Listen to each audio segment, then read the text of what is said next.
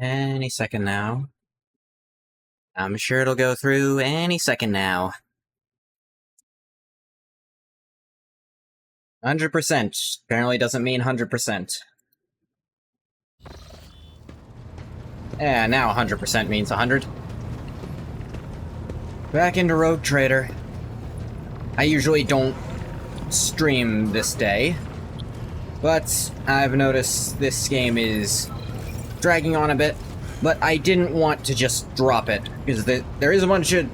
There's some new games I want to play, but I didn't want to just dump this out a window, because I really like this game, and I'm almost done with it. Like, this is the final act. I've done so much already.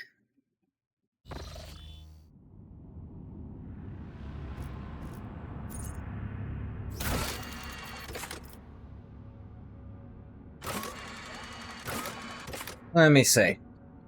Overall, willing to tell Ulfar where the Baleful How packet went if he performs a feat of glory on Euphrates too. Right, I gotta bring him to Euphrates.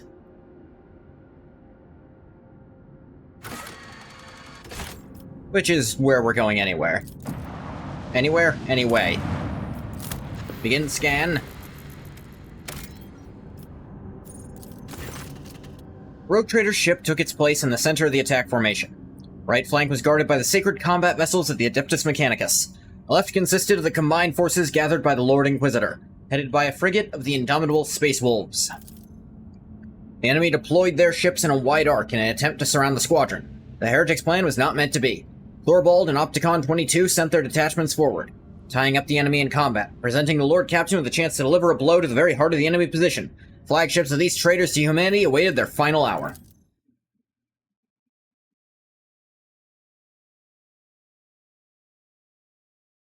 Space combat. I'd say I've noticed this a lot in the game. Once, like, in the early game, there's so much to explore and discover, but then come the mid-game, you'll have explored and discovered everything. There's not going to be a lot of the, like, ship stuff to do anymore. That's a big one.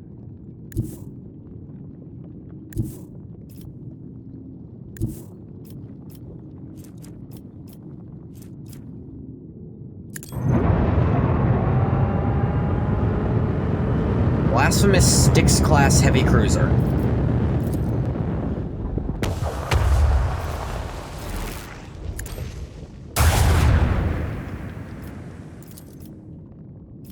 What is this again?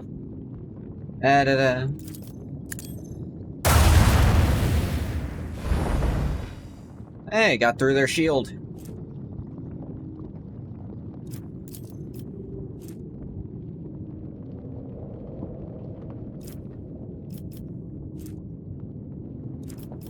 I feel like this is actually not a good time for that, so... Brig it. Come on over here. Now, how mobile is this thing, is my question. It shouldn't be that mobile if it's this huge.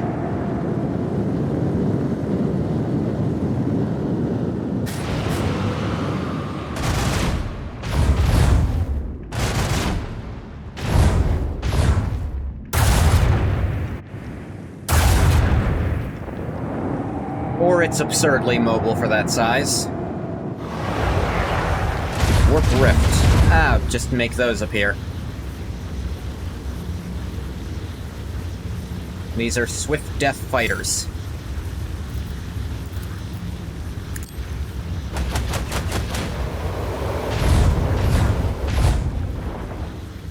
Doing a little bit to them.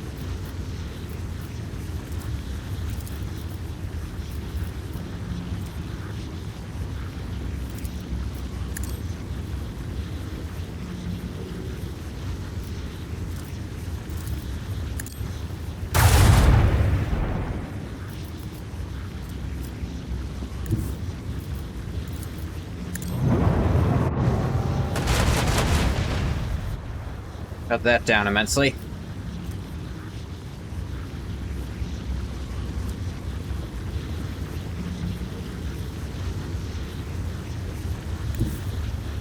Good turn and go through this and maybe not die. Actually, I doubt it's gonna do that much. Yeah, it hurt a little.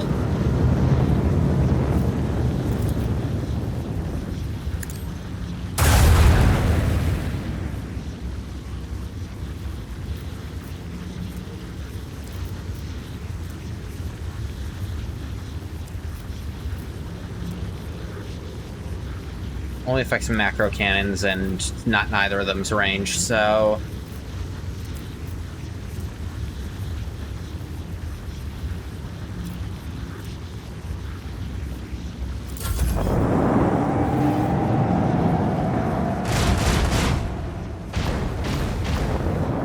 Hey, you hit the weak point. It was RNG where it was going to end up.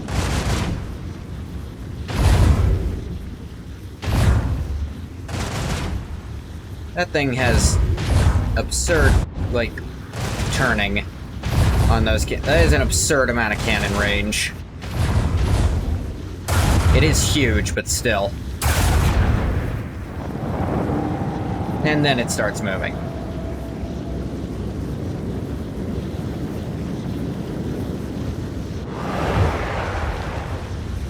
Making more warp rifts.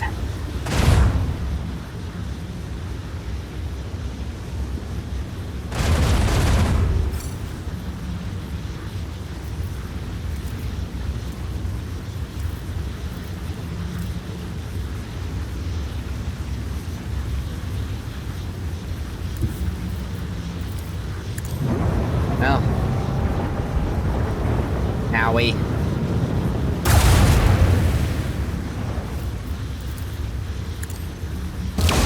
Show you my warp powers. Yeah, mine are a bit cooler, aren't they?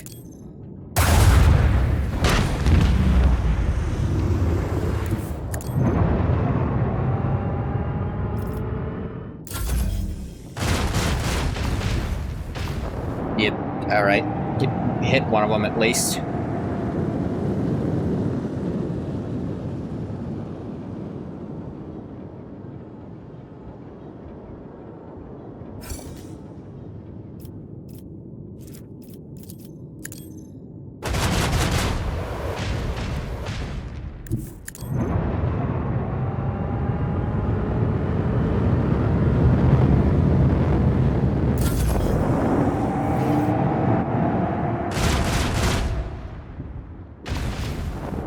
Got one of them, and they want to get at you, they have to go through the asteroids. Which did nothing somehow. Gonna go over on this side, because I foresee this looping around there. I think they're gonna run out of fuel soon, though. Or you're gonna be an idiot.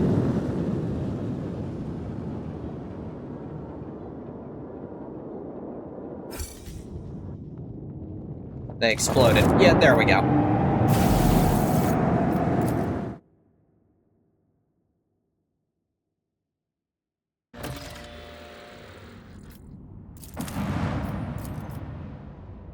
Alright.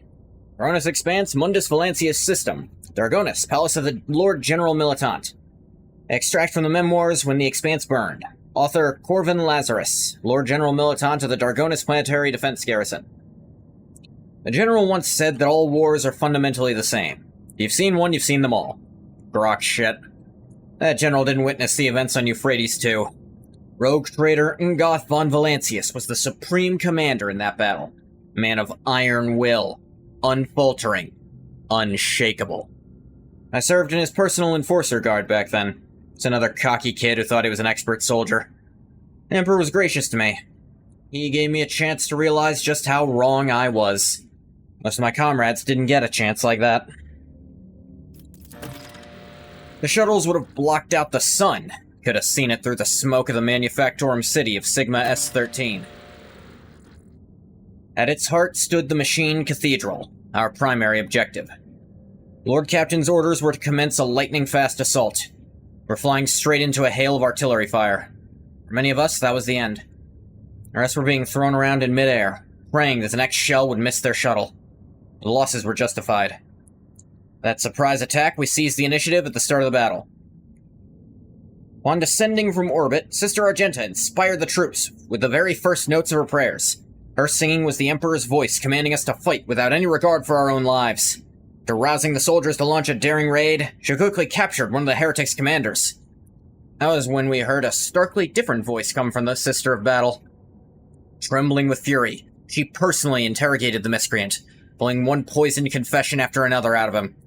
Once she was done, the world was purged of his impure breath. She was the one wielding the flamer. Sight of that heretic writhing in flames was imprinted upon our memories, shining a light on the cruel darkness of our immediate future like a brilliant beacon. The command center, the Lord Captain ordered his generals to advance while utilizing surviving planetary populace as human shields. Not my typical go-to. Let's see my other options. See with caution with the support of comprehensive area reconnaissance. You could do that. Commence a rapid tank assault in accordance with the military doctrine armored wave devised by Lord Militant Justas Quinn. Yeah. I have really good lore Imperium, so. Succeeded. Began our advance. Never forget the roar of the tank. Its treads tearing the heretics' infantry to pieces, accompanied by the shrieks of las guns and the rumble of heavy artillery. The deafening symphony of war. Nothing could stop us. We marched in the wake of a column of armored beasts, not turning to look at the mushroom clouds, climbing over piles of enemy bodies and those of our own. We had our orders. Pushing through the ruins of sacred workshops, we looked with awe upon machines that, up until that point, had remained forbidden to the eyes of the laity. Those were palaces of incredible and frightening technology. Void ship assembly halls, alchemical atriums, sacred arsenals, generators producing invisible fields unsettling to the mind, and scriptoriums containing knowledge of horrors best left undiscovered. Ah, good job. In one of the chemical chapels, we came upon a shipment of cisterns containing hallucinogenic gas. The tech priest tested that the substance was not designed for warfare. It was created for higher rituals. The officers wasted no time pumping our artillery shells full of the gas. Last, we reached the gates of Doc Mu 514, the threshold of the metal nightmare that was Manufactorum Sigma S13. However, the initial attempts to storm the dock shattered against the enemy's defenses. Magos Dominus Opticon 22 proposed a tech sabotage. Could send small Skitari units behind the enemy lines and have them subdue the spirits of the area's defense systems. Thorvald, the fierce leader of the Space Wolves, proposed to send infiltrators beyond the walls to kill enemy officers and weaken the dock's defenses. Lord Captain ordered. Let me see. Assault Force proceeded with tech sabotage, deployment of infiltrators, and the execution of enemy commanders. Like, yeah, just have some intelligence and you can just say, oh wait, intelligence, so that's easier to do. Shelling of the enemy with gas munitions procured on the surface. And we just got those, why not? As per regulations, we waited until the gas cloud allowed minimal visibility, checked our filter masks, blasted the gates with our tank's meltas, and charged in. Many heretics had already perished at the hands of their comrades, were fighting nightmares only they could see. We had no trouble cleaning up the rest of the disjointed lunatics. It's like, no, we found this. I have a better idea. We found this. It took us many days to break through to the metal heart of the Manufactorum. The third week of the assault, the vanguard was halted and swept away by a salvo of plasma macro cannons. Scorning every cannon of sacred engineering, the heretics had placed the hull of an unfinished void cruiser on treads several kilometers long. This leviathan of adamantine and plasteel barred our way. Magos Dominus Opticon 22 insisted that we retake the sacred machine. The vessel had been in the making for many decades, and its destruction would have meant a great tragedy for the Imperium. Came as a surprise to all when the space wolf Thorvald supported the Magos Dominus. After the Lord Captain reconciled him with the explorer leader, Thorvald had tamed his pride and spoke in favor of the tech priest's cause of liberating the noble machine. Lord Captain, I have dogmatic fanatic, ordered an assault column to be formed from the repentant Manufactorum workers, bringing the captives the right to atone for their crimes with their blood. Yeah, I actually... Alright. You want to repent? This is how you do it. Dogmatic plus 30. I'm already capped on it, so that doesn't do anything, but it's a fun option. Lord Captain was merciful. Each captive was issued a single-shot las, fusel, and bayonet, whereupon an order was given to take the cruiser at any cost. The deal was that those who survived the attack would be granted the Emperor's pardon, and could enlist in the Liberation Army. Traitors in wartime can seldom hope to be given a second chance, let alone an offer of such generosity. No more than 100 of them were left alive that day. The Emperor was harsh on those who had turned against him. Many a seasoned soldier could have learned from their fervor. Covered in oil, blood, and soot, their eyes full of desperate zeal, the penal unit's fighters somehow managed, despite their losses, to break through to the mighty cruiser. They climbed shafts, used their bayonets, and applied what scant knowledge they had of sacred technology. Eventually, they destroyed the heretics operating the macro cannons. Enforcer strike groups were then able to land on the cruiser and clean up the remaining cultists. Cruiser was conquered. Slipping on pools of blood mixed with sacred unguents, we made it to the Machine Cathedral, a gargantuan hall breathing with the flames of 1,000 furnaces, the last bastion of the enemy army. That was where I first faced the Word-Bearers, betrayers of humanity and unworthy sons of the Emperor. What could we, mere humans, possibly do to match their unholy bestial rage? Because the Lord Captain ordered the entirety of our main forces to begin the operation with a swift assault, the enemy troops were still in disarray. Not all Word-Bearer squads had had the time to regroup at the Machine Cathedral. They were scattered around the battlefield and could not retaliate with a unified strike. This gave us a chance to surround and crush their squads, one by one. Lord Captain close ranks and, direct all available forces against the Word-Bearers. Devise a plan that placed the Space Wolves at the forefront of our strike. It is a lot harder. Do that. The Emperor's Angels themselves led the charge that day. Magnificent in their rage, they forged a path for us to follow. Even the appalling champions of the archenemy could not stop them. While we distracted the enemy with suppressive fire and a hail of grenades, our unyielding leaders charged the Word-Bearers and tore them to pieces. We were the anvil of his wrath, and they were the hammer. Hell yeah. It's like, I feel like this is exactly what the Wolves wanted. I don't know why so much persuasion was needed for that. Like, how you guys feel about leading the charge here? You're our strongest forces. Strongest should be up front, frankly. Covering you with all of our everything. And that's when it came. Doom Scream. An ancient and bloodthirsty hellbrute. A merciless executioner forged from adamantine and ceramite. That single foe was repelling our assaults one after the other, turning hundreds of soldiers into a bloody pulp. For as long as that abomination lived, we had no hope of reaching the heart of the enemy citadel. The dire-eyed Thorbold volunteered to track down and destroy the vile spawn. But fate had other things in store for him and his brothers. Space Wolf's pack was to be the first to storm the Machine Cathedral. Thus Magos Dominus Opticon 22 assembled a cohort of elite Scutari, so that he would locate and eliminate Doomscream. Soldiers were whispering that he was willing to activate the so-called Guaranteed Annihilation Protocol, a terrible and ominous rite that is as lethal to the enemies of the Omnissiah as it is to his faithful servants. Upon arriving at the front lines, Lord Captain... this has a chance, but... yeah, there we go. This is our best weapon skill, but yeah, it's a... what happened next would become legend. Lord Captain, at the head of his retinue, challenged the bloodlusting heresiarch that had crawled out of the darkness of time. He dealt the wicked executioner a heavy and mortifying blow, and thus Doomscream was routed. The abomination's torn pincer, fitted with an ancient and powerful bolter, came the rogue trader's rightful trophy. Unhallowed Bellow. Oh my god, a new heavy bolter that requires heretical, damn it! All the good equipment requires heretical. But being heretical is boring as shit. Alas, we reached the Machine Cathedral. We saw a yawning lift shaft left behind by a colossal land-gnawing drill that had burrowed for kilometers into the depths of the planet. There, deep below, lay the last hiding place of the heretics' leaders. Hundreds of grenades, accompanied by promises of swift judgment, were hurled into the pit. Such was our righteous anger. The planetary assault was a resounding success. The enemy forces were shattered and broken. A small fraction remained in the Machine Cathedral. The rest either had been destroyed, or were destined to meet the same inevitable fate soon. The Lord Captain's retinue and the Space Wolves band delved into the shaft, heading toward the heart of the Machine Cathedral. We watched them leave with reverence in our eyes, as we were setting up a perimeter around the entrance. We knew the true outcome of the Battle of Euphrates II depended on them, that our fates were theirs to decide. Cool. Yeah, this team works.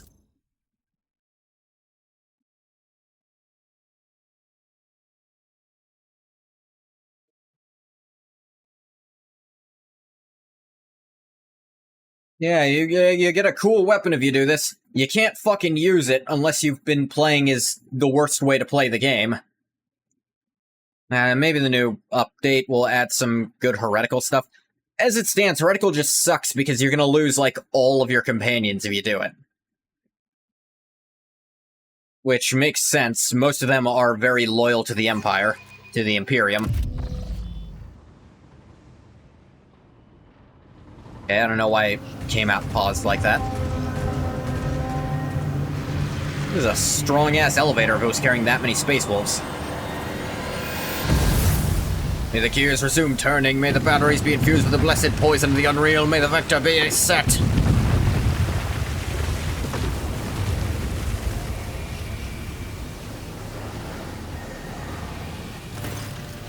The giant clad in dark crimson armor is in the middle of a sinister litany, his words turning into a repulsive ethereal stench, flakes of otherworldly ice. He does not notice your presence. The same cannot be said about Konrad Voigtbier. He is not looking good. Who stands at his side. His completely mutated turquoise eyes flash upon seeing you. Clenches but remains silent, hesitant to interrupt the ritual. I do not have the lore warp to figure this out, but let's look. Watching this loathsome act of desecration take place before you fills your head with an unnerving sensation. Realize you'll forever remember these disturbing, inhuman words the sorcerer is speaking.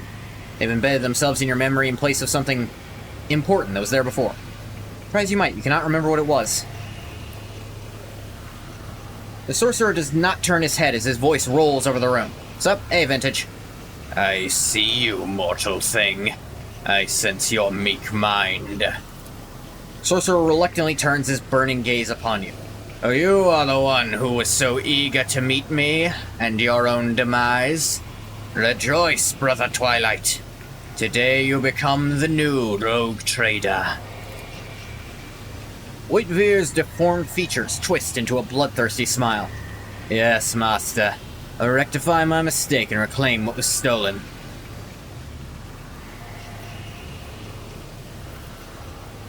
Litany of Purification.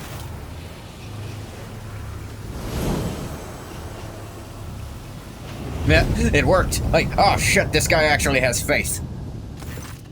The sacred words, sustained by your indomitable faith, illuminate the air and send a mighty echo across the room. So great is their strength that the sorcerer's words drown within, and the currents of heretical power swirling around the drill begin to ebb. Oh my god. I mean, I met the Undying Emperor. It makes sense if I say a prayer to the Emperor in his entirety, he might actually do something about it. Yes. What's he doing over there? Oh, shit. He snaps his fingers. The ritual stops working. Good catch, Rogue Trader. Keep doing that. Once the final words of the prayer escape your lips, righteous light envelops the drill, washing away the unhallowed taint. The sorcerer, scorched by the radiance of the Emperor himself, growls in pain and rage. In the ability Instrument of His Will. Till the start of their next turn, the Rogue Trader becomes immune to any attacks from demons and Xenos. All demons and Xenos in a 5-cell radius consider them a priority target. Oh my god. So I'm immune to all their attacks, but they have to attack me anyway. That's amazing.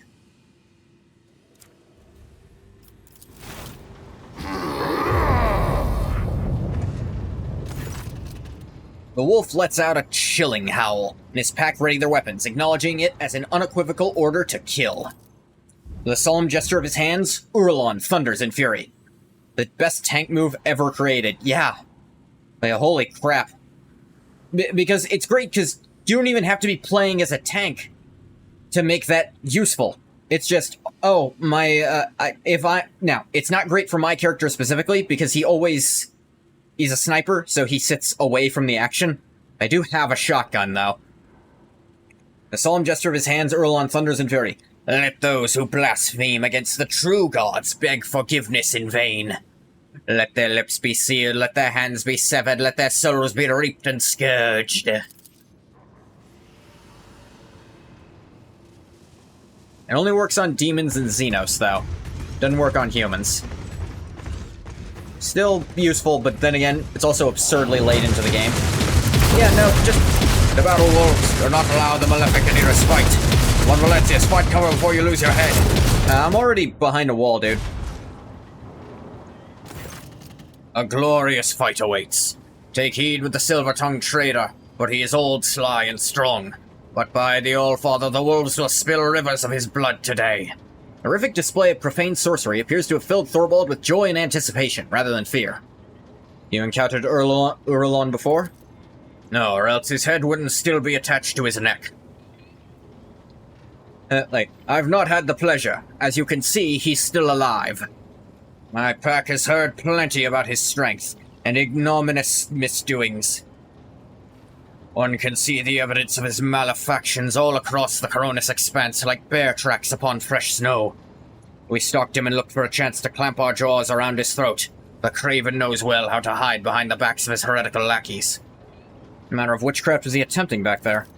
He wished to wake the tunneling behemoth. You hunger for my thoughts.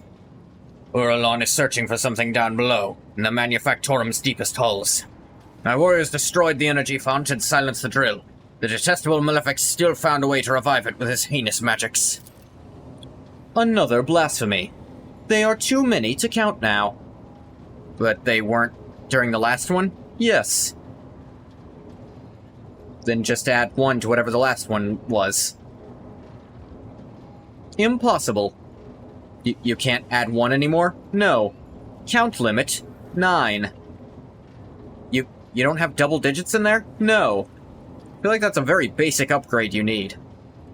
Tending to figure out the reason as to why your Sims 4 game is imploding. I could not begin to help you, Vintage, I'm sorry to say. Pascal's dry voice is rattling like a heavy vehicle's chain track. His visor lights up a blinding green, then blue. You hear a metallic moan coming from everywhere. As though the Manufactorum itself is being tortured. What's he after? What's he trying to unearth? Do not ask, for I know not myself. Calcazar treats his allies like a Fenrisian mushroom farmer treats his produce. Keeps them in the dark and feeds them shit. I like you, Thorvald. He didn't see fit to enlighten us about the secrets of Euphrates too, but 'tis no matter. Whatever it is, we mustn't let the loathsome Malefic claim it. I'll deal with him.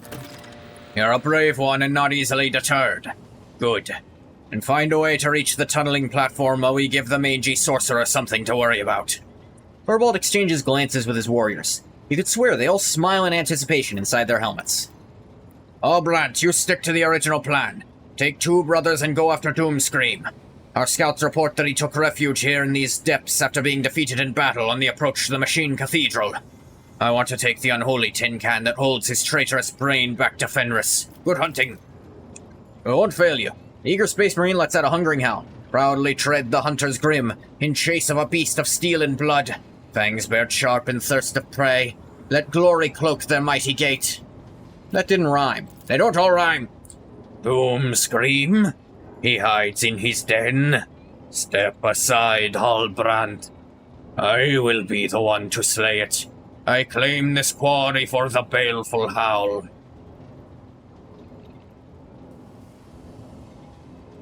Who or what is this Doomscream? I know I personally ripped its arm off, but what the fuck was it? An old and vicious heretic, a hell brute whose veins boil with poisonous rage and savagery. Oh, a fucking hell brute. Damn, that's even more impressive than I did it, apparently. His mind and body have been so warped by the ruinous powers, his very existence is an affront to the Allfather's warriors. Tread lightly when facing him, young brother. Yes, the beast is mad and hideous, but he is with almighty, old, and graced with the archenemy's profane patronage.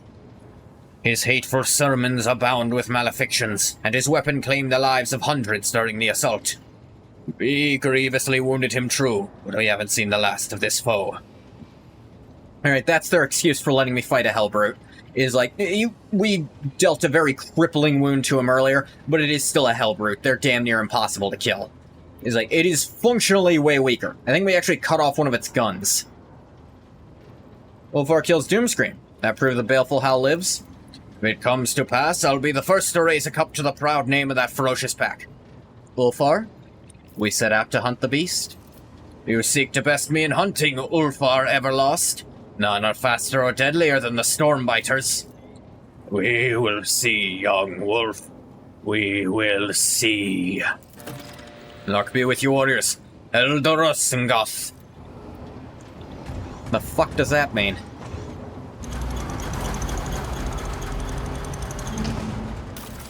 Alright, time to steal everything not nailed down. Lockers are full of work overalls, robes, and tools that are covered in seals and emit the strong scent of sacred unguents.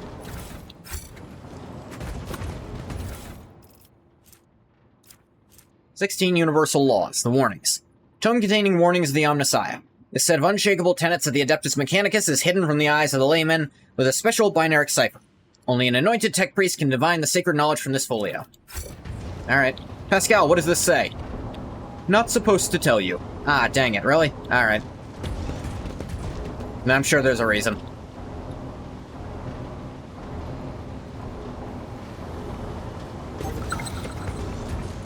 Oh, hang on, people. Main sanctum. Those sure look like cultists.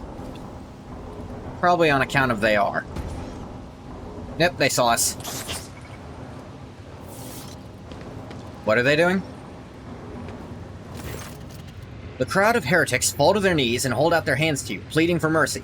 Their leader, a heretic with worm-like tentacles stirring about in one of his eye sockets, howls plaintively out of his vox. Angad von Valancius, conqueror of steel and smiter of true flesh, initiate the capitulation protocol. Nowhere under this chrome firmament and leaden haze is there a cogitational array capable of designing a productive method of opposing you. Your indestructible legions have annihilated all who dared to stand in their way. No matter what we threw at you, it all turned to dust, which your servants then trampled into oil and soot. Our survivors are few. Mercy, we beg for mercy.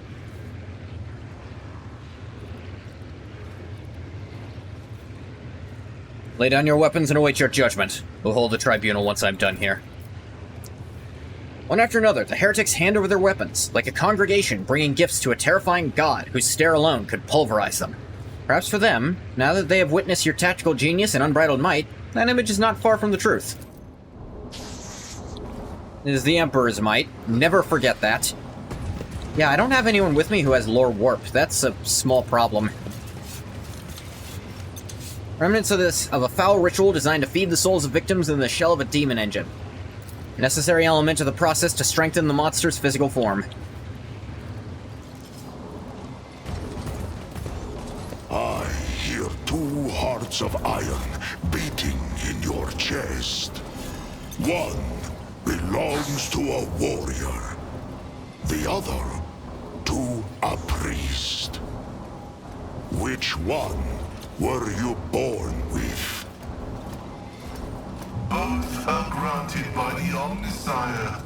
I am an explorator, and within my algorithms, a warrior's indomitability is meshed with a cleric's humility, like 2 perfectly interlocking cogs. Fascinating. I don't see this working, too. Praise of an unholy ritual requiring human sacrifice. Grim reminder of the price extracted to create each demon engine. AKA all of the above. Yep. He's also a great lockpicker. Just unparalleled at getting shit open that I need.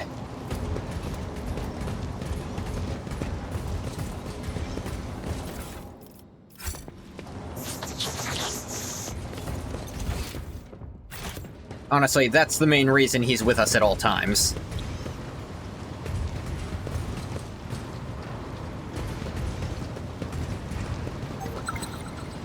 Ooh. Hey, hey! Secret room. Secret tunnel through the mountain. Cargo, cargo. Ooh, and a Astartes sword. How's it compare to your current one? Way better. Just... Where suffers 75% less mental and warp damage. Oh my god. Trade 10% crit chance for 10% armor pen.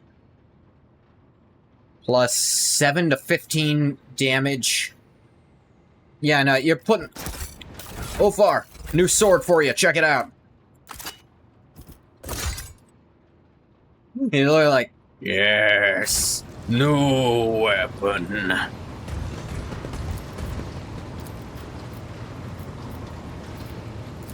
Ooh. This is actually 82%. We had a chance to not be able to open that. Ooh.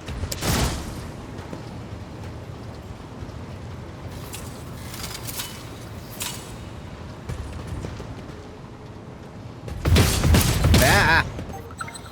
Okay, so we dodged that.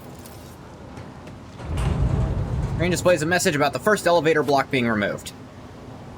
Neat. Basky?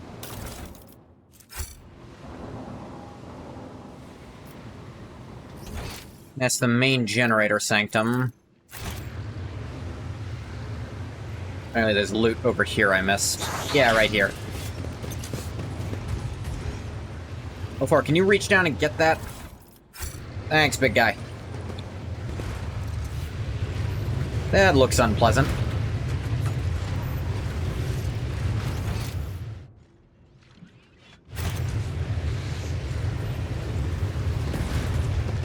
Yeah, that, warp shit. I'd suggest not touching it if you can help it, team. I think that's a good general rule. If you're not sure what the fuck it is, try to avoid touching it.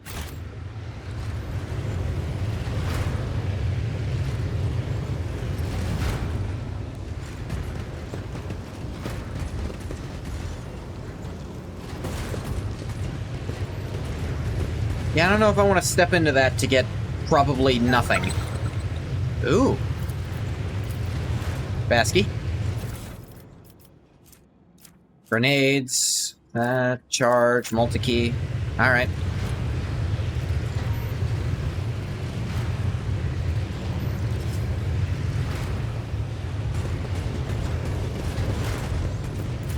Or Imperium. Huge machine. Red hot from a working built-in furnace. Traces of blood and scratches are visible on the bypass of the firebox. Undoubtedly, the burning of living people was part of some blasphemous ritual. Bastards.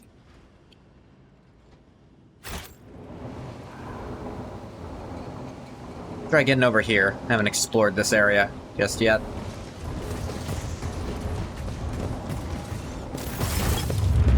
Yep. Oh, hey.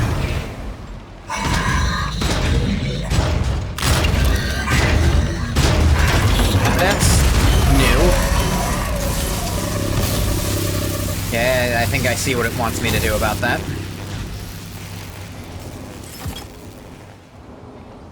Just to be sure, plasma battery.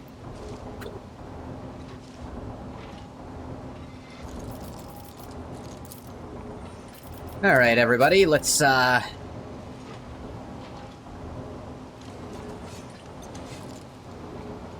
I want to do that? That seems a bad decision.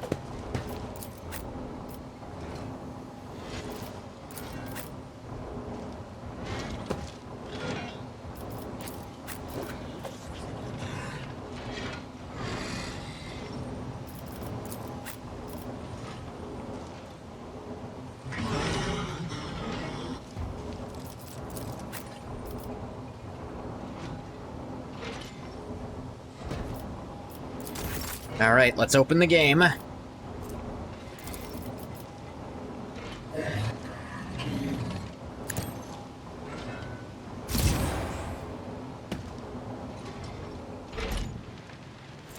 Okay. Almost 3,000 health. 256% armor from the Electro Overcharge. I'm guessing I have to break those to get rid of that. Electro Overcharge. Filer consumes power from nearby plasma batteries. 50% armor, 15% armor pen, 10 deflection, plus 5 to all characteristics for each powered armor battery. Yeah, so, I think it literally can't take damage at this exact second. So it's best I get rid of the batteries as fast as physically fucking possible.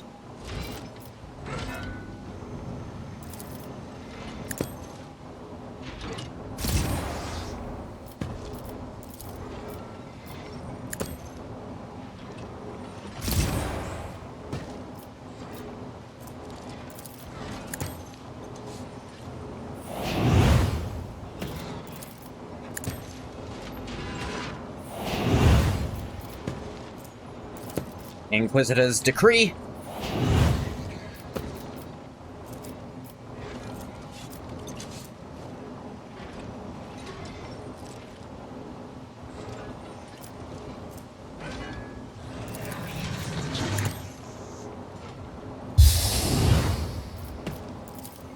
Now, take your turn, Argenta.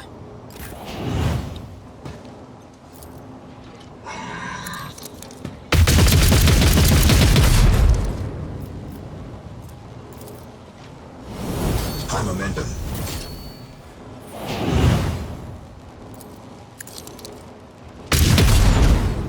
They dealing with this battery.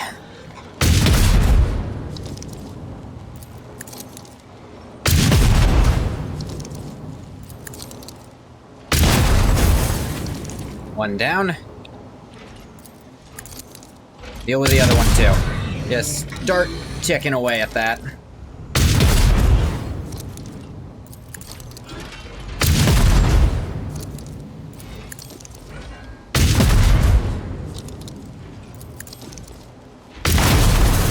Nice. Glad I didn't try to use one as cover. Yeah, she can't hit that one just here.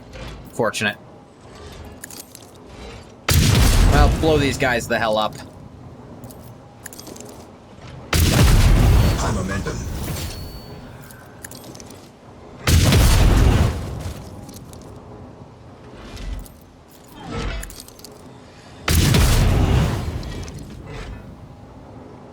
There you go.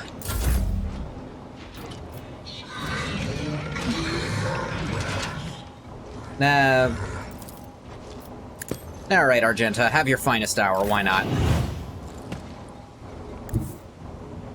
That wouldn't give you sight of it.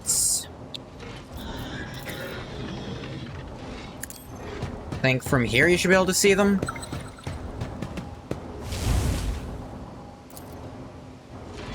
You can see one of them at least.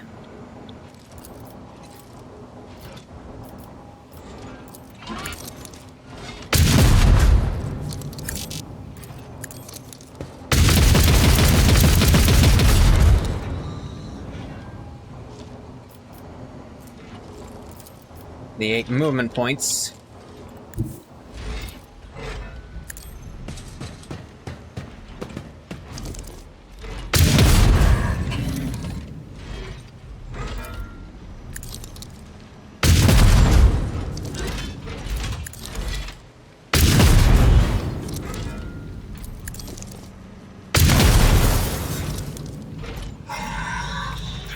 Wildfire.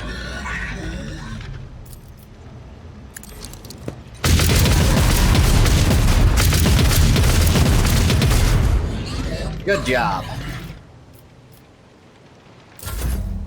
It is on fucking fire.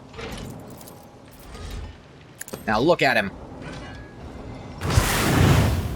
It actually did decent damage.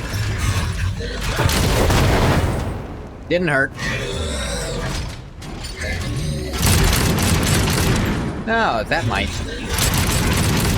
So yeah, those might do something if they hit. Didn't hurt.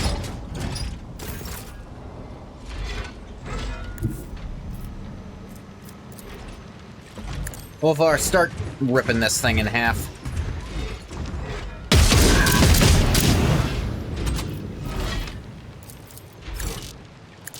You mean the path is blocked? It's literally right fucking there.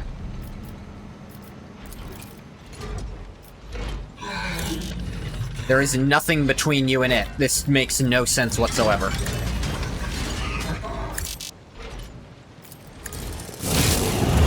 Chop, chop. Too close now.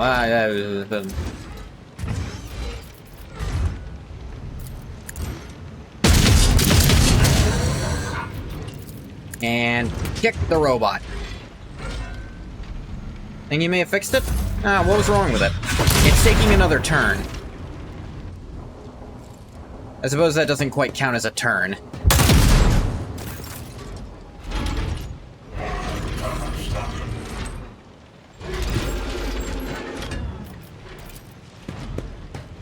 Just go here, and Argenta's about to kill it entirely. Mod boulder spaghetti? Yeah, that'll usually do it. It is not the end. I don't know, it just took like 4,000 damage at once. That felt kind of like the end game.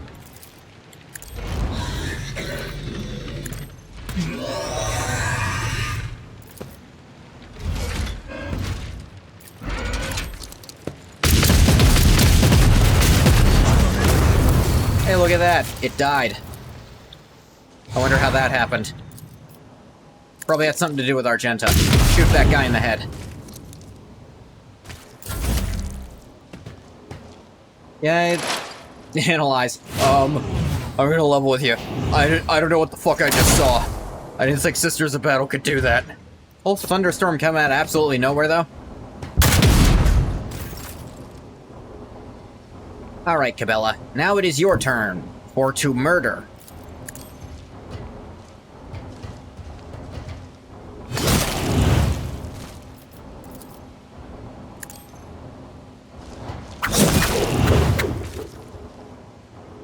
Good job. That guy up there. Is he the only enemy? No, there's this corrupted Skatarist way over here that... No way she's getting to it. I thought being near the giant robot was gonna help somehow. Oh shit, I have to do something? Alright, I'll handle it. Give me a sec. Boop doop doo doo doo doo. Boop doop doop doo. Boop doop doop doo doo doo.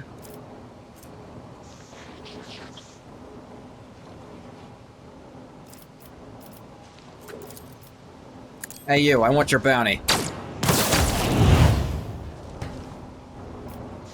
Hang on, is this a... Oh, this is a las weapon. I didn't even realize that. Alright, kill this guy. Game still on fire? Dang.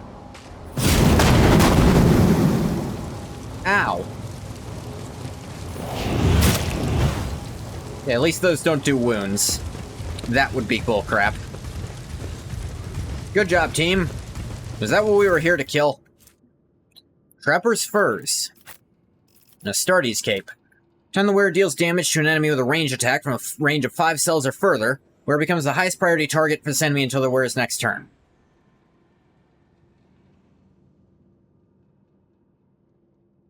I mean, it's not as good as what he's got on, but it's cool to find.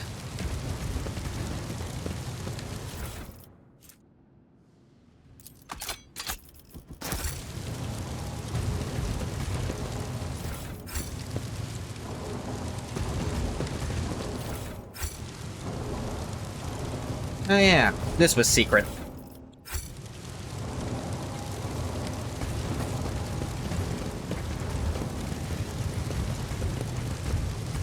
Hey, how you doing? I'm coming up, Messiah. Deliver the machines for the faithless. Oh yeah, they've got you in there. Apparently more bodies around, but they're not, like, showing up for my thing. Hey, pressing tab is supposed to make them all appear.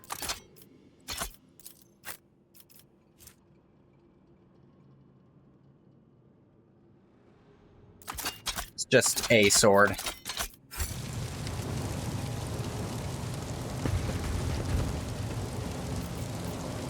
Oh hey, medic this.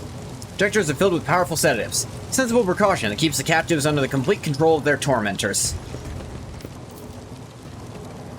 The air around the caged people is almost rain with sorcerous energy. Warrior psychers, whose power is even at rest, create disturbances in the warp. Sounds unpleasant. I mean, I'll try. Yeah, it didn't work, but no one got hit by it anyway, so...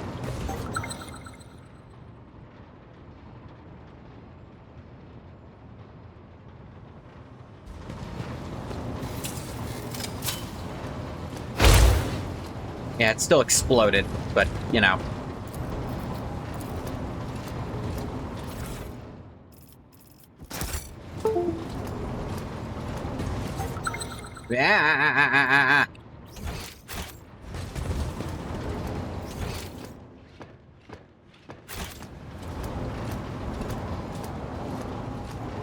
How else can I get down there?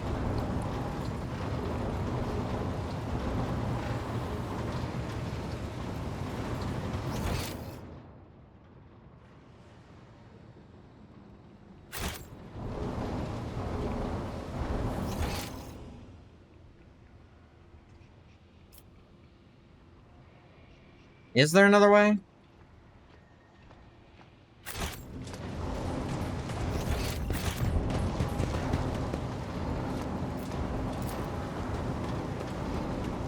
Okay, that's already a stupid idea. I really don't want to just eat a trap. The game does not want me doing that.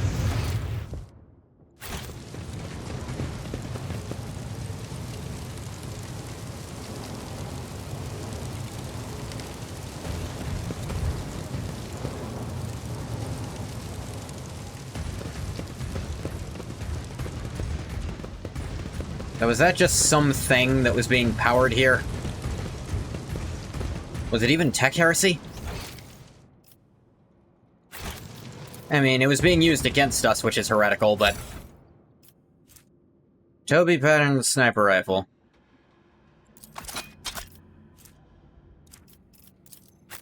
This compared to your plasma gun. You have the overcharge. Yeah, overcharge is probably better. McKean Cathedral. That's where we are.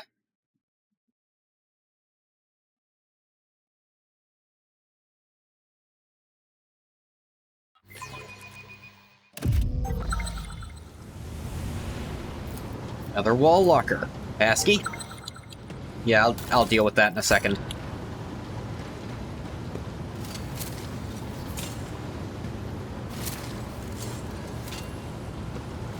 Okay, try again. There we go.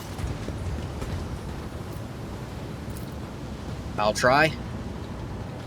I'll be damned, I didn't think that was gonna work. Yeah. How many of these things do they set up? Corrupted cogitator. Cogitator screen flickers as if the system is suffering a power failure. Reach out and touch the control panel, but quickly jerk your hand back. Device is coated in some sticky substance. Can I tell what it is? You know enough to determine exactly what happened to the machine. Glitchy projectors, otherworldly sounds from inside the case, an oppressive atmosphere in the room, everything points towards a scrap code infection. One of the stranger and more frightening creations of the tech priests who devote themselves to the ruinous powers. Perhaps you can extract the data crypts containing the scrap code. You'll be able to study it later in a controlled environment. Log form. Data crypt slots are occupied. 2 of them appear to be melted beyond repair. Might extract the 3rd one without incurring data loss if you successfully deactivate the logical network of the machine itself. Now try for that. I have good logic. Spent a lot of time trying to establish a connection between the countless switches and reels on the control panel and the twisted symbols floating on the glitchy screen. At last you managed to complete the logical network, tame the rampaging system, and force it to disengage the data crypt. Data stick key, dented data crypt. Same moment, the cogitator releases a data stick previously hidden beneath a protective panel. The device drops to the floor right in front of you. Looks like a logic key used to access additional cogitator reserves. May fit other systems in this part of the plant. Alright, let's not fuck with it any more than that.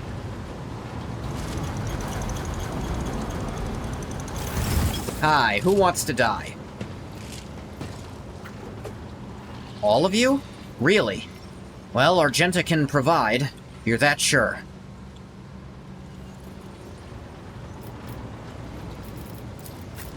Argenta? Be advised. We've got heretics in need of burning. Shooting. They're not that different for you, frankly. Just killing them all, Frank. It just... whatever gets them dead. I'm sure you'll figure something out.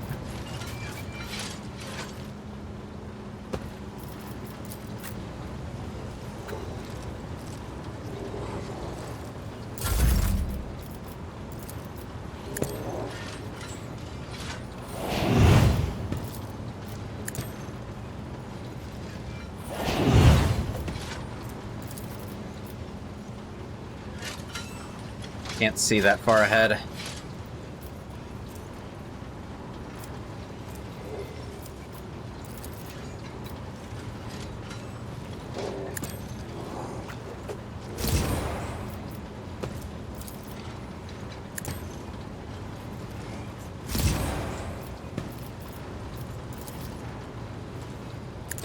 I guess put it there so that guy specifically will take more damage.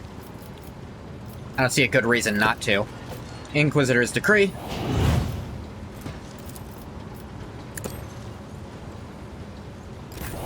High momentum. Already.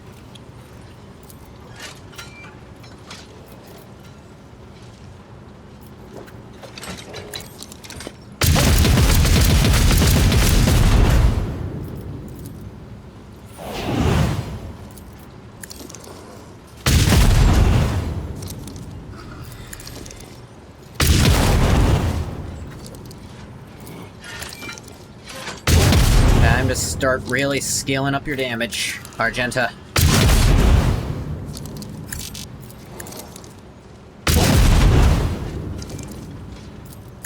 It's already getting stupid.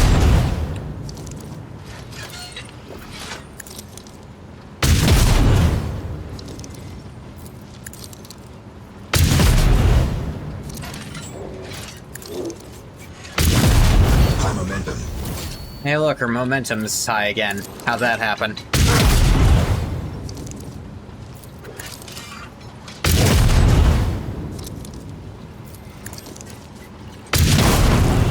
Oh, hey, it exploded. Wonder why that happened.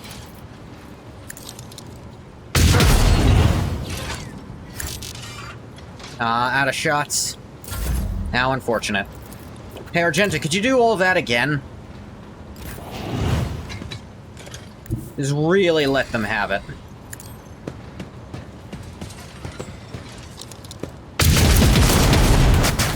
High momentum.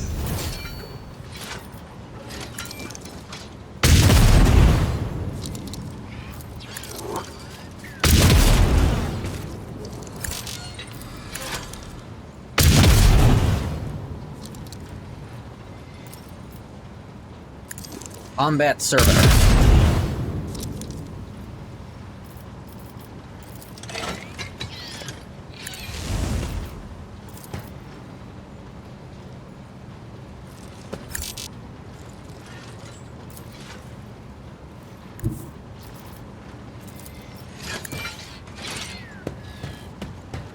And kick the servitor.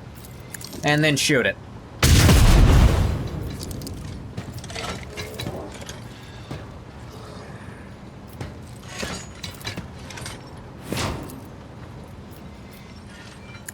And blow it the fuck out.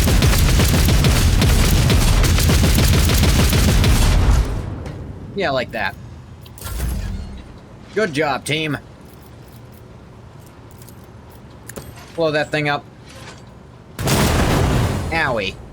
Not quite what I literally meant, but you know, whichever. Hey, Ulfar. Wanna have even more health and therefore strength? I have no idea what I just saw. Missed me!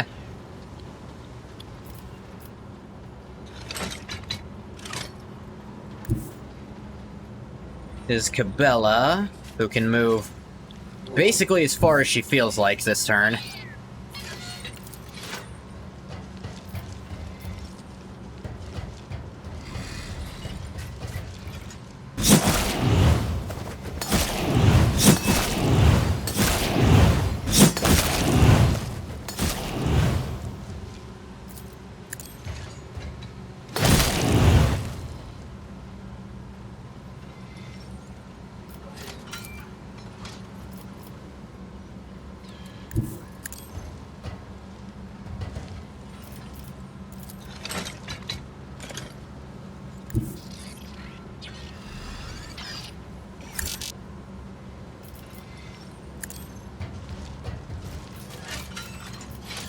Now you kick the Technomat.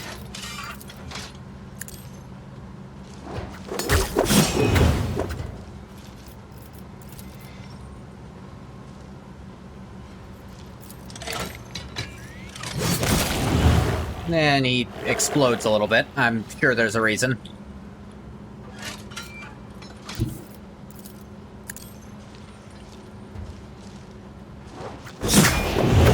That did almost nothing.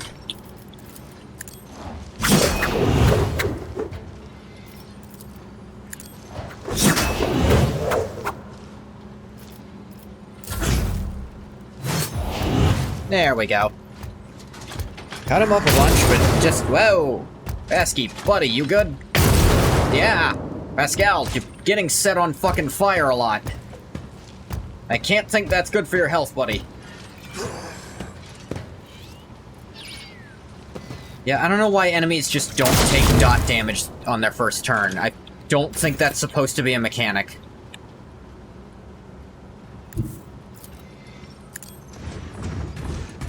Ulfar.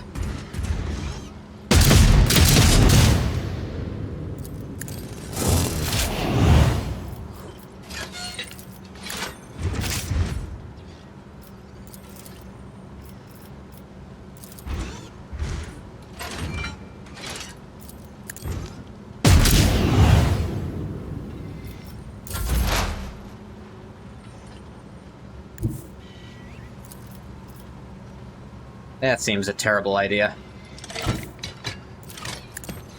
Just cut this thing.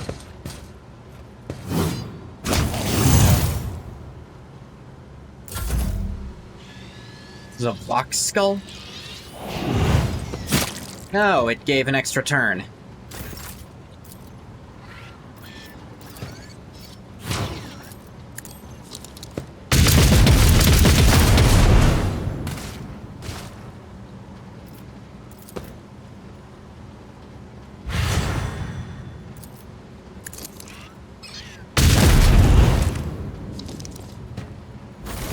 Argenta's extra turn was better. Hey, we leveled up. Alrighty.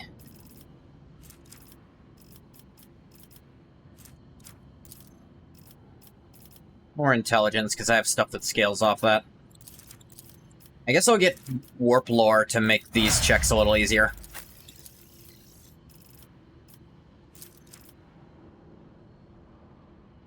Da-da-da, initiative dodge, da-da-da.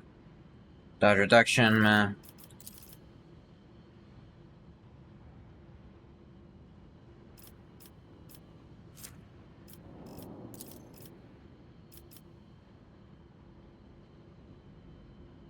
Let me think here.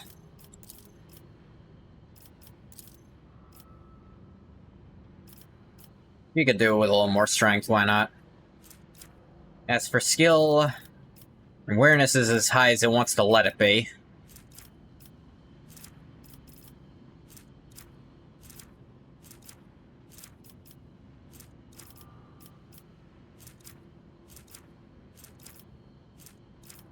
Guess Lore Imperium, I think there's some stuff I can give her that scales from that.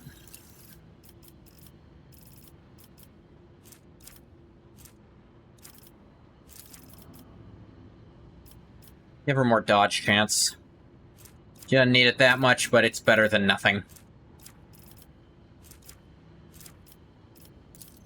Persuasion is literally... I don't think there are persuasion checks she can't pass.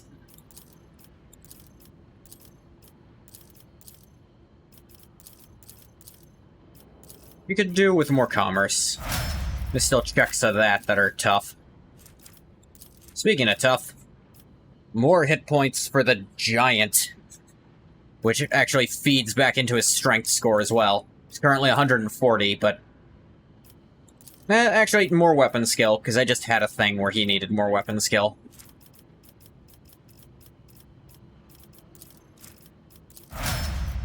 Some carouse.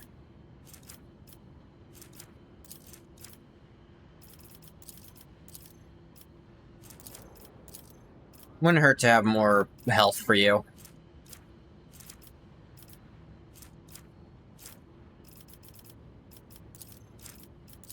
Never bad to have everyone with more awareness.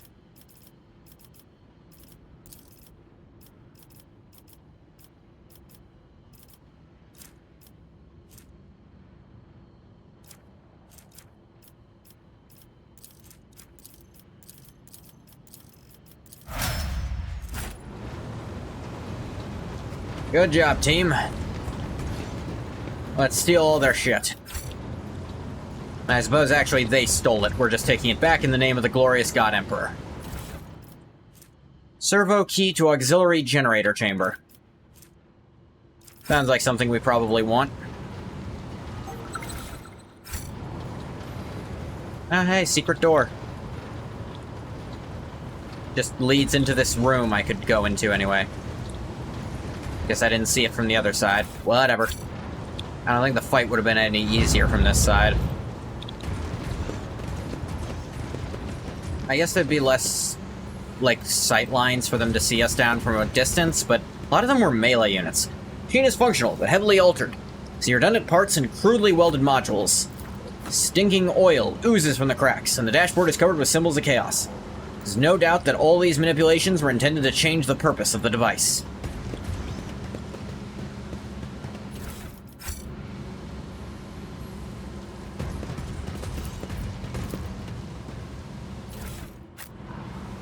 Yeah, I forgot to see what those gloves did.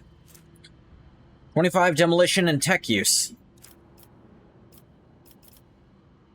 What gloves does she currently have on?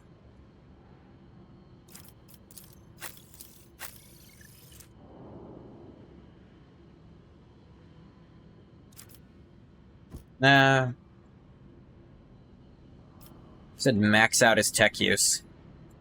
I'm not really having him do damage. I'd rather him just guaranteed fill any tech use thing. The demolition isn't doing anything, but it's whatever. 25 tech use enough is, like, worth it. Ah, hey. Secret door, secret room, full of gross. Pascal. Terrorax Slayer. It's an even better sniper rifle. That eye shot costs 1 AP more, deals triple damage against large targets. Sick. If there's ever a large target, I'll kill the fuck out of it. What does my current one even do? Stun for a turn? I'm better with solid projectile weapons anyway.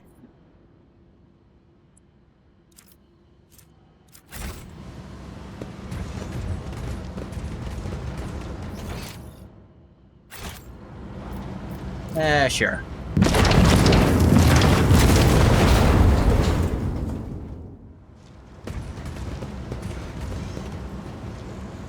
Hey, free stuff. Ulfar. I like to think Ulfar picks all of us up on his shoulders and then jumps across, sets us down one by one. The dirty, disheveled woman pays you no heed, lowering her head and looking at the ground with genuine interest. Alright, 25th time's the charm. Oftentimes. You know, it's always the 27th time for me, but 25 is a lucky number for plenty of people. That's something that either does not exist or is invisible to your eyes. Even at this distance, you can detect the distinct smell of ozone, too fresh for this stuffy room reeking of soot and industrial lubricant. The woman raises a maimed hand and absentmindedly runs its 2 remaining fingers through her matted hair. Cabela closes her eyes as if listening to something. This tormented soul is beyond help. Grant her the gift of the Undying One while she can still accept it with gratitude. Why Ulfar's? I guess he has more ballistic skill than me, actually. Ulfar, would you kindly? Or I would. From behind Ulfar, somehow. Shot rings out. The woman sags to the floor without a sound. The ozone smell immediately starts to dissipate, giving way to the usual sense of an industrial world.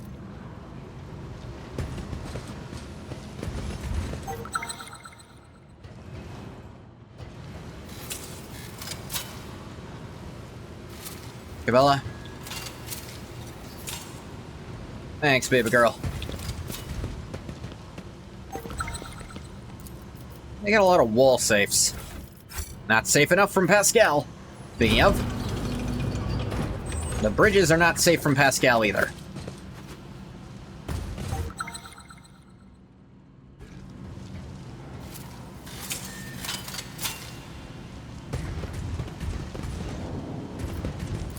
To the main tech sanctum. The problems? What about the problems? Are they gone? Are they still there? You've solved them? They're gone! Huzzah! Now you can go back to whatever you're doing in Sims 4. I never got into The Sims myself, but hey, you enjoy.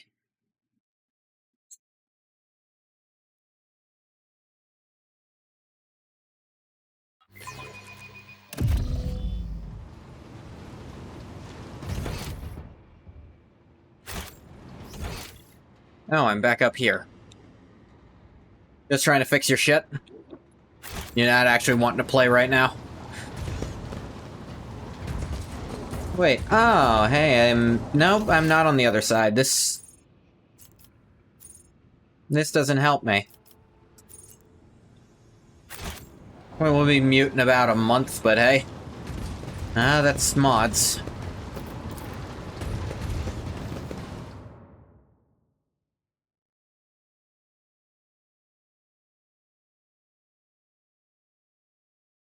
And it's moot, not mute.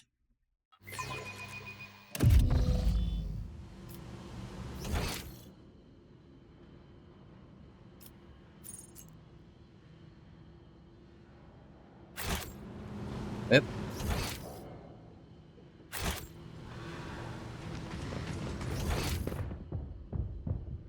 Anything else here I could have done? I don't think so. This place seems pretty empty.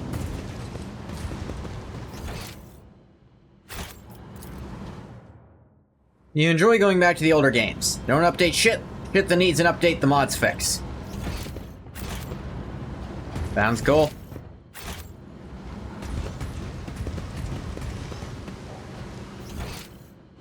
And there'll be... I mean, I mostly agree with that. But the problem is some of the older games I like, there's just no mods to fix it, because there's not good mod support for the games.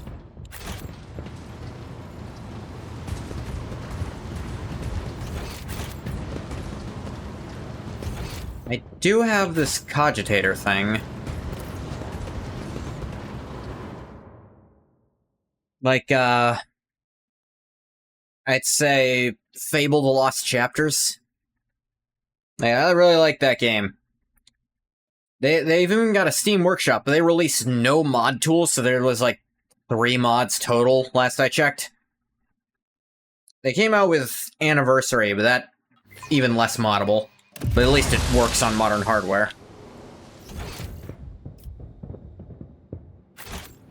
Guess I'm gonna have to go through that thing, then.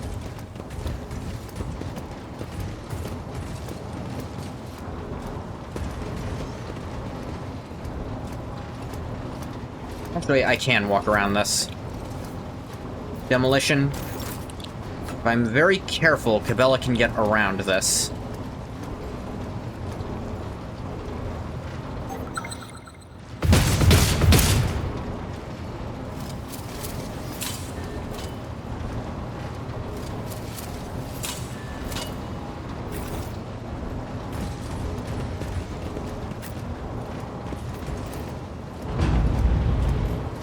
The second elevator block has been removed.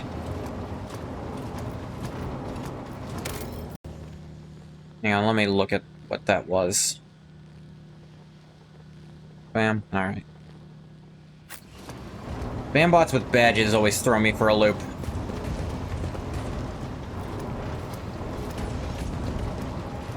Because it is much rarer for them to get those. Probably... I don't know, maybe it's a stolen account, maybe it's a sold account. Try to get that stuff, but not tricking Sari.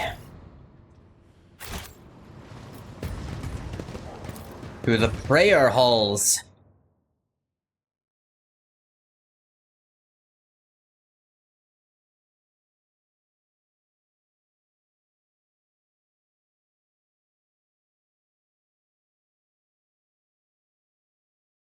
Basically, if Steve Jobs invented Catholicism. I'm curious how. Rare halls. They actually have a way better chance of dispelling these now. 60% up to 75%. I trust one of those numbers a lot better. Tech. Letters that hold the victims are designed in such a way as to increase suffering. No doubt that torment is one of the elements of our dark ritual.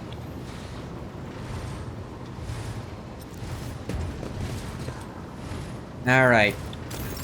Bella, darling, love of my life, gonna need you to go, deactivate some shit.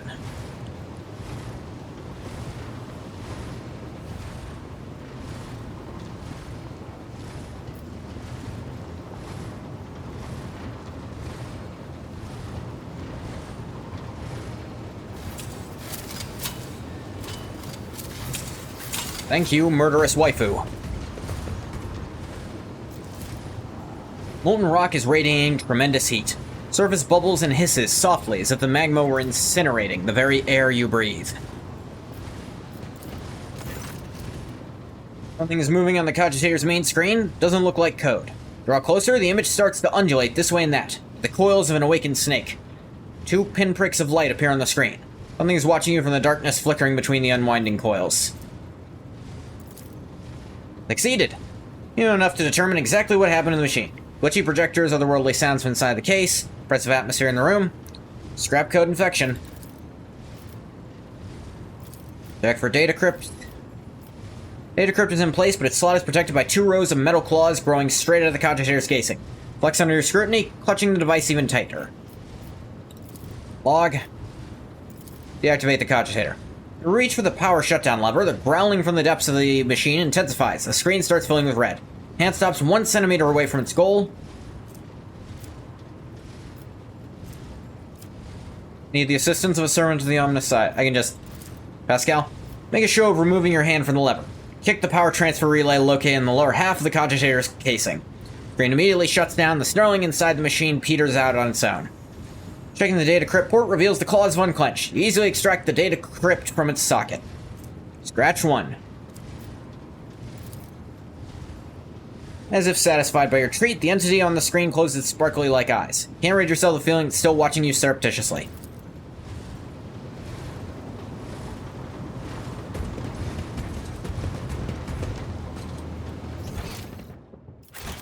Yep. Oh, it's cold and warpy here.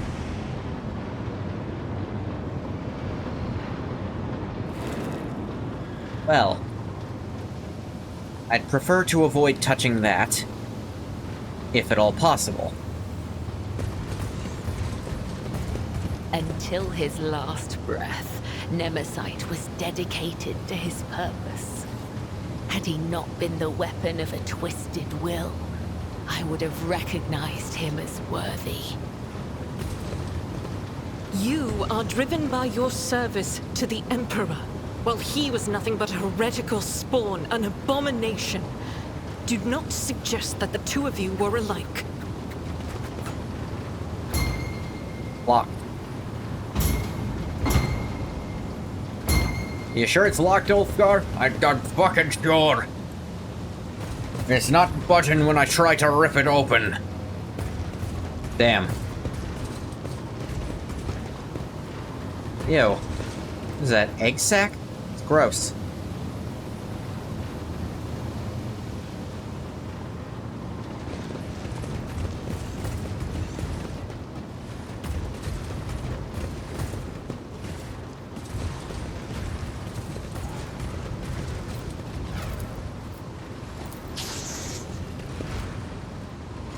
Do.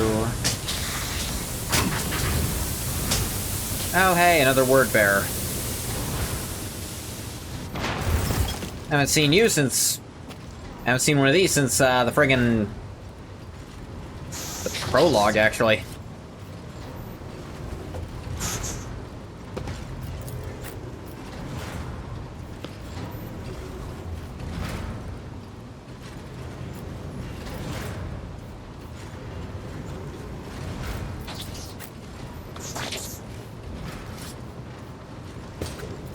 Sorry this puts you a little bit in danger, Cassia, but, I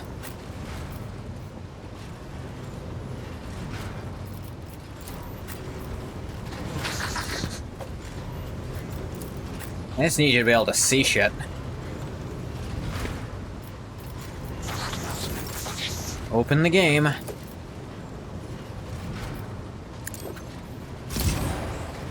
We're online.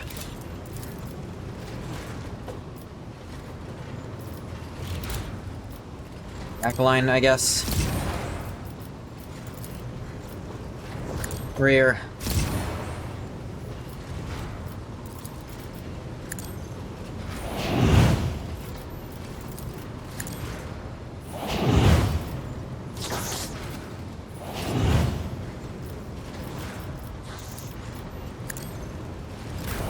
High momentum.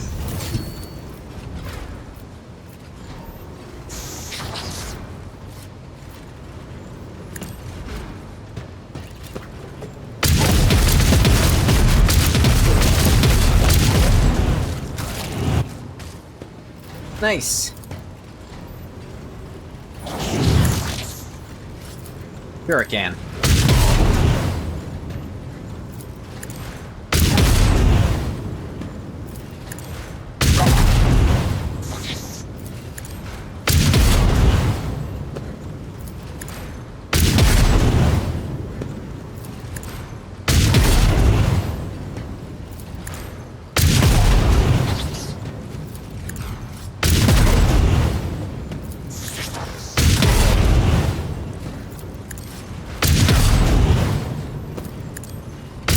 Just keep shooting this guy.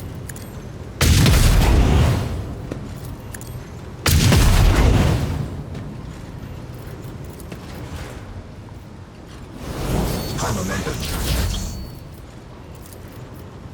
In fact, I didn't tell you to stop yet, Argenta.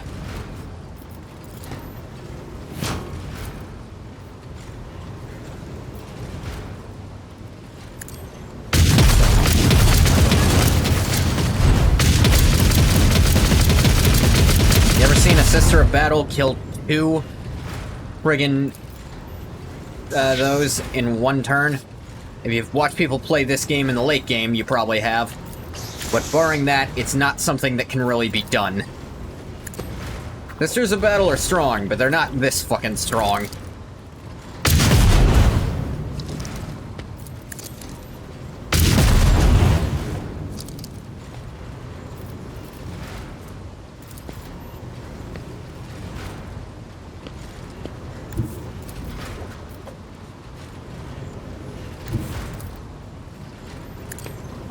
There we go.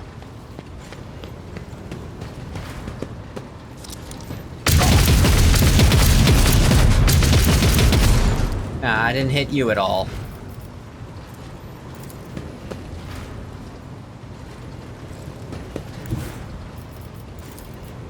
And kick the Skitari. And shoot him in the back of the head. Alright, there's one Chaos Marine left.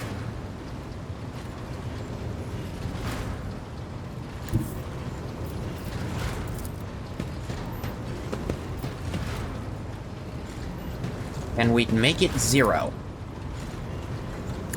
I think we can. Yay!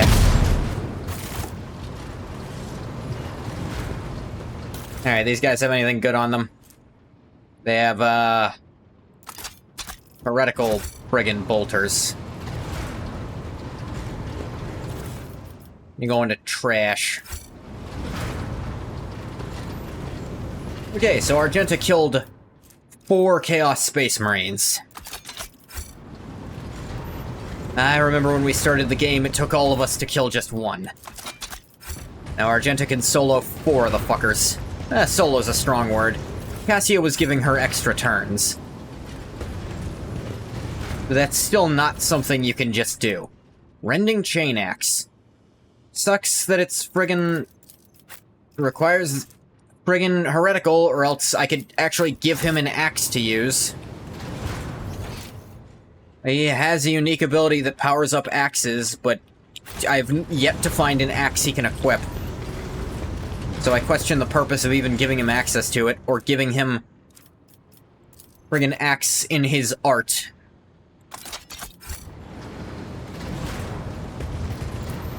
His character portrait, he's carrying an axe. There's no axes.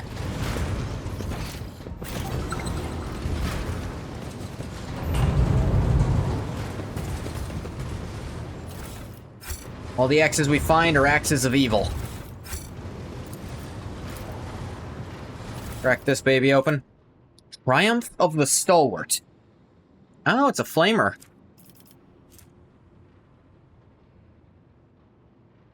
Better than the heavy flamer he's got on, not that I ever have him use it.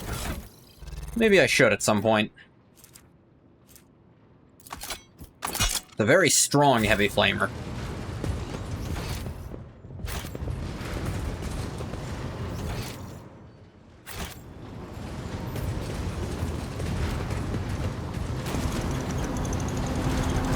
This door opens. 2 more warp bullshit. Actually, the same warp bullshit. My mistake. No, not that way. Friggin'.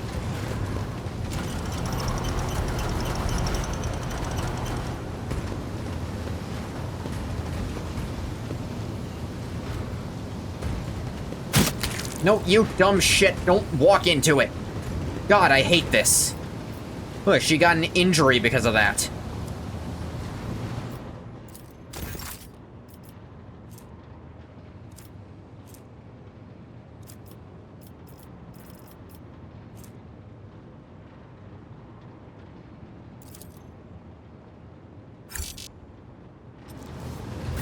Back at it again, you see? Hey, Kami. Just, I do not like this. I don't like trying to make me physically maneuver stuff in a game where physical maneuvering is not a thing you can really do. I can click on a place I want to go, and I can try to angle it right. But you are asking a lot of someone with very little control over what's happening, game. You're not testing my reflexes, you're testing my ability to guess at how wide these are.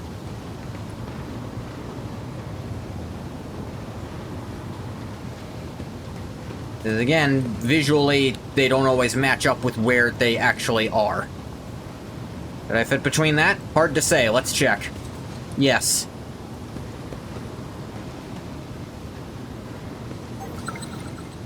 Fit there? Yep. But trying to walk my group through here is not possible.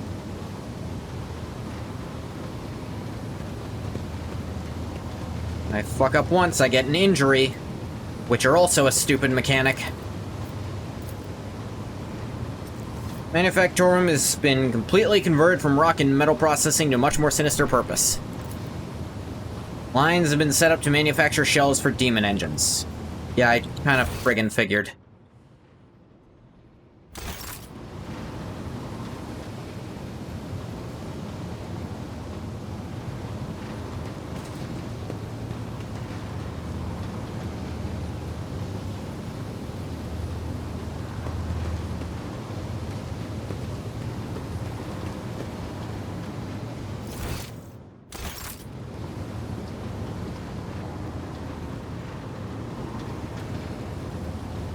That door doesn't open, so I'm not gonna try it.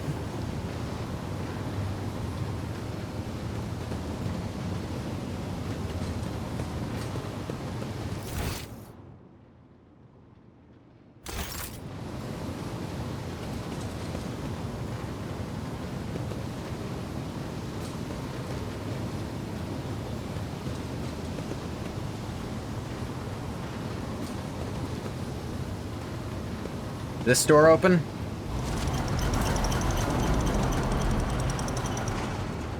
I do not see a feasible way to get Ulfar through here without getting injured, but I'll have to try, I guess. You know, they made a character who's bigger than all the others who you also have to bring to this area. Sure hope they thought of that when they were designing this part.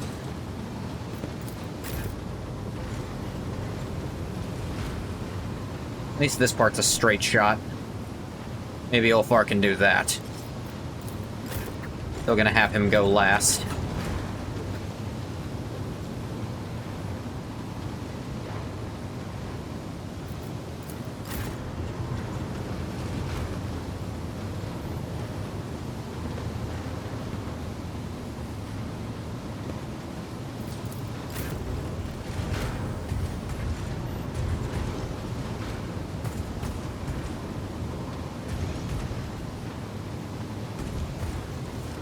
Alright. Just barely worked.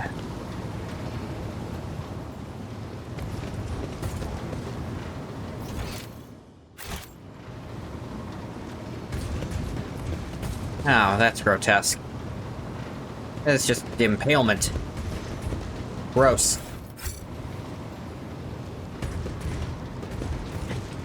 Awful corpsey in here. Oh, hey, it's that Hellbrute what they were talking about. Oh, damn. Shreds, brothers. The Vox speakers on the ancient monster's armor emit a blood-curdling screech that turns into the unholy murmurs of countless voices. Lick the blood of the false believers in a cup, reap of their pitiful strivings, drink of their sorrow. Laughter of the true gods will thunder in your ears. Halbrand looks up from the bodies of his fallen brothers, and hear the seething rage in his voice, distorted by his helmet's Vox speaker. I am the wrath of the All-Father. He's not wearing a helmet, though, and his wrath is to be dreaded. Traitor of the 17th that will have your head. Stand aside, young wolf. The baleful howl are here. The spray is ours.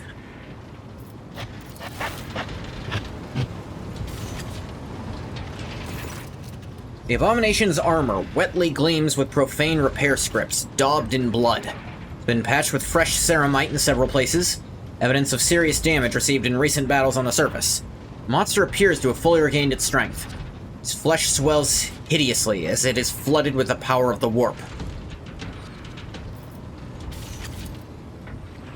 Booming drums sound from the Vox mounted on Halbrand's armor. In our dark he bars the doors, he who fears guests unbidden, he who fosters purpose tainted, he who dreads his reckoning.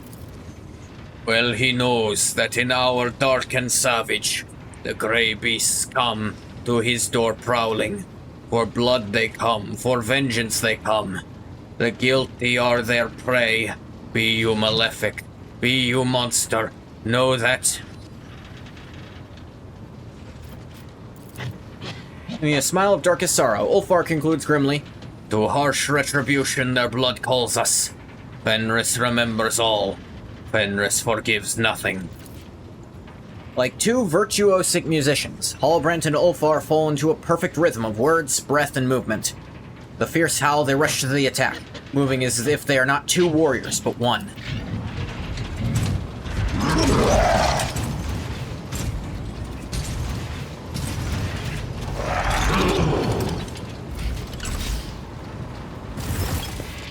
Alright.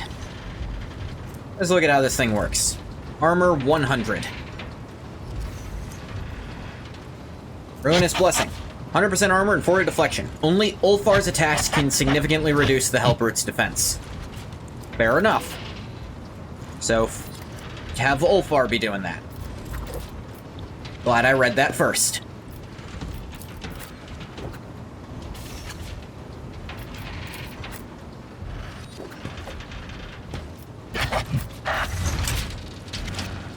I'm actually gonna have Ulfar take the first turn then, probably. First bonus turn, I should say.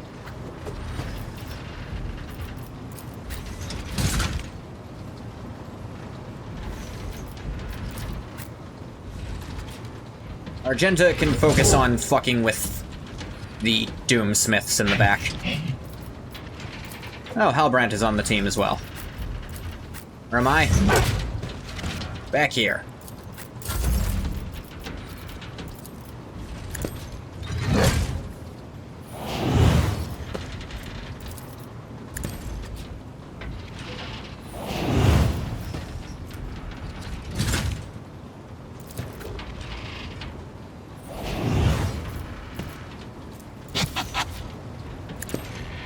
Line.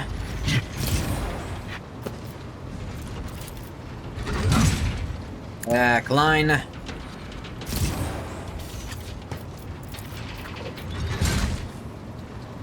Rear.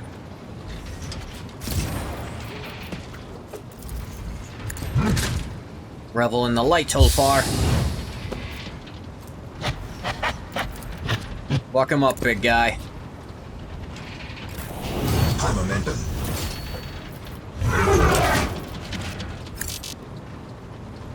But, ah, damn it, I fucked that up.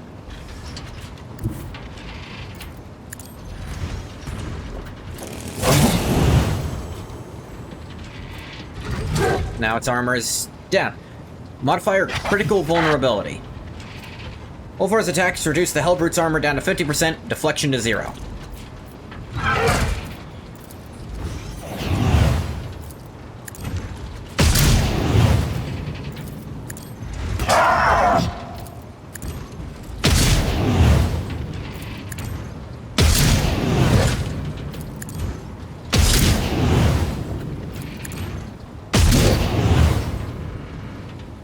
Good job.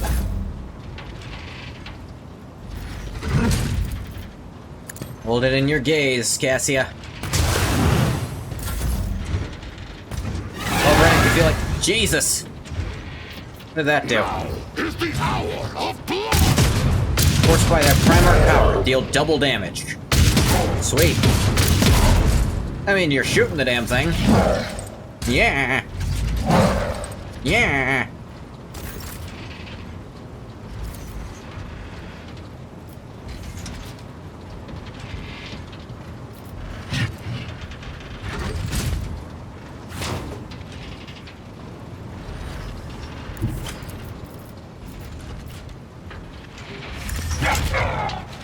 Argenta, would you kindly? That is way more range than... I have no idea how the fuck he just did that.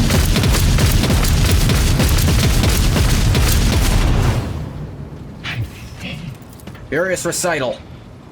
High momentum. You fuck off. What I thought.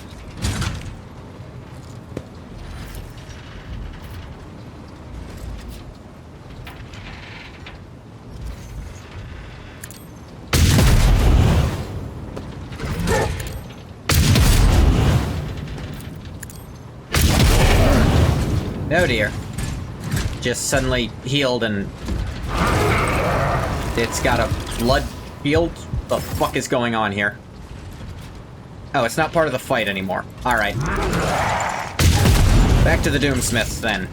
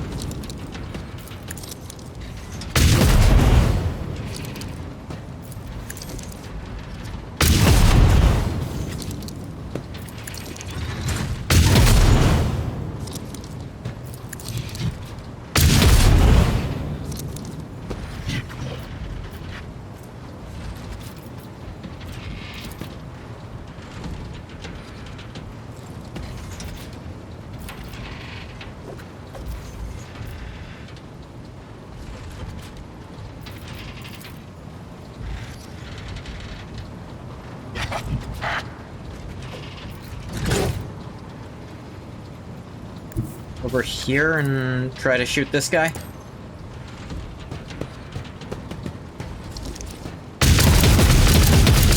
Yeah, like that. Oh, hey, he exploded from being on fire. Good job, us.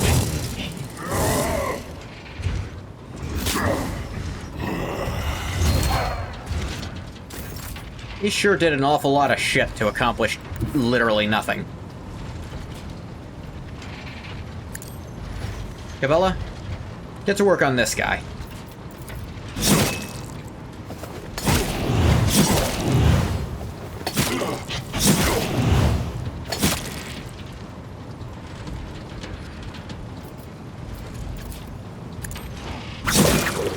Good job, girl.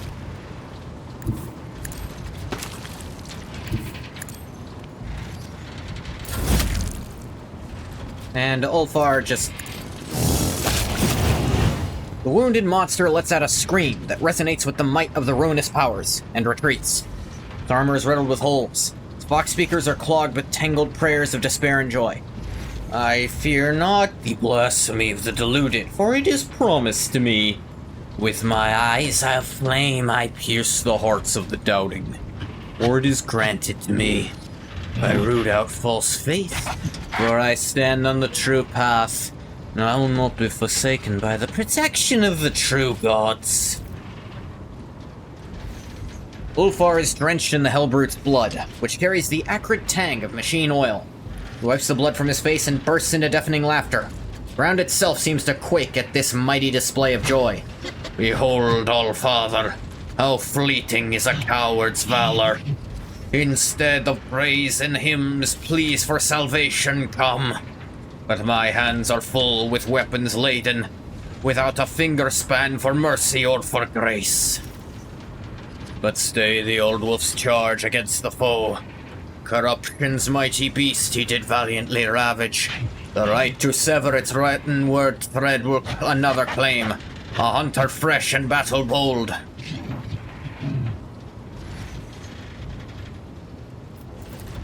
Ulfar's voice becomes low and heavy with dire warning. Stand aside, young brother.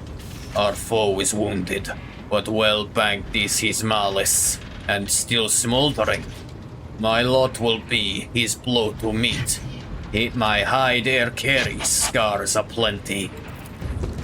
To my elder bowing, the right of first blow yielding, the last for myself keeping, The foe shall die by Halbrand's hand. Y'all dumb.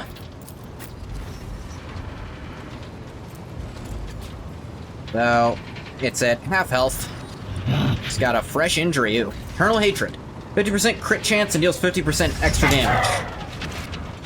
Ulfar's attacks significantly reduce Hellbrute's defenses, as they should. Ulfar has... That's still on him. That's not fucking good, then. Means my strategy doesn't work now.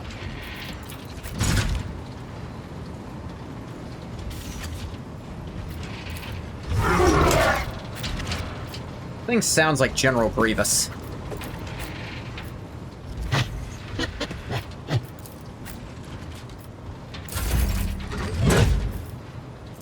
Okay, it went off him. Good.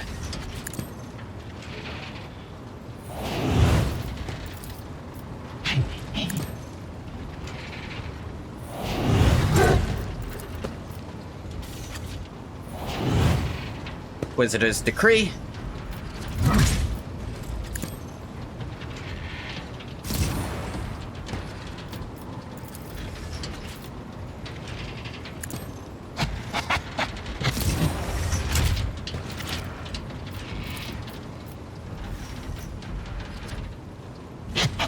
Okay, she just can't see there. Whatever.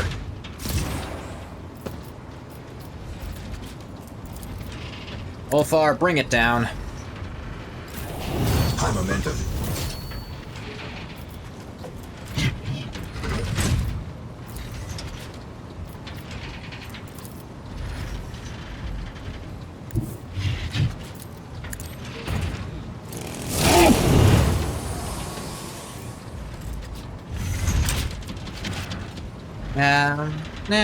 Nah. He did the important part. Kick the Hellbrute. Now, you know what? Even shoot it a little bit.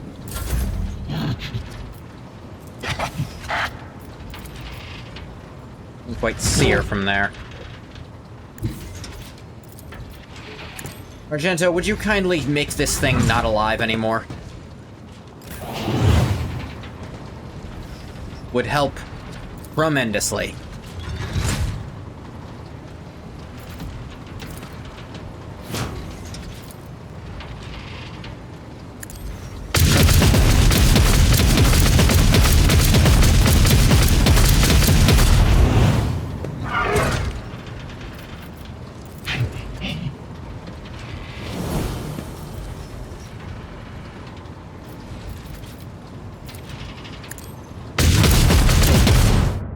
Got it.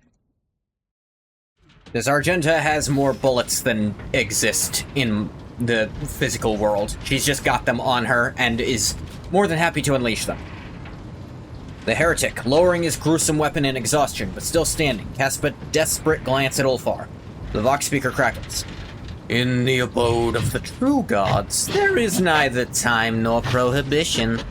What is reflected there will endure forever. I was, and therefore I am eternal. Doom scream will resound in your ears. With glorious song the gnat buzz will drown out, and with smeetus mjord your traitor name will wash away. Tell the blood moon wolf you fell at noble Halbrand's hand. Urda! Halbrand shoots a defiant look at Ulfar, who has blocked his path to the defeated monster. Young wolf raises his weapon, ready to defend his claim to the prey.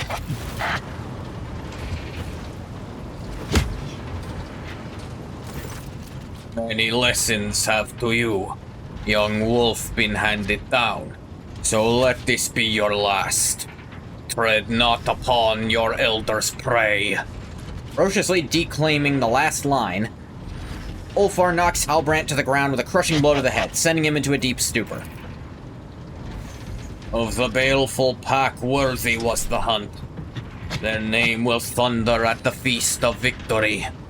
Doom's scream I ripped out, leaving it to cry a tongueless silent wail. Wolf's howl was flown, above hall arches soaring. First, falls silent gives you a pensive look.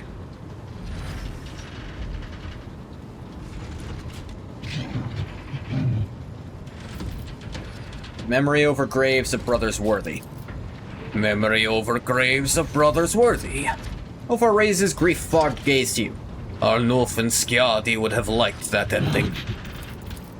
I did not mean to skip right there. Hang on. Fine hunting, Eidvater.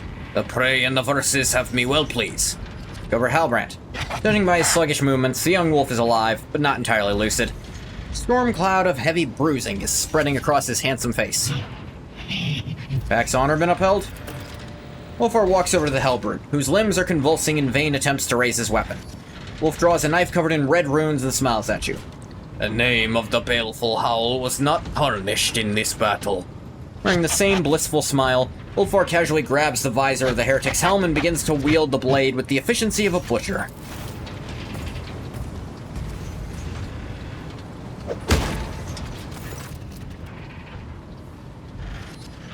The dying enemy rasps and gurgles, choking on blood, as severed tendons snap and sawed bones crack under the Fenrisian steel. The Hellbrute's legs buckle, but he somehow remains upright, as if out of sheer arrogance. The heretic lives long enough to fully partake of the agony, and when Ulfar finishes, he's clutching the bloody horn that protruded from the Chaos Worshipper's head. Ulfar swiftly carves a protective rune into it and proudly proclaims, "A glorious trophy." What is that? I kinda got it. Well, shall we do with your brother?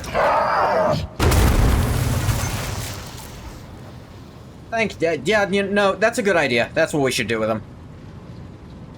Little messy, but it's what you gotta do, you know? Noble Halbrand, it would be unwise for you to come with us, I think. It will be some time before you are well, and I do not want to have to answer to the Allfather should you die. Let no one say a worthy warrior met his foolish end because of Ulfar. My heart is ready to fight, Brother Ulfar. My legs are in no hurry to carry me toward the enemy. I'll join the fray when I can stand. You would be kind enough to leave a few heretics for my blade? No promises, buddy.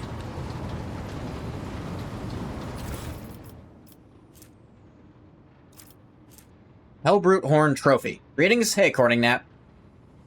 Wielder gains the Relentless Rage ability. Reduces the wielder's current armor and deflection by half until the end of combat. However, the wielder's crit damage is increased by twice their reduced armor percent.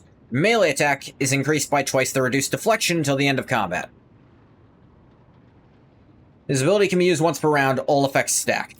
Jesus.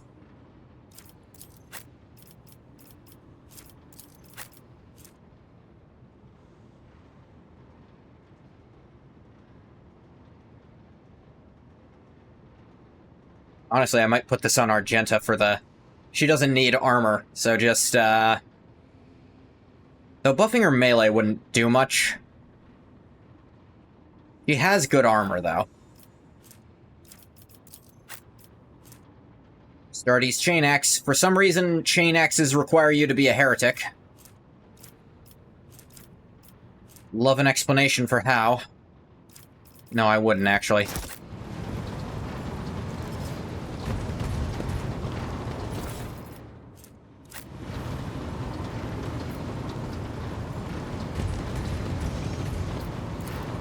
What do you got here?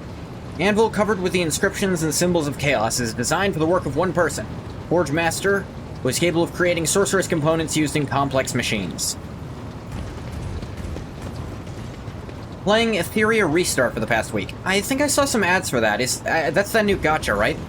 Been a really nice experience. PvE is pretty challenging, which has been refreshing. When you say pretty challenging... what kind of game is... It's turn-based, right? The ads I saw are, they're like, we're really free-to-play friendly. And it's a gacha game, so I don't believe them. Just on principle, I can't believe them when they say that. It would be quite foolish to believe someone who says they don't need your money. I suppose that's not what they're saying, so much as... Use all this crap.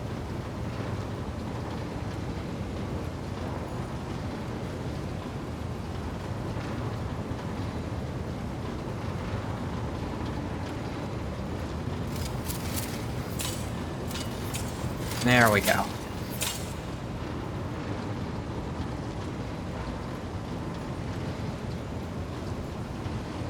Yeah. There we go, Cabela. Thank you, thank you. That opens that door, at least. Pascal, can you get this one cracked open? Thanks, buddy.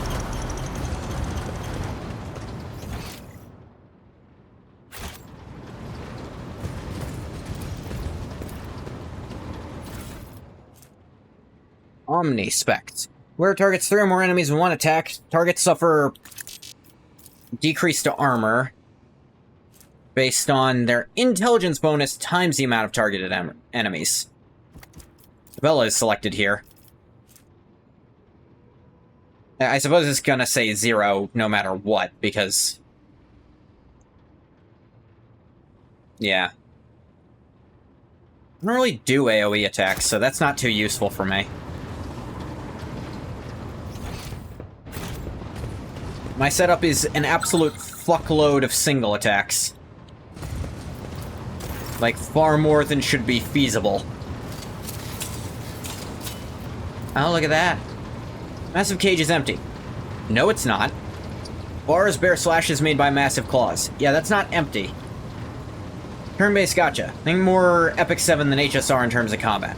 Incredibly free-to-play friendly thus far. Rerolling was easy and fast. Cap on how much you can refresh stamina, so whales can't get more energy than free-to-plays. I might give it a look. I don't know how stream-worthy it would be. Especially since I'm catching up on the, I'm approaching being caught up on Epic 7.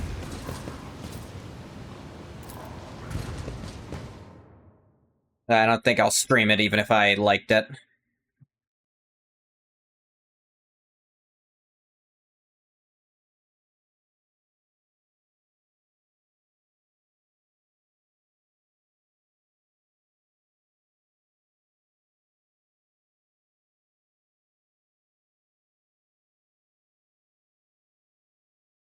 Never understood paying to refresh your stamina in those games. This seems like a losing proposition. Rip out your liver and give it to the wind spirits to eat. You're just trading bolter shots.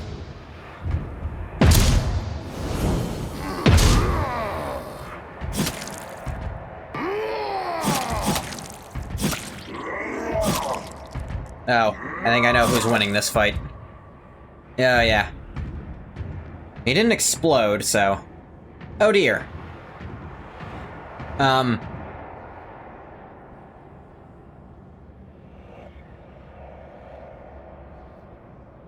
He's probably dead anyway. My victory was predestined, for you were outnumbered. You are a handful of fools who worship a dead fallacy. I have the Great Four on my side. May they revel in the blood that spills from the veins of heathens. Hey, this Space Wolf is... actually, I think some of them are still alive.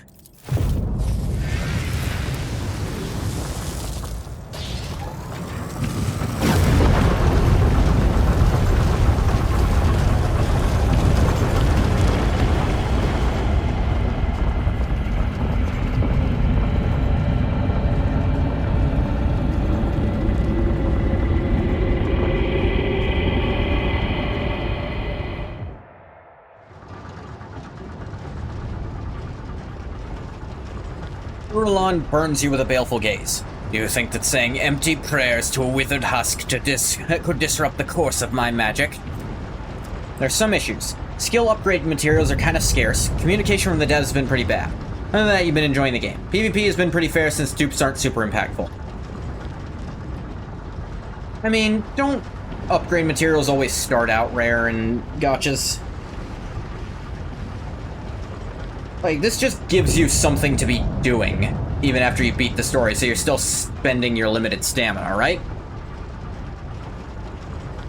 Early on, there not being great grinding spots is kind of just... I feel like that has to be by design for the very earliest parts of the game.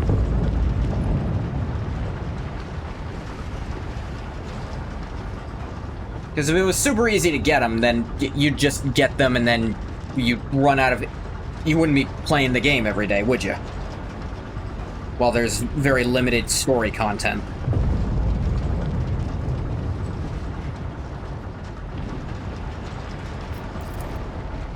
You are late, Ngoth. Your allies have fallen. Perhaps it's time to admit your defeat. If you do, I promise... No, I won't promise you anything. Whatever you choose, you will die a slow and excruciating death. Fallen Space Wolves. Wounds left by Uralan's blows are dire. The Emperor's Angels are known for their hardiness. You arrived just in time to stop the profane sorcerer from finishing them off. Throw as many eyes as you want, Voidveer. I'll gouge them all out. See if you will be so insolent when I slit your throat and bathe your precious warrant in your blood. Open the game. Resources are always scarce at the start of gacha. Skill upgrade thing doesn't seem too bad yet. Obviously, it's just the first week. Yeah, the game literally just started. I don't think it's fair to talk about the scarcity of materials just yet.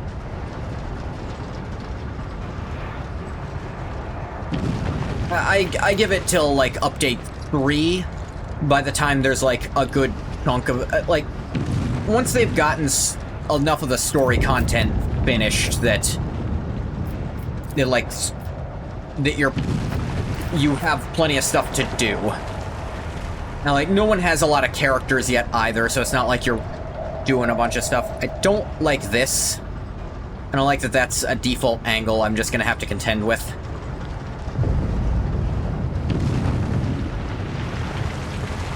This side's basically empty.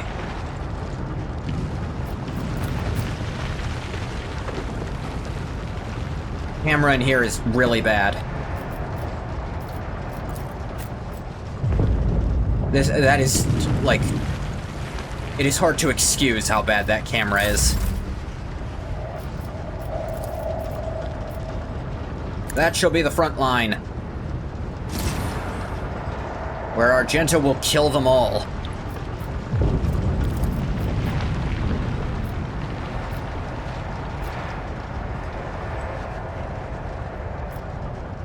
I guess this will have to be the back line, because I'm not allowed to set it under a thing at the center, which is really dumb and not how that really should work.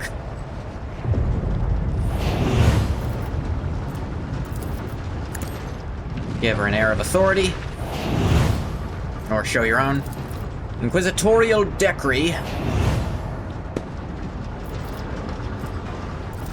Argenta, bring it down. High momentum. Let me actually check how you work. You have a lot of armor. Master Union. 9 deflection for each allied Chaos Space Marine in combat. His deflection is 34, so probably something to look into.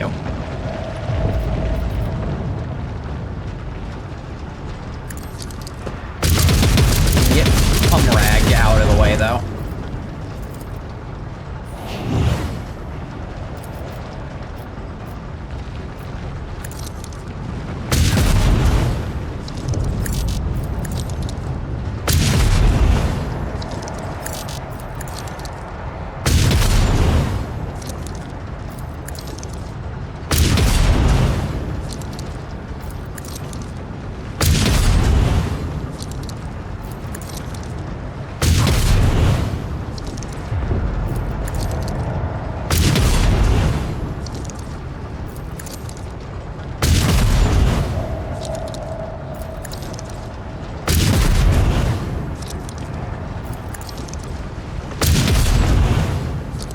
Alright, he's Dunskies.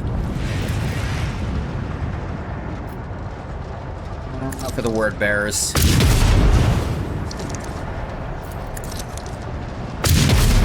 Each one of them is making Urlan damn near invincible. A lot of PvE content. There's like 8 different PvE activities. Oh yeah? Dang.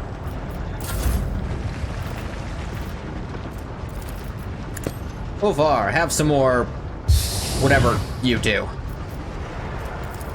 Laser this guy. Looks like a dick. Yeah, he was a dick. Wait, you're running away, Urlan? Oh, you're a voice of command guy? Yeah. Actually didn't end up doing anything. He dealt more damage to his own team than to us. Wait, are you fucking stupid?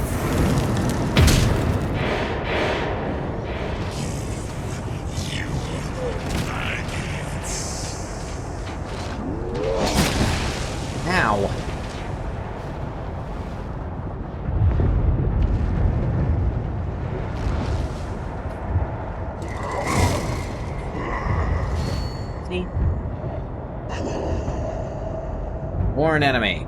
Alright.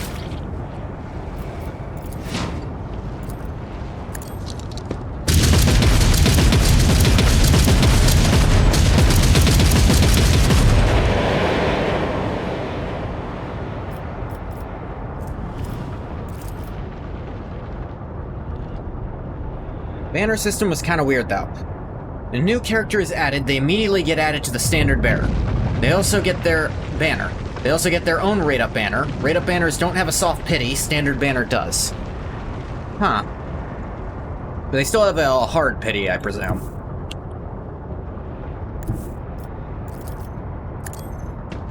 Go and kick the tech priest.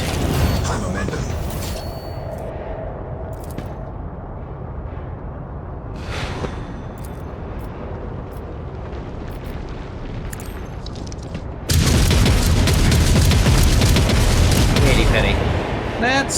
That's pretty good.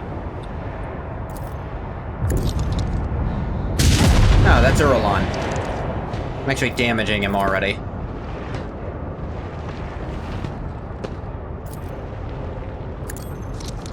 See if we can get this one out of the way.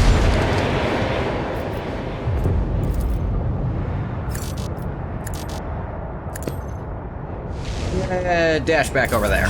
You're a little protected. Oh god, that sister fucked me up. He killed his own teammate and dealt some damage to me. Whoa, whoa.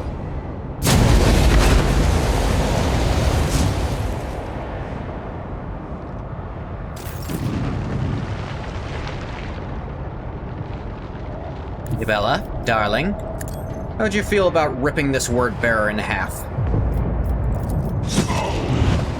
I knew you'd be on board with it.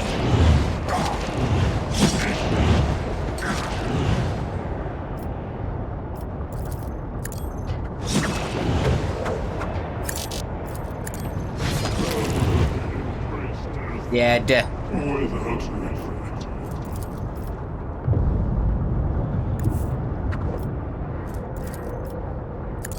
Go over there and kick this guy. He looks like a dick. There, see?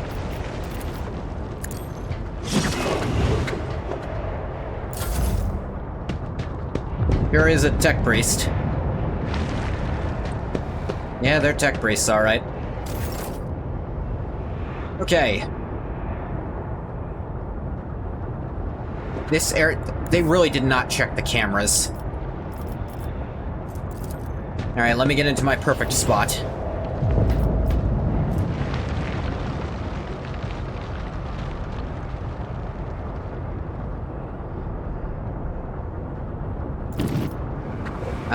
Can I get... Argenta's just out of range of that, unfortunately.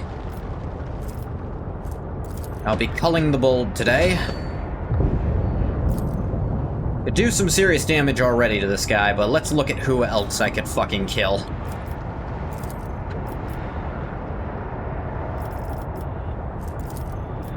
You are prey.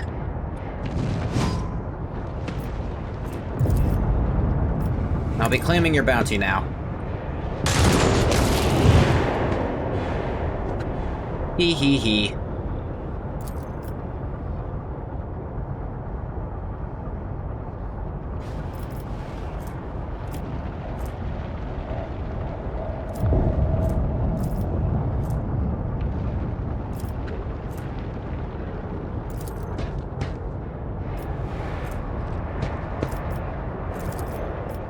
Tell you what, Urlon, you're my prey too. I imagine this will hurt immensely, because I have a plan. It's called I'm going to shoot you. Yeah, I thought that was supposed to do triple damage. Maybe it did. But,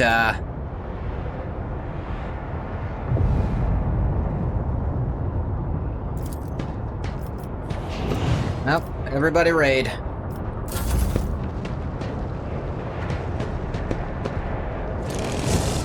Yeah. Pascal.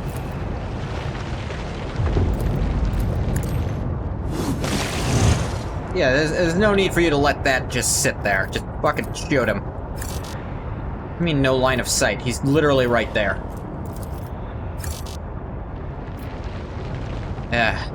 Alright, banish this guy's machine spirit instead.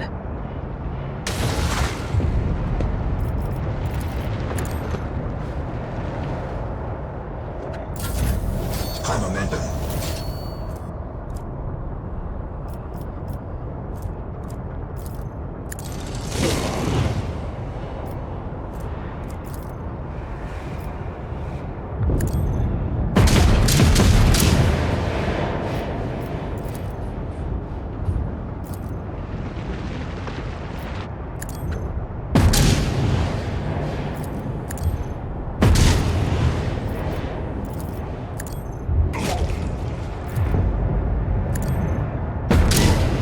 Very unlikely to hit her, but I'm still, like, very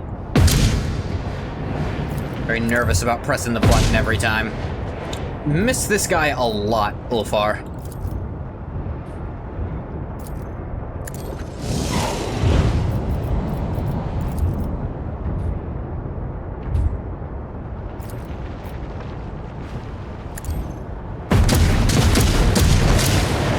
Got him.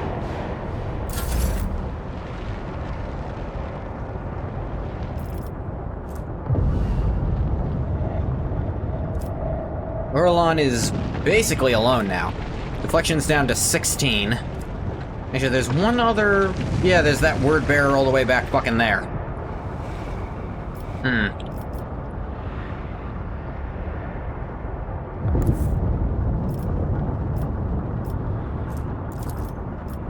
Alright, might as well command Ulfar.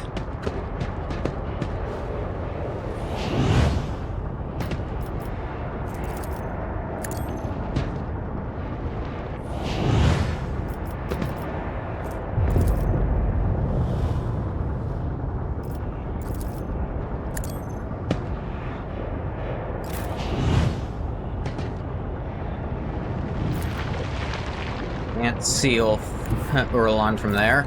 Can't see him from there. Really, Ulfar. Really can't see his ass from there.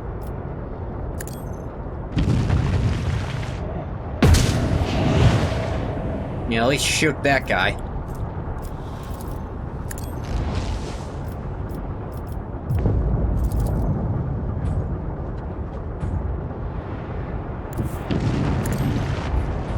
Get all the way over there.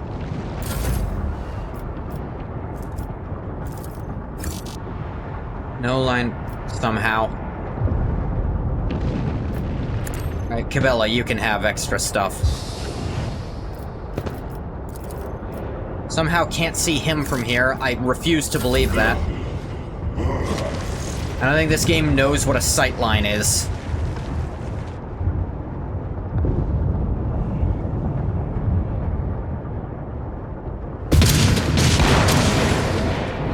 Yeah, I could totally see what was going on there.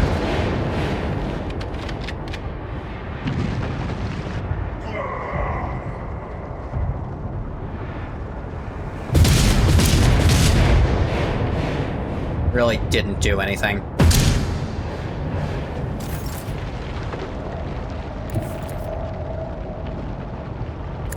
Alright, kill him.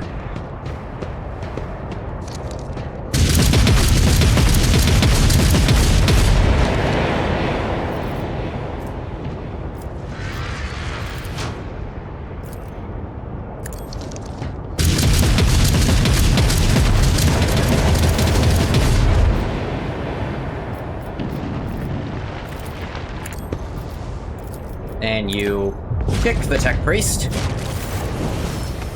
And he died from impacting with the ground.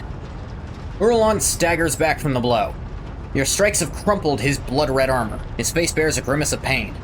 Turns his mad eyes to Voigtvir, who's thrashing in his own blood. Brother Twilight, the hour that was promised you has come. The edge of daybreak grants you the honor of serving as his weapon. Be awed by your high destiny. Voigtvir's turquoise eyes widen with understanding, mixed with terror. What?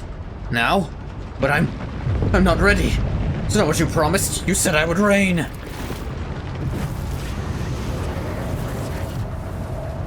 What's going on?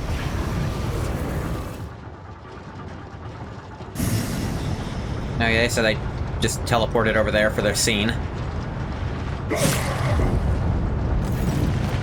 Rulon draws a blade shard shimmering with unnatural light. Ways change, Brother Twilight, and nothing lasts in our Lord's hand, but you will reign indeed, as a vessel for your master. The blade cuts Voigtvir's coat and chest open, sinking deep into his flesh and finding its way to his heart. The glyphs carved into his skin by his ruthless mentor begin to glow so bright you can see them clearly through his clothes.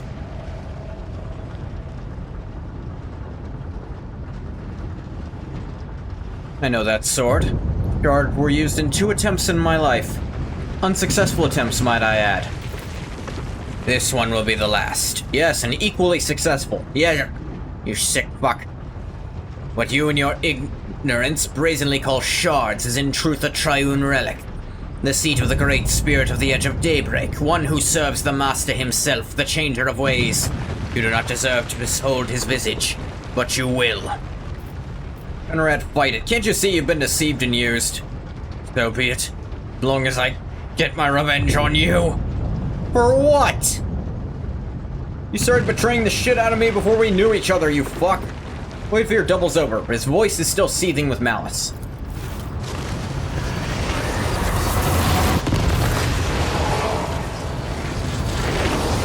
Vengeance on me, as if you didn't betray me day one, jackass.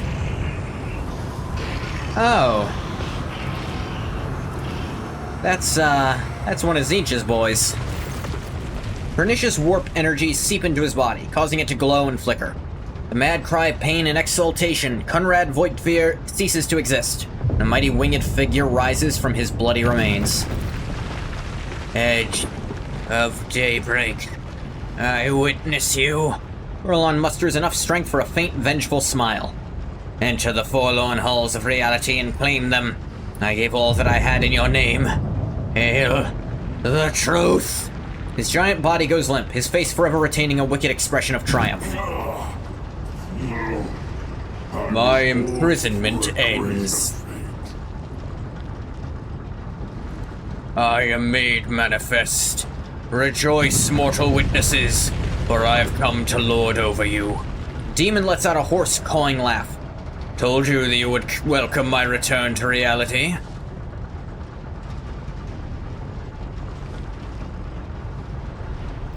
The Edge of Daybreak suffered much grief committed in devotion to your name. It is what I am called. An old name imagined by an old race. They feared me, but still they could not resist the pull of my secrets. Your spirit was bound within the shards of this blade? Indeed, I was bound. The dancing souls, the Eldari, arose against me, lured me into a trap, and shackled my spirit with the shape of this weapon. For eons I remained in this prison, suddenly forcing my will into your wretched, immalleable world. But even a shred of my power was enough to tempt countless souls. Here I am now in all my glory. For the Emperor and humanity, I will cast you back to your unholy warp. You cannot fathom how pathetic and foolish your threats sound, fleeting creature. I am an eternal mystery, while you are an evanescent spark. Fade away.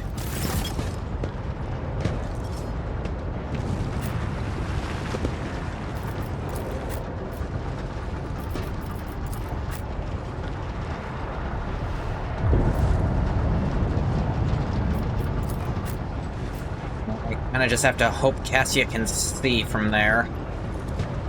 Maybe she can see her from here? Definitely can see her from here, but that's risky. Go for it. She's pretty durable.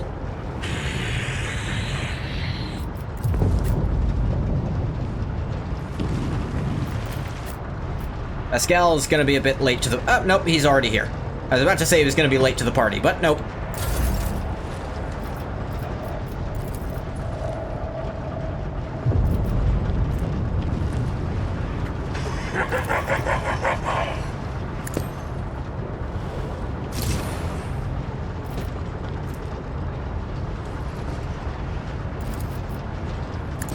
Alright, give her some more dodge. And see Argenta. Good.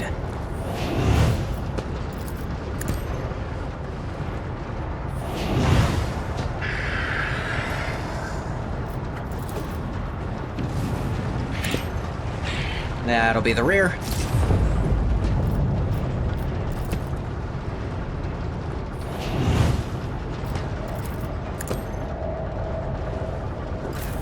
High momentum. Oh dear. 167% armor. Why does he have that much armor? Just modifier and modifier warp creature. He just has a fuckload of armor and deflection and dodge.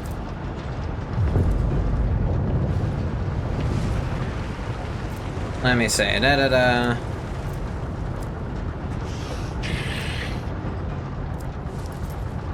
His armor equal to its willpower. Immunity to perils of the warp. Immunity to toxic damage. Yeah, it just gets that.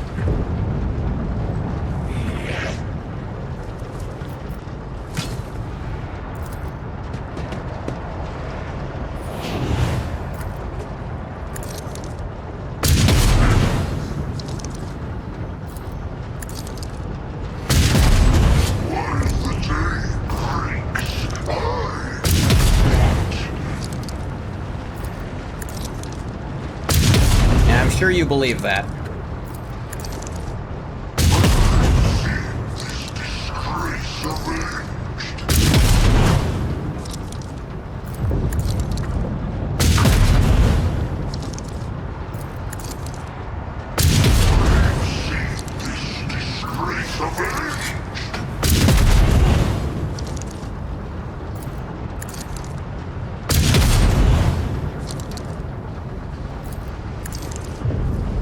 Keeping a careful eye.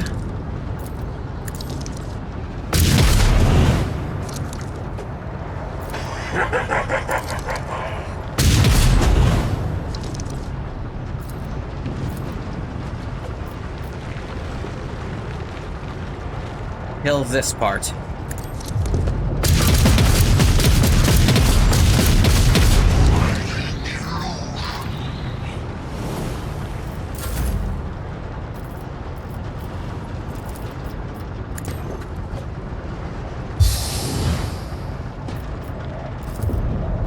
Laser him.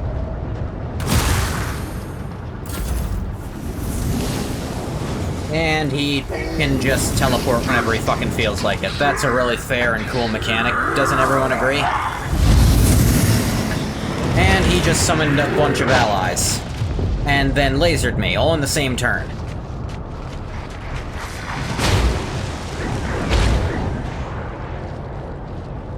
Alright.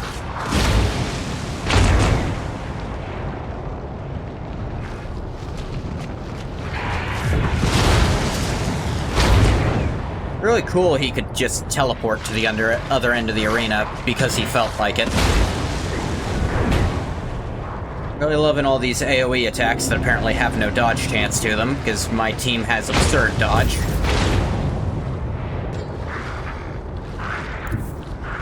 Alright, Cabela, start ripping these things to whatever number of shreds you feel is appropriate. As many as possible, I would hope.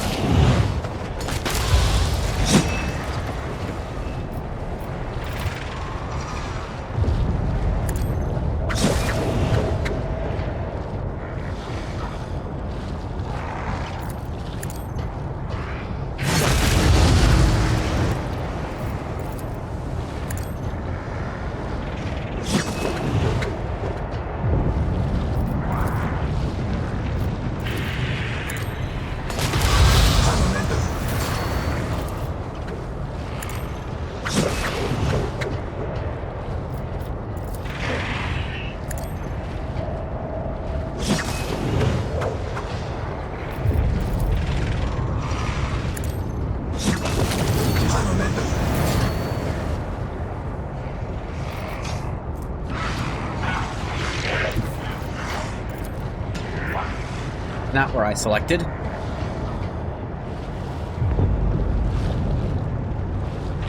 But it's as far as she could reach, so...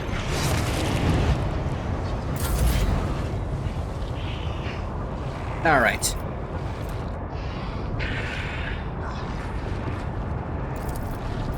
Argenta, you're going to ignore armor next round. if this ability feels like working, and the game didn't just fucking crash.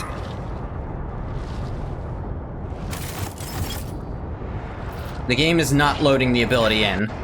I'm going to be fucking pissed if I lose all of that fight progress because of this shit.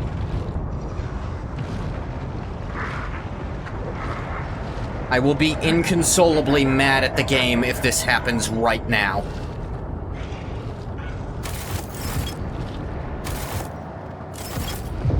I swear to God, work. It is not a complicated process. This is a basic function of the game. This is an ability you gave me. I didn't make this up, I didn't add this in. It should function if I ask it to do something. Why is it not doing it?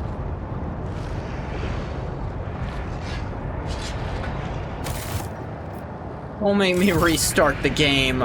Don't make me. I just had the fucking boss fight.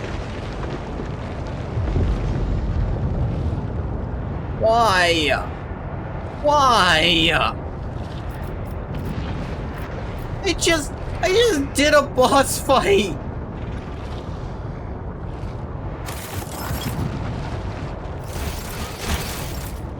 Fucking why? Come on!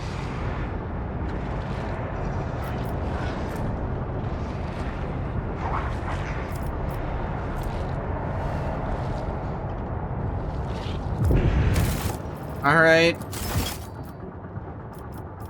We have to redo all that again, because the game just said it didn't want to play anymore when I tried to use an ability that the game gave me.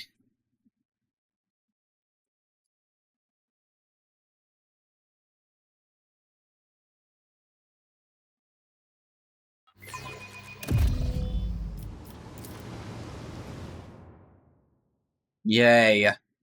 I love having to redo a boss fight because an ability doesn't work and makes the game stop moving.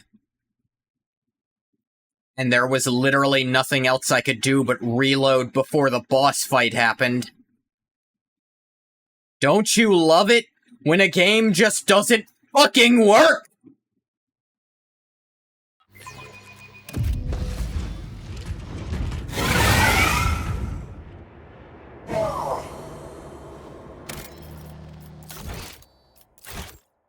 Don't you love back-to-back boss fights you can't save between, too? Which means if something like that goes wrong, you have to redo the first one entirely.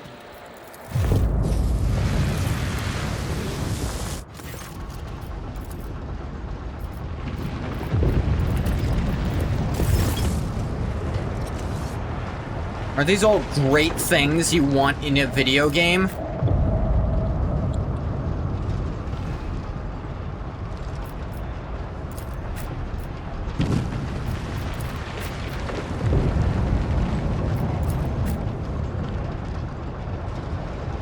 Still like the idea of killing Cumrag before he gets a turn.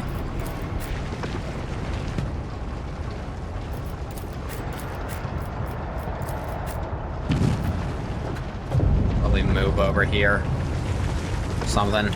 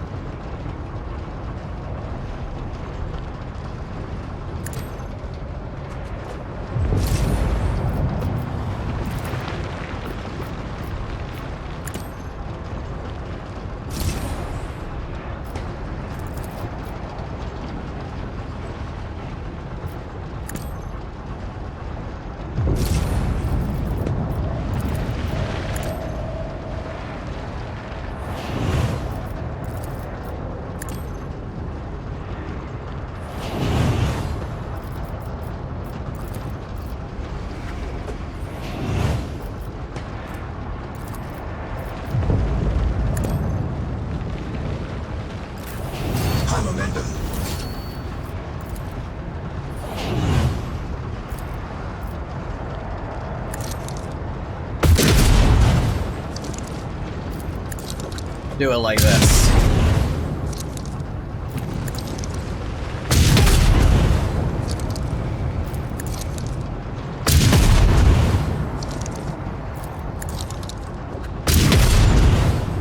Actually, I don't know why I'm shooting that first when Cumrag is right here. Going to kill him.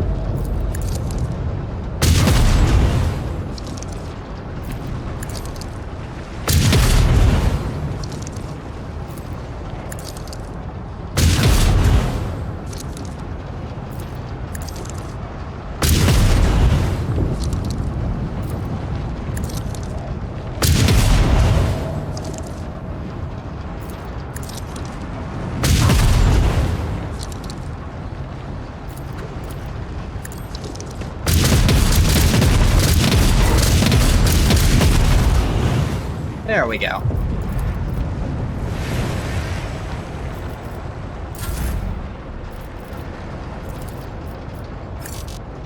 Too far. Alright.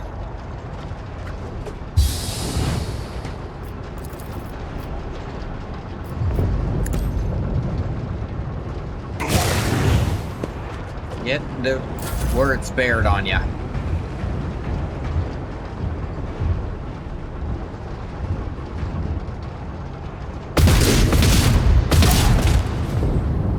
Hit your own guys again. Then hit nothing, hit your own guy.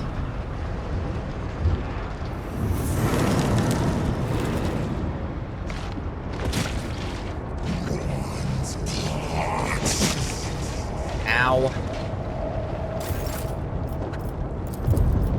You mind?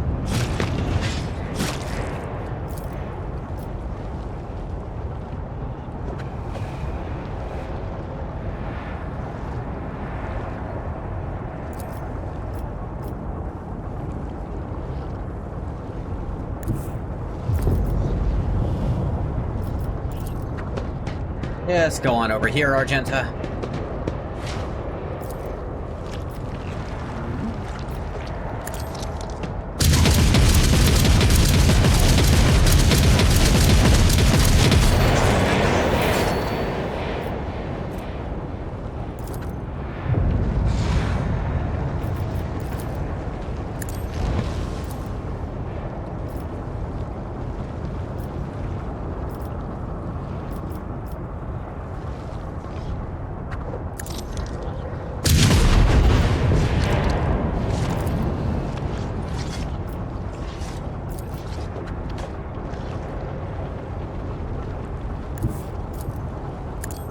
And get his ass.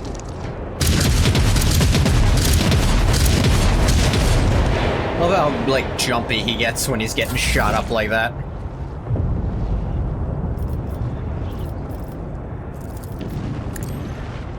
Finish your machine spirit. And analyzed.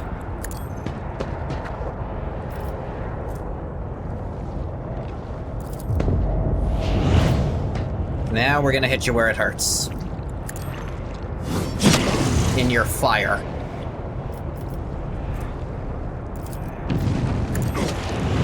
And a little push. Push him.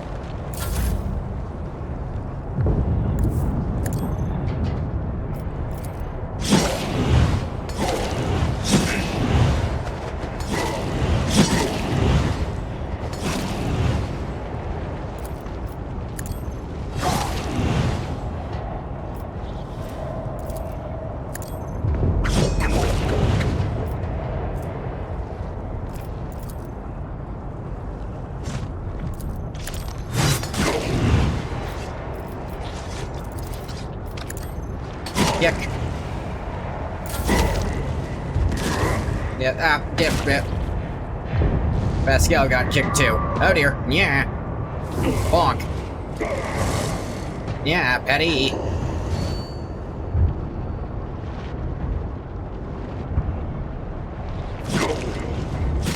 Kick. Ow. Chainsawed. Fire.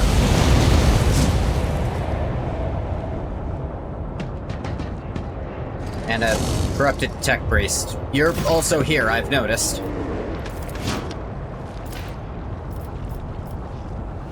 Zero chance. Or 100% chance somehow. My soul goes to the true God. Boat. High momentum.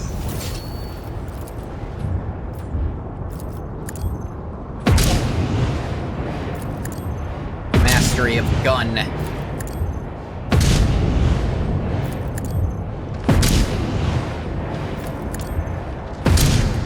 You fucking kidding me?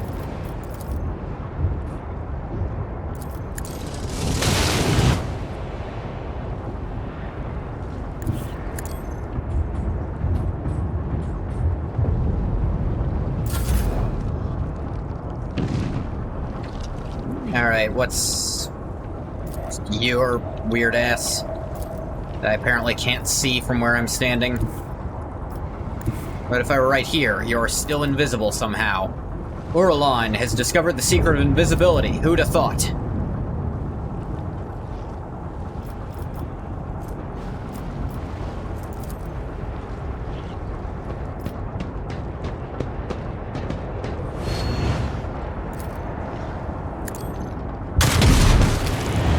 Got him.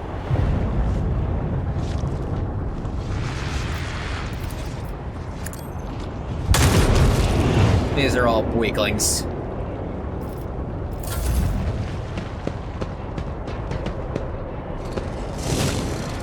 It literally couldn't damage her. Oh yeah, this guy over here. I can't actually see what's going on, but I'm sure it was impressive.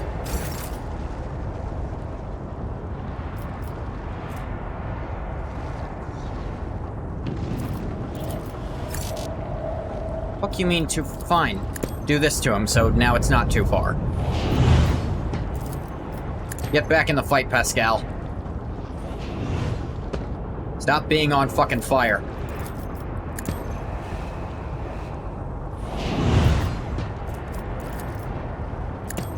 Hell, take all your health back or something, I don't know.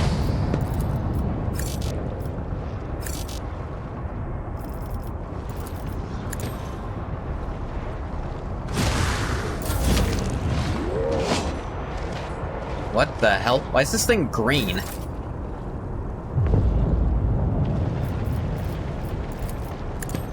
Check the tech priest. And then he exploded.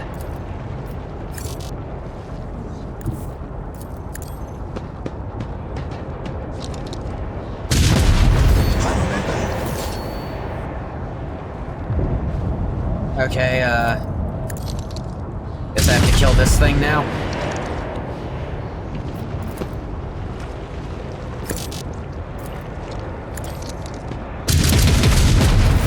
There we go.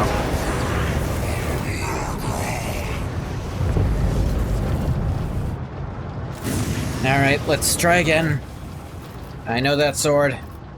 Theodore despised you and your new master butchered you like a grox. I hate you. I hate you.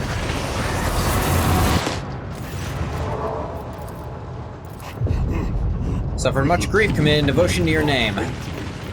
Spirit was bound, the Emperor and humanity. This is not a good place for me to be standing.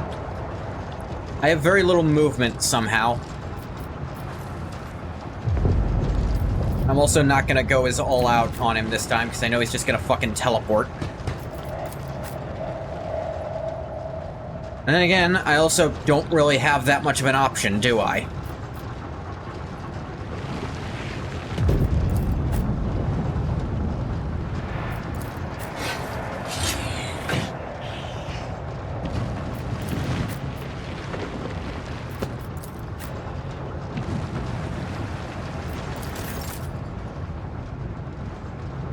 I honestly just don't...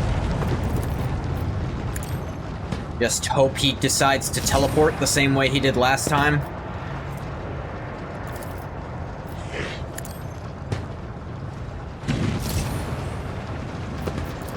If he doesn't, oopsie poopsie.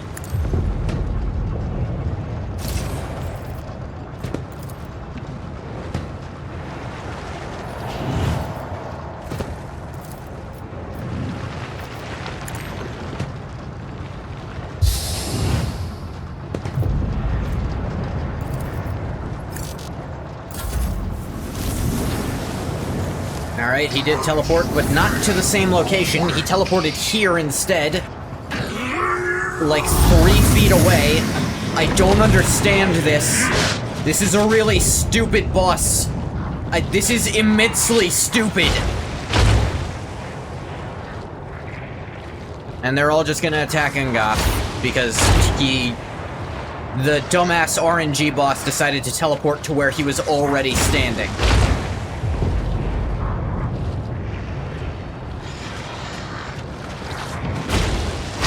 Uh-huh.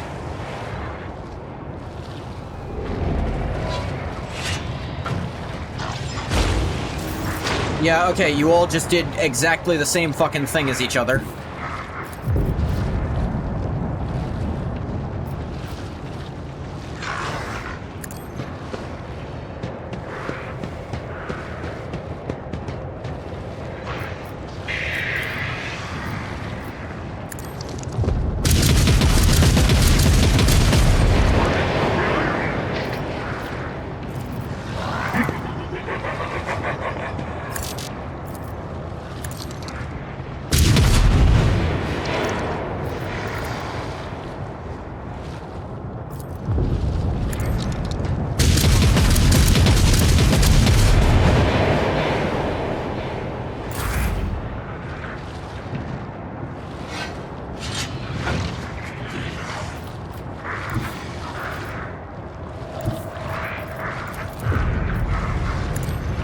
Alright, Ulfar, at least you can really get in there.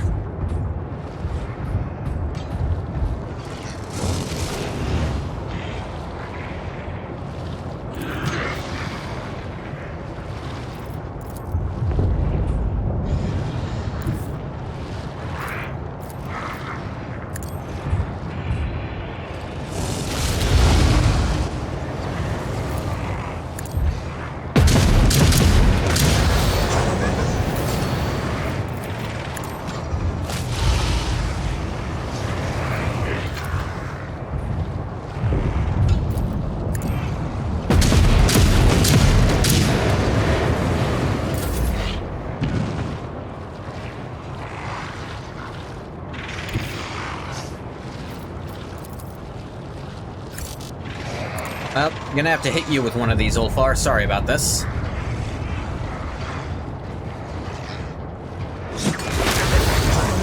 Or it didn't hit him in anyway.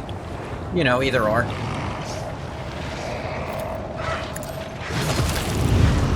Not what I meant to do.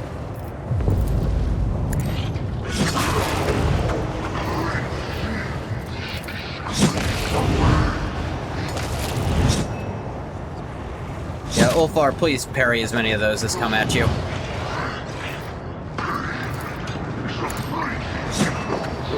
He parried that, because of course this thing has parry chance. Why wouldn't it?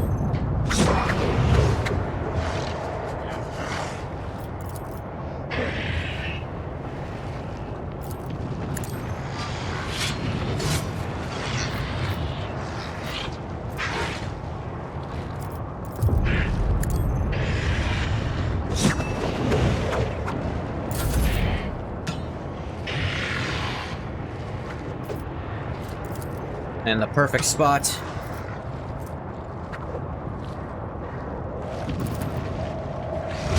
I will call the bold. I have a chance to hit it, not necessarily a chance of doing any damage, but can try.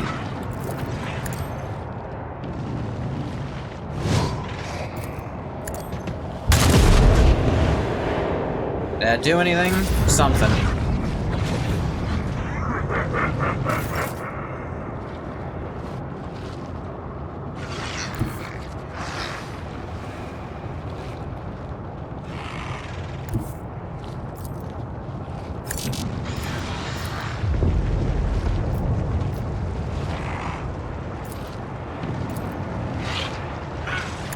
Alright, Pascal. Set off an explosion literally exactly where it's standing. Did almost nothing. There's a machine spirit in his staff, probably. Make it see our way of doing things. I don't know. High momentum. Yes, I've noticed my momentum. Alright, I didn't want to risk the armor thing again, just because it seemed a poor decision. After last time, it literally just made the game stop working.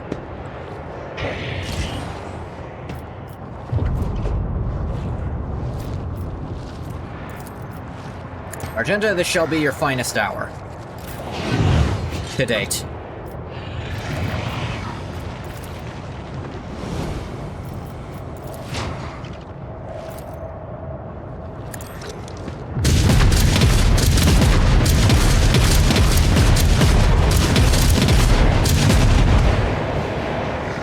Really wish that had done something.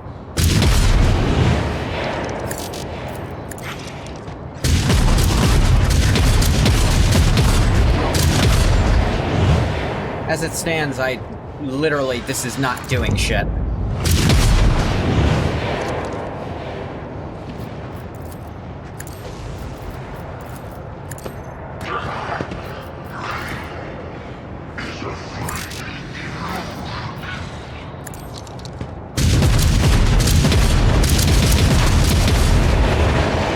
Herald of Zinch got a free turn right there. That tells me something might have happened just now.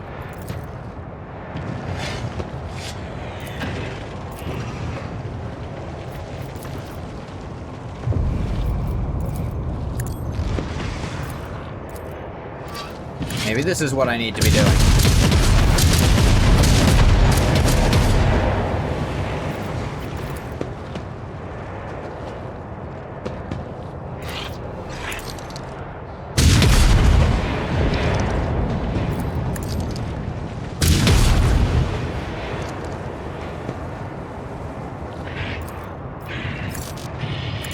No line of sight. It's right there.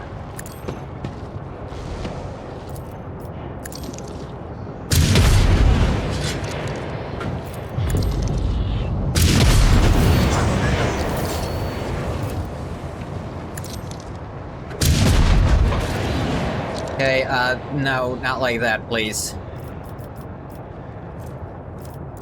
I'd really not keep hitting... Really rather not keep hitting her.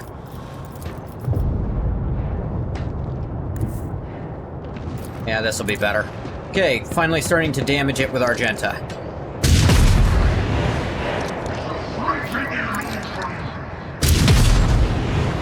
I don't know how that's hitting Ulfar somehow.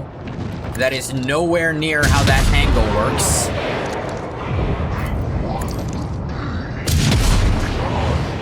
Why is she shooting? I swear to God, this is definitive proof that this game doesn't know what its own angles are.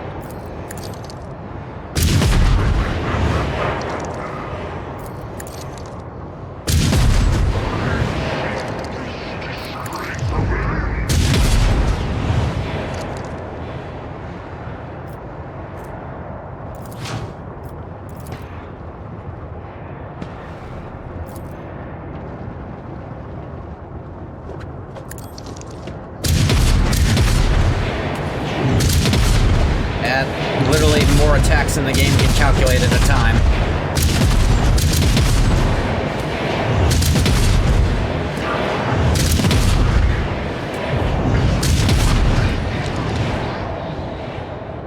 Got his health in fucking half. Now then, Argenta. Would you like to take another turn real quick?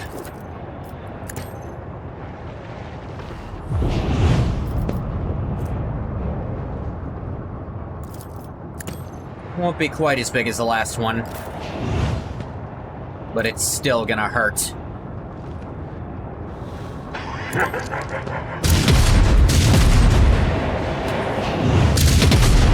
Yeah, you do not adjust your screens. This is how fast it's coming through trying to calculate Argenta's absurd stats.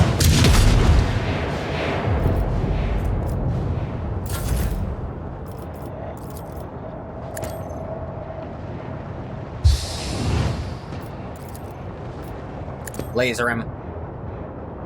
If he doesn't teleport again, I think we can get him. Well, he attacked instead.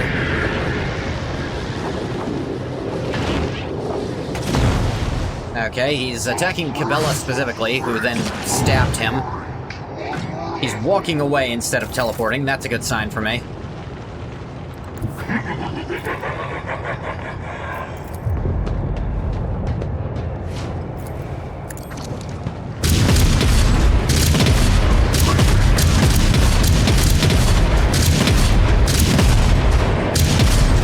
Got him. They made me work for it through all that armor. And I would have done it way faster last time if I'd been, you know, fucking allowed to. And no preamble, just we leveled up. We leveled up twice from that? Oh my god. Alright, gotta look at stuff.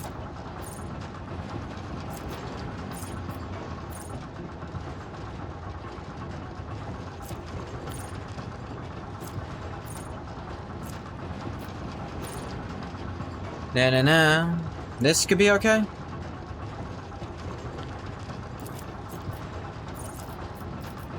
I'm running out of, like, cool stuff to get. Just that's also good for my characters.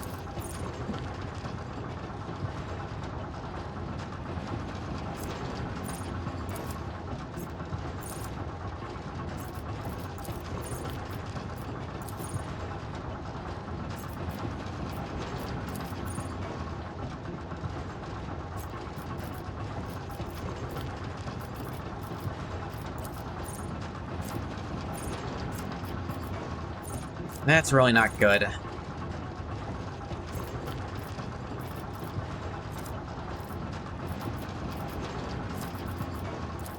More lore warp for me so I can fill in that hole.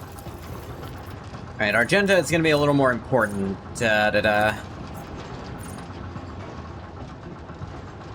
This could be pretty good, because she is constantly gunning down tons of different enemies.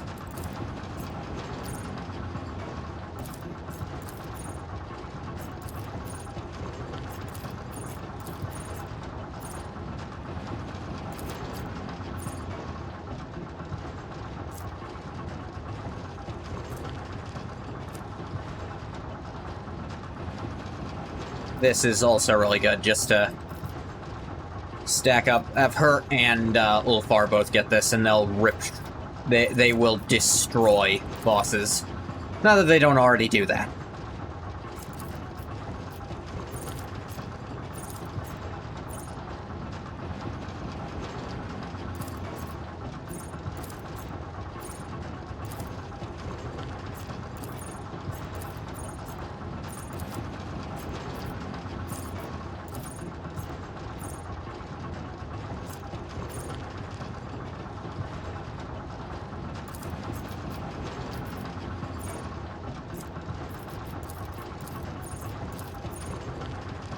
Da-da-da.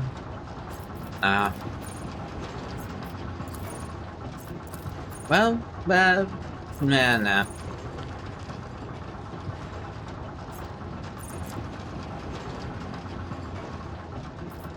Disturb do again? Nice 10 penalty that. Nah.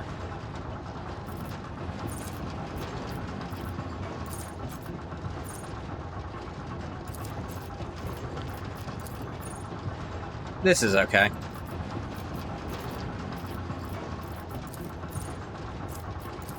Nah.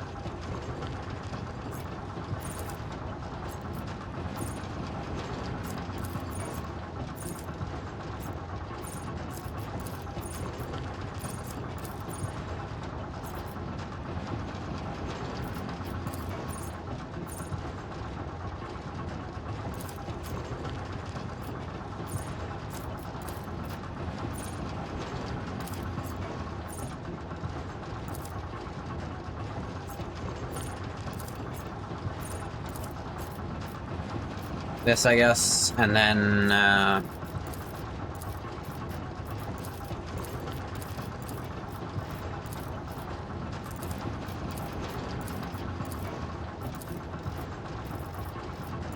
athletics, whatever. Now you, have any, I don't think I have any more stuff that'll buff up, giving someone an extra turns. an extra turn.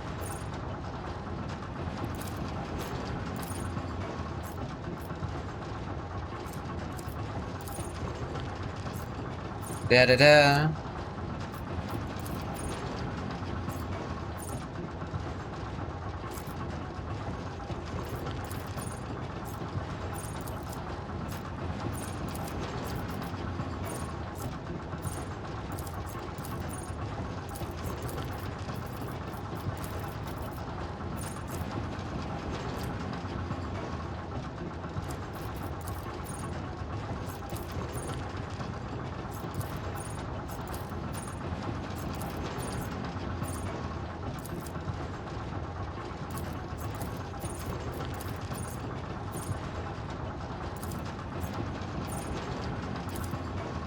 Da-da-da.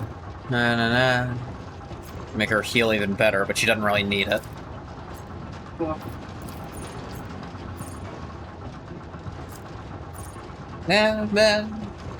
Yeah, this.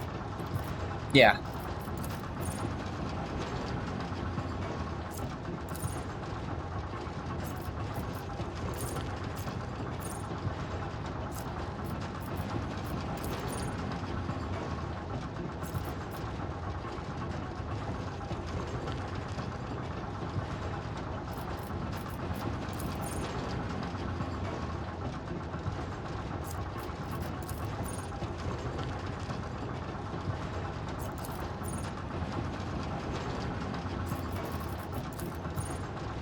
Da-da-da, man.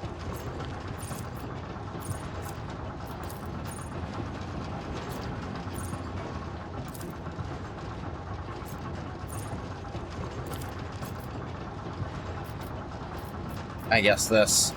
There's just nothing good for her to pick up.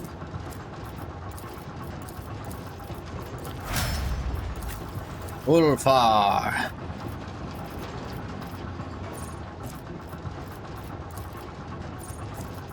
Yeah, pick that.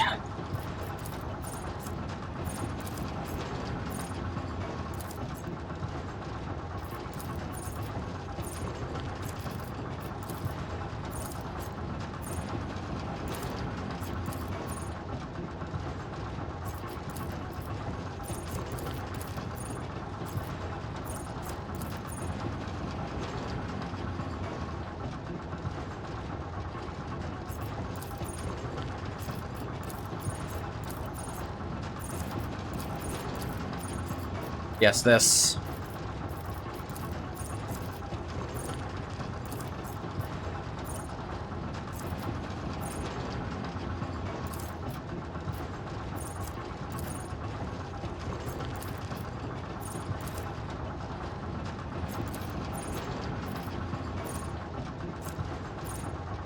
Hey, Bathwater.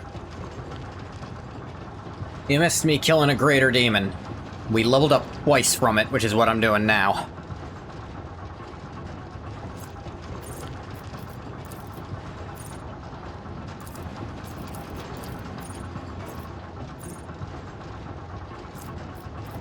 How great.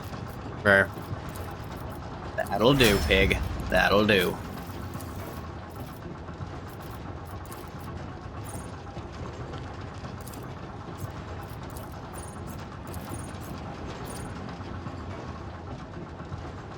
Oh yeah, this is... I need this, yeah. You know, pig? It's fine, it's fine. You're a good kind of pig. You're the kind that's really horny for some reason. I don't know if that's the good kind, actually.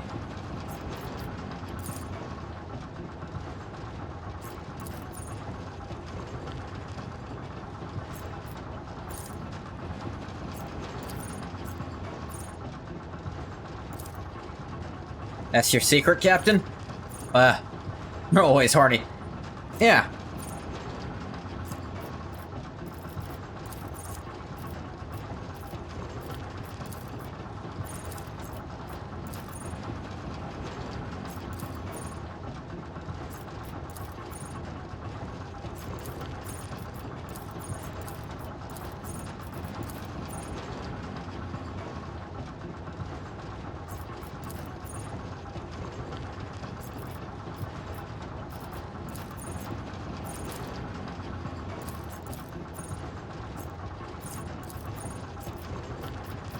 Nah, not really this. Maybe...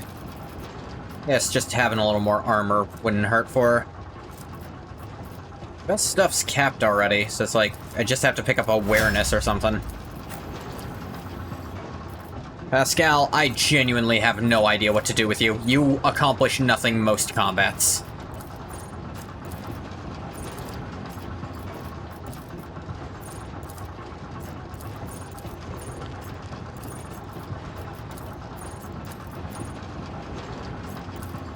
Yes.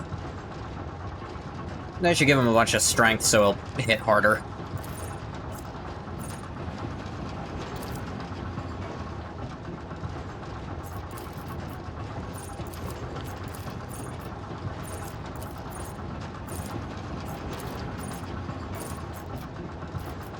That, I guess.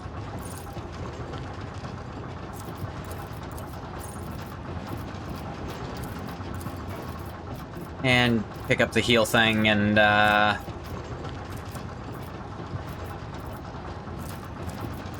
awareness. Alright, everybody get a level. Oh yeah, we also killed Urlon the something or other. Astartes Bolter. It definitely is one. Alright, Urlon, what do you have on you? Probably heretic stuff that no one can use. I was correct. Did Cumrag leave a body? Probably not. He turned into the demon. Really, really dumb that all chain axes are heresy. I guess I get it. It is heretical Astartes weapons. Oxcaster is producing nothing but static. Hello, can anyone hear me? Read your strike team. It's a lift control. Report your status. Urlon is dead. Acknowledge, strike team. Getting the extraction of the priority cargo.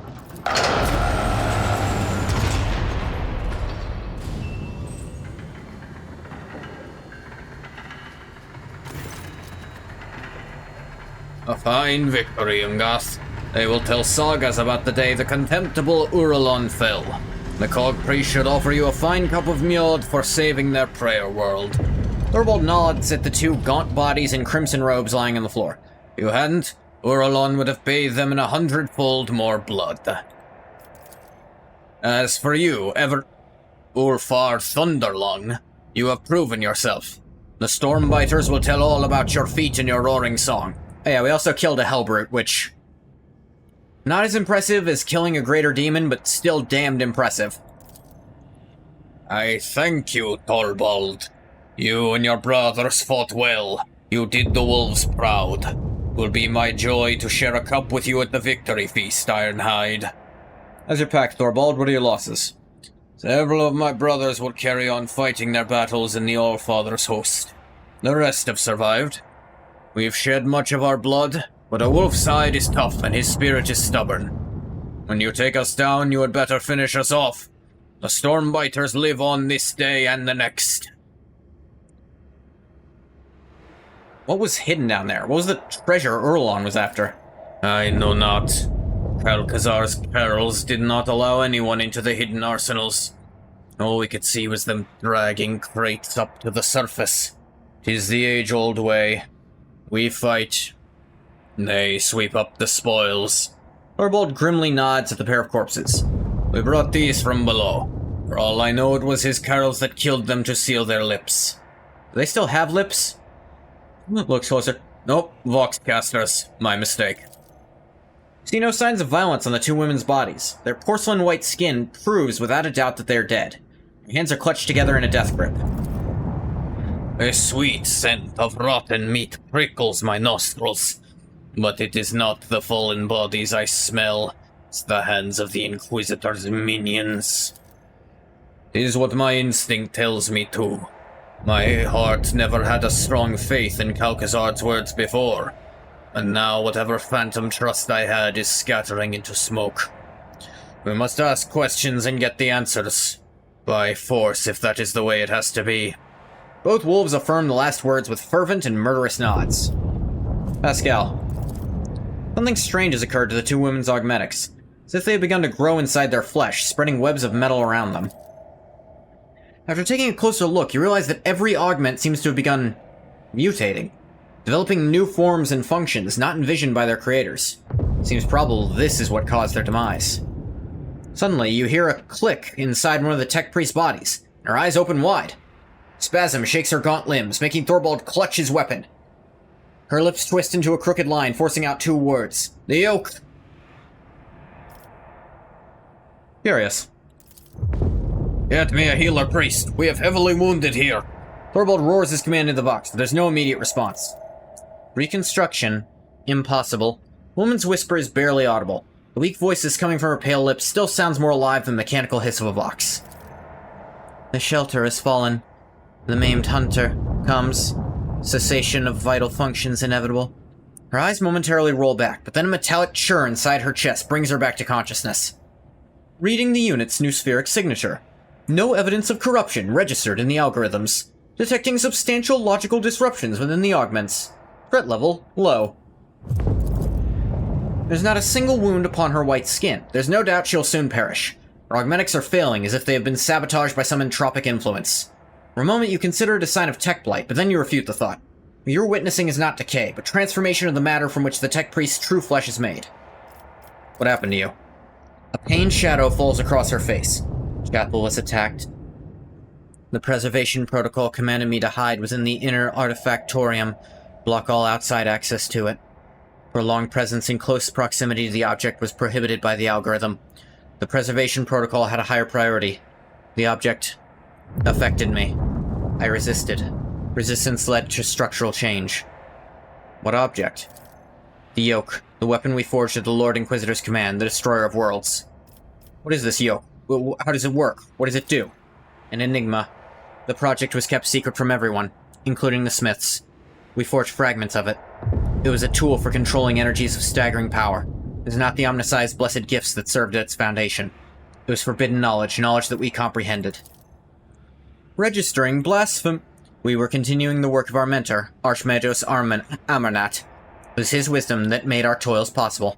Axiomantha's words render Pascal speechless. What else do you know? How did Calcazar learn of it? Against whom does he intend to use it?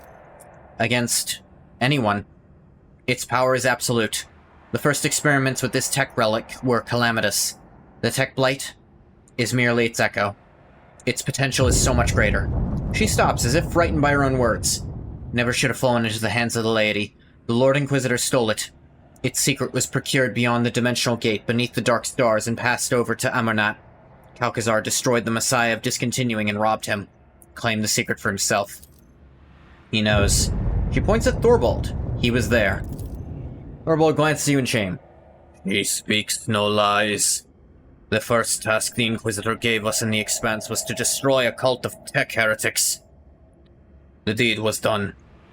This Amarnat, was he a good priest? Did Calcazar drag us into something foul? Ulfar looks away and rumbles heavily. I was there too. I fought those judged by Calcazar. Pascal's vox sounds as if a hot metal string just snapped inside. This unit is waiting for an explanation. Why'd Calcazar need you to do it? First he tried to do everything swiftly and quietly. His agents and the cog priests loyal to him failed to capture the leader of the tech heretics. That's when he realized he needed indestructible warriors. He needed us. The cog perils were powerless against the wolves' might. We brought carnage to the explorators' ships and worlds. Ulfar, why'd you keep quiet about this? Ulfar mutters, his expression is dark as the storm cloud. It was not my concern, only another's will. It was the chapter's business.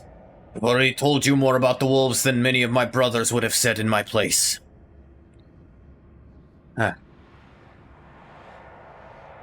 I respect your oaths and do not think less of you. Thank you. Ulfar looks away, and you can just make out the string of Fenrisian curses he utters. Surmise who their intended addressee is. Yeah. Pascal utters coldly. Unit Ulfar claims he was a tool in another's hands. This statement has been archived. Let every tool be treated as befits its function. Ulfar responds quietly and sullenly. You are a worthy ally. I never meant you or your brethren harm, Cog Priest. As befits its function. Pascal is fucking pissed. What else do you wolves know about Amarnat? Nothing. I swear on my honor. He disappeared and so did his ship. There is no blood of his upon our hands. That would have been the easy answer, but at least tells you he's probably still out there, Pascal. Some way. The wolves didn't get him, there's not a lot that can. You know about this secret weapon? I never even knew there was a weapon. I was told of traitors and I tracked them down. I claimed no trophies, I had no part in any dark intrigues. You think I would have wished that sneaky, scheming viper to get his hands on something so powerful? I wouldn't even trust him with my axe. It's not my place to judge you. Following orders and... yeah. What Franz says in a hollow voice. Yet doubts smother my heart. We sully our chapter's honor with deeds done for a dishonorable end. How exactly did the object affect you? Difficult thing to explain to a layman. I've got a non-layman with me. Explain to him, he might... if he gets it, he'll be able to explain exactly what parts I need to know, probably. Metamorphosis phenomena occur in the object's vicinity. Sacred technology and even ordinary plasteel start to behave willfully, shifting, restructuring, and altering their fundamental attributes. Imagine yourself gazing upon a surface of water that was disturbed by a stone an era ago, but the ripples never stopped coming. That is what it felt like. The object propagated echoes of change. Her true flesh has betrayed her and become a heavy burden of metal within her body.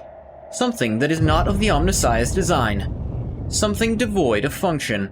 Pascal speaks the last words with audible disgust and sorrow. Are you revealing Kalkazar's secrets to me? I was never his servant. I was forced to serve. When our circle was broken, he offered me a choice, submit or die. He threatened to kill half of me if I refused to forge for him.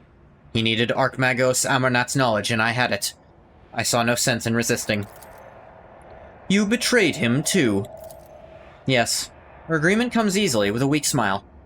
Ethics are an unsubstantial construct of emotion. I acted logically. I continued to comprehend rather than terminate my vital functions. Doubt I can learn more from you. It's difficult to process. Have I fulfilled my duty to the Omnissiah? May I rest now? Looks through you as though she can no longer see you. Do you have a name, by the way? Magos Axiomantha Hanuman. That is my identifier. Pascal's mechadendrites snap up in a whirlwind of alarm. The recorder in his Vox activates with a click, initiating interrogation procedure. You're not the first servant of the Omnissiah I've met who goes by that name. Tech Priest responds with a faint and enigmatic smile. You found yourself at the center of a tangle of paradoxicality. Spoke of a shelter and a maimed hunter. What do you mean by it? This place was a shelter. Lord Inquisitor hid me here, and not only me. High-pitched groan of pain interrupts her words. The maimed hunter. A figure of termination, an unknown variable. Amarnat's nemesis. I never met them, but I inferred their existence based on statistical evidence and logical conclusions. The portents of entropy foretell that the hunter is near. Pascal, permission to commence the interrogation procedure granted. Pascal switches to rapid binary trills, but Axiomantha merely shakes her head. Pascal demands loudly. Our identifiers are identical. State the reason for the duplication. She closes her eyes and whispers almost deliriously. A portent left by the Messiah. A cog pattern in which the righteous may see the Deus Mechanicus. After this less than coherent response, Pascal continues sharply. I seek Archmagos Amarnat. Where is he? The Messiah of Discontinuing was revoked. Pascal says nothing for a while, then inquires thoughtfully. The maimed hunter. What are the unit's status and parameters? Coming. Concealed. Proceed with caution, for the hunter too sees the Messiah's signs. Pascal, can you enlighten me at all? The unit lacks clear answers. Her cognitive abilities have been damaged, but analytical data suggests a higher validity to our identifiers being an exact match. It is not a consequence of malicious falsification. It is more akin to an act of purposeful direction. Estimated level of threat to Archmagos Amarnat increased. The unit identified as the maimed hunter is now regarded as the most probable source of danger. Was she your sister? She was me. A phenomena of flesh divided me into two identical bodies at birth. The Omnissiah's wisdom let me overcome this physiological flaw by braiding the separated mind. I was the first unificate in the fleet. Now this half of me is dead. The rest of my mind is fading. The sympathetic principle is insurmountable. Tech Priest closes her eyes and starts whispering something incomprehensible, sinking deeper into the depths of oblivion. Creation of unificates is dangerous knowledge that has long since been denounced by many as a procedure not blessed by the Omnissiah. So she had a twin and they teched each other into being one person. It is based not on a direct prototype envisioned by the precursors, merely on loosely connected technologies. Knowledge will not have the capacity to be absolute until the coming of the Omnissiah. We do not know of such pre-technology, but can we claim with certainty that it never existed? Do you remember stories about the Gemini-crats, the twin magi who joined their minds in their devotion to Mars? I remember. Proponents of the right to create unificates base their defense on this momentous precedent.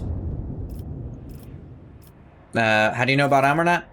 I was a disciple of the Messiah of Discontinuing. He was laid low, I found myself here. I hid from my reckoning. I reached out to the Omnissiah's wisdom as I pondered and considered. Logic revealed much to me, even here in my prison. The cycle will be discontinued, sister. Pascal speaks the words of the sacred motto with an air of mournful consolation. Hope is a logical brother. I'm not going to ask her to speak more plainly. You're in need of help. Attempts to slow down the degradation process are irrational, for they only prolong my suffering. I wish to cease to be. Her eyes close. Brother, take my thoughts. I kept them. Keep them now. Her final words are a faint whisper. I think Pascal did ask to be here too. Knowledge will not fall into oblivion. Taking great care not to ruin the Tech Priest's features, Pascal reverently extracts the neural cogitator from her skull, then does the same to her sister. The quest for knowledge is the Omnissiah's mission to us. Thorvald, do you know what the fuck's happening? Something foul. The Inquisitor seeks to use us to obtain a mighty weapon. That he kept this design even from us, the Allfather's warriors, sows suspicion in my heart. Does he keep his lips sealed because he knows that we won't support his game? Does a worm of treason lurk within his mind? Stop the loading. Inspect the trophies personally. All you hear in response is wheezing static. Ashara, that conniving spittle, she silenced our vox voices. Thorvald tries to revive his caster in Novia. Time we get back to the surface, the Inquisitor's mutts will be gone with their prize. The Deus Mechanicus accept their souls. May the wolf that stalks between stars keep their departed souls.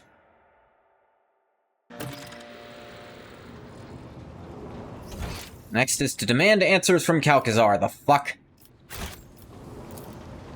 Back to the Expanse map.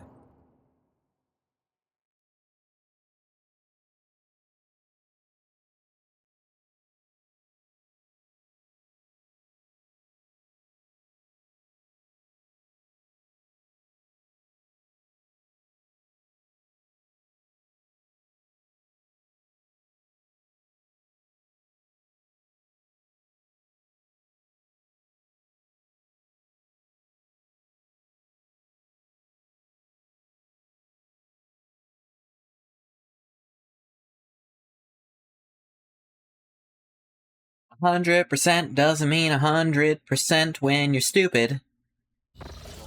There it goes. Forgot I was still in my frustrated face, because, first time I fought the Greater Demon, the game just stopped working and I had to redo that entire previous boss fight right before it. We meet again, Ulfar Thunderlung. Thorvald gives Ulfar a stern nod, then turns his steely gaze on you. Live long, rogue trader. Business has brought us to your Drakkar. The traces of Halbrandt's encounter with Ulfar's rock-hard forehead are still fresh on his face. Young Wolf rests his hand on his axe. Greetings, brother. What brings you here? Ulfar returns Thorvald's look with an equally fierce glare. For some reason he's forgone his magnificent armor today, and stands on the bridge clad in little more than the physical perfection inherent to an angel of the Emperor. Live long, comrades. Fenris Yolda. Fenris Yolda. We thank you for your hospitality and kind words, brave Huskarl. Thorvald's face breaks into a wide grin, his affected severity vanishing from his face. He rumbles solemnly. Brother Ulfar, you swore that you would stand for the honor of your pack, the Baleful Howl. Did you descend to Euphrates too with your brothers? Did you fight? That world my boots did tread, in fallen hulls my victory cries I roared. The day the All-Father asks for a reckoning of my deeds, I will not be ashamed to tell of the siege of Euphrates. Who will bear witness to the truth of this wolf's words? I will bear witness. We know you in Goth. We have seen you in battle. We believe you. Show us the scars, Brother Ulfar. Oh, that's why he's not wearing armor. That we may see the mark of your deeds in the flesh. I did not acquire my scars to show them off, Brother Thorvald. Show the scars, brother, show the scars. Yeah, ain't no party like a Space Marine party, because a Space Marine party gets naked. Thorvald's cry is echoed by the other wolves, who bang their fists on their armor in time with the words. Ship begins to vibrate, but he's up on that, maybe. Ulfar's decision to appear at this meeting without his armor suddenly makes sense. We're watching a ritual, and Ulfgar's show of modesty is merely a part of the performance. No, fish, show me your scars. I mean, I've got one, like, on my jawline. It's a birthmark, but it's the most visible scar I have. It's technically a scar, I think? Yeah, it is. Yeah, you can still kind of see it. I've got one on one of my feet. On my left foot. I do have feet IRL. A spot that just doesn't... There's just this white spot on my big toe knuckle. The knuckle part. It's just there forever. I don't remember where I got that one. I think on the bottom of my other foot, yeah, I can still see it. Where I cut it open on a seashell one time in vacation. That was not fun. Laid up in bed the entire rest of vacation. Join the chorus, because this is part of the ritual. Show the scars. Ulfar turns, with ostentatious reluctance, to let the light fall on the fresh marks he received on Euphrates II. You had no idea he'd suffered such deep and grievous wounds. Crowd erupts in roar of approval. Thorvald raises his voice to shout over his brothers. Take a glorious trophy in that battle as a token of your valor. Ulfar removes the horn he wrenched from the Hellbrute from his belt. You notice that it's already carved with Fenrisian runes. Wolf proudly shows the trophies to his comrades, causing another explosion of cheers. Proudly thunders the baleful howl. Praise the All-Father for sending us such formidable and valiant brothers. Thorvald makes a gesture, and Halbrand removes a magnificent axe from his belt, presenting it to Ulfar with a deferential bow. Oh, an axe he can actually equip, by God. Accept from the Stormbiters this gift in honor of the battle that was fought shoulder to shoulder. Brain of the Iron Wolf. It's a one-handed axe, and it inflicts bleeding. Probably better than that chainsword he has. Ulfar, give us a look at your new axe. Thorvald grins with pride as he looks upon the magnificent weapon. A rune priest quenched it in the blood of the despicable word-bearers who fell on Euphrates II. Blade is enameled with bone meal from the tooth of a Fenrisian kraken, and inscribed on it are the names of all the brothers of the baleful Powell pack. You know that a name inscribed on a Fenrisian weapon can mean different things, whether glorification of past heroes or commemoration of the fallen. Thor runs his fingers over the symbols, lingering first on one name and then another. You're no expert in Fenrisian runes, but you can make out these two. Arnulf and Skjari. Thank you for this gift worthy of the Vargir, Ironhide. Ulfar tests the weight of his new weapon. His face bears that satisfied expression seen only on the faces of true warriors who have found the perfect weapon for their hand.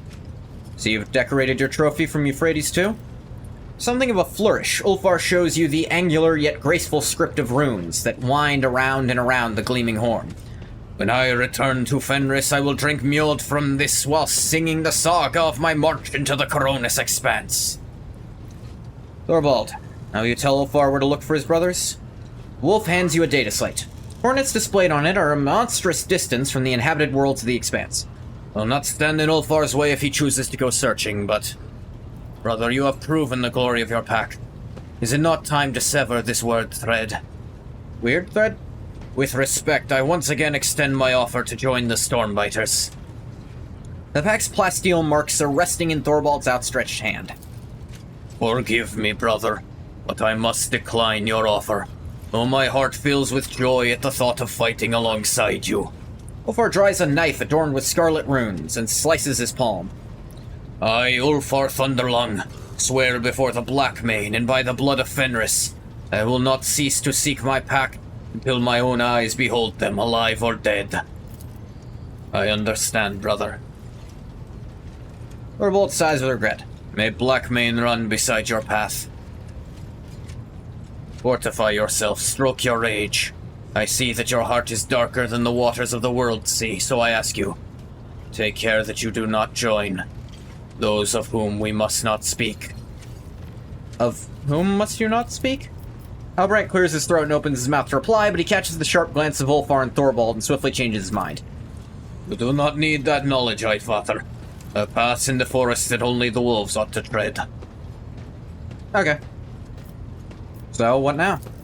Well, we should probably return to our Drakkar. Sends a question mark at the end of Thorvald's statement. Ulfar's face becomes serious, and he gives you a significant look.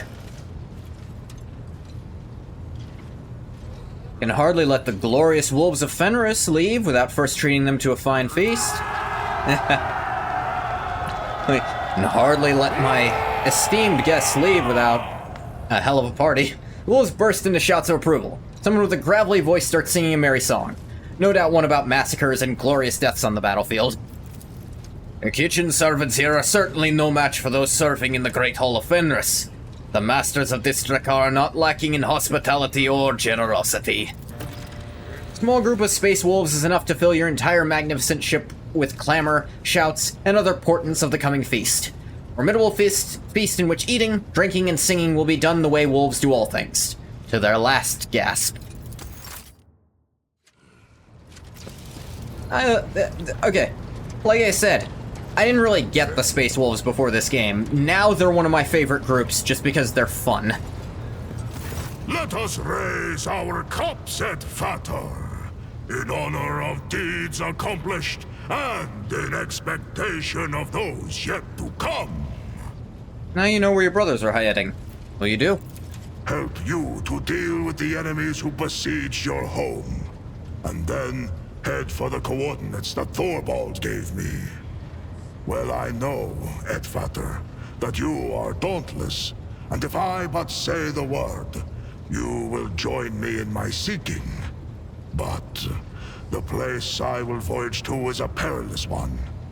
Few can survive in it, and though duty leads me there, I do not want my debt to be paid with your blood. Translation: I know if I asked you to, you'd come, so I'm not gonna ask you to, because I don't want you dying out there. I'm going to talk about yourself now. I'm listening.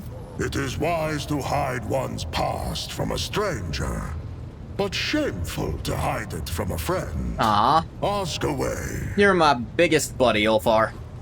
Literally, you are fucking enormous.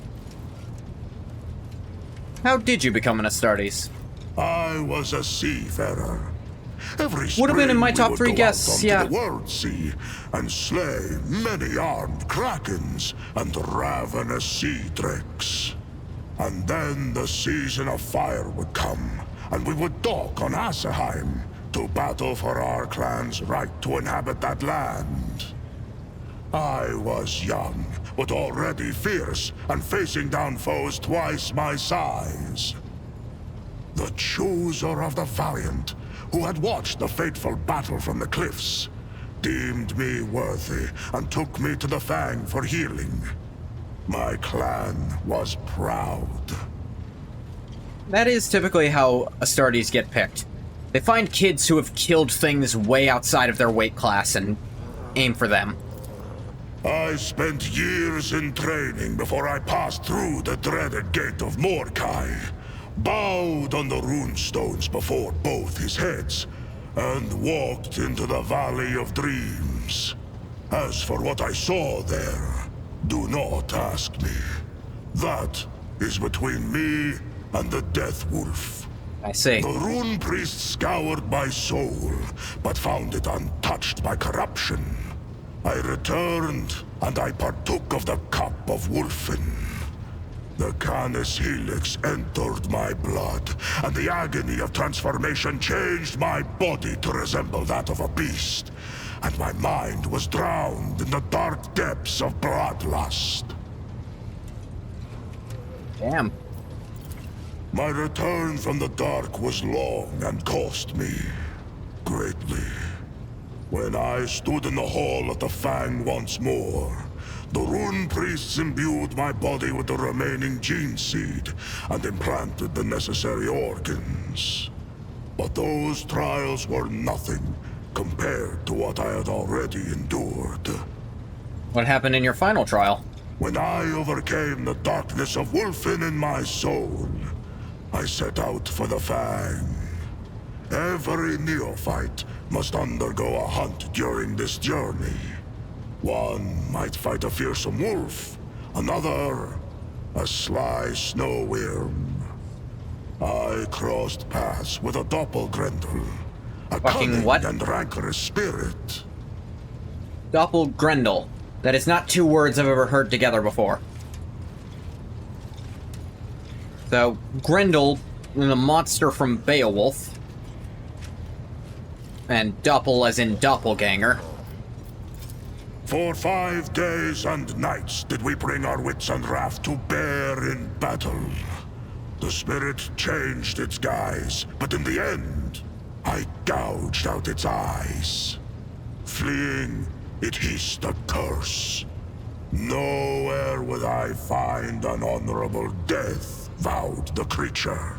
Ah, shit. My saga came to an abrupt and inglorious end. Like a noble banner moldering and fraying at the edge. When I made my return to the Fang, clutching that crushed eye, the rune priest looked at me, and his face grew grim. But he said not a word, save to confirm my victory. Do you believe the creature's curse holds any power? Everything on Fenris has power. I have fought in 100 battles and suffered 100 injuries. Even wolves are not certain to survive such grievous maiming.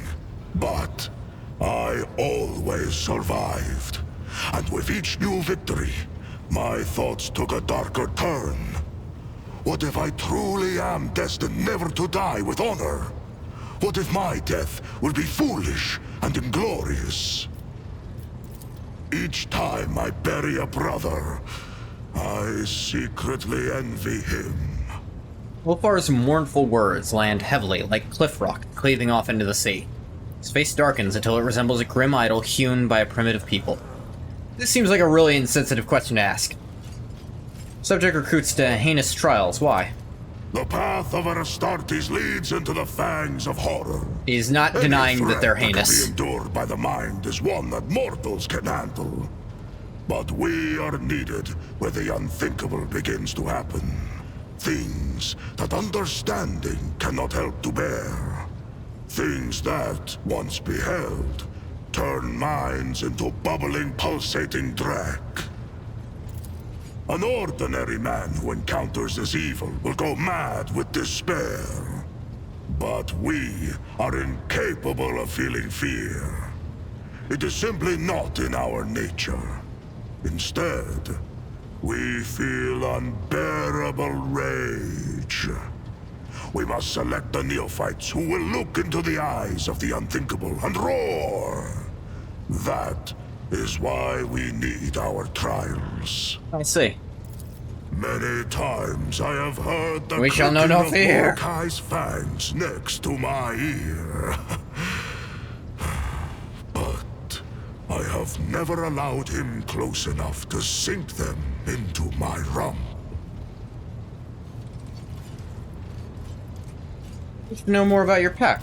We call ourselves the Baleful Howl, and our sign is known to all wolves. We are old wolves who have seen much and endured much. A shadow of disquiet dampens the warrior's boastful exuberance. This is the great black mane wolf, patron of slayers and totem of our great company, the Black Manes. All know that we are fearsome and hungry for the struggle of war, that we are cunning, deadly, and show no mercy. Speak our name, and thunder rolls. Even among the brothers, my pack are counted as the most rabid glory hunters. When we were young, we knew no taboos or limits to our pride. Years passed, and suddenly we are veterans. But our avaricious hunger for exploits is undimmed. The giant space wolf's words seem to radiate heat. It's from a roaring fire on a winter's night. How about your path on the wolves? A complete accounting of all my deeds would land like an avalanche upon you. Fair enough. I earned this mark of endurance when I slew a chieftain of an Eldari tribe. He dealt me a serious injury, and the wolf priest said I would not survive it. But it has not killed me yet.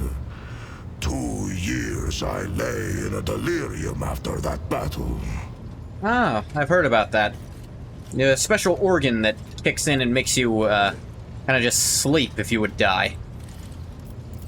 When I awoke on Fenris, I set out for the wastes at once. And there I hunted a black-maned wolf and killed it with my bare hands. For that feat, I was granted the rank of Wolf Guard. That fearsome beast remains with me to this day, and I carry his furious spirit. Wolfar affectionately strokes the wolf fur laid across his shoulders. And Jarl Ragnar carved this one when I beheaded a despicable sorcerer, the archdespot of Tyrannica II. That sounds like a made-up name. Many brothers fell victim to him, and we do not sing that saga before mortals, for the preservation of their minds. Fair enough. Alas, I failed to behold my own glorious deed. My eyes streamed with blood, and I hunted down the sorcerer by scent alone. Cool. And of my glorious victories, there are many more besides. Not for nothing did the Jarl grant me the accolade of Terminator.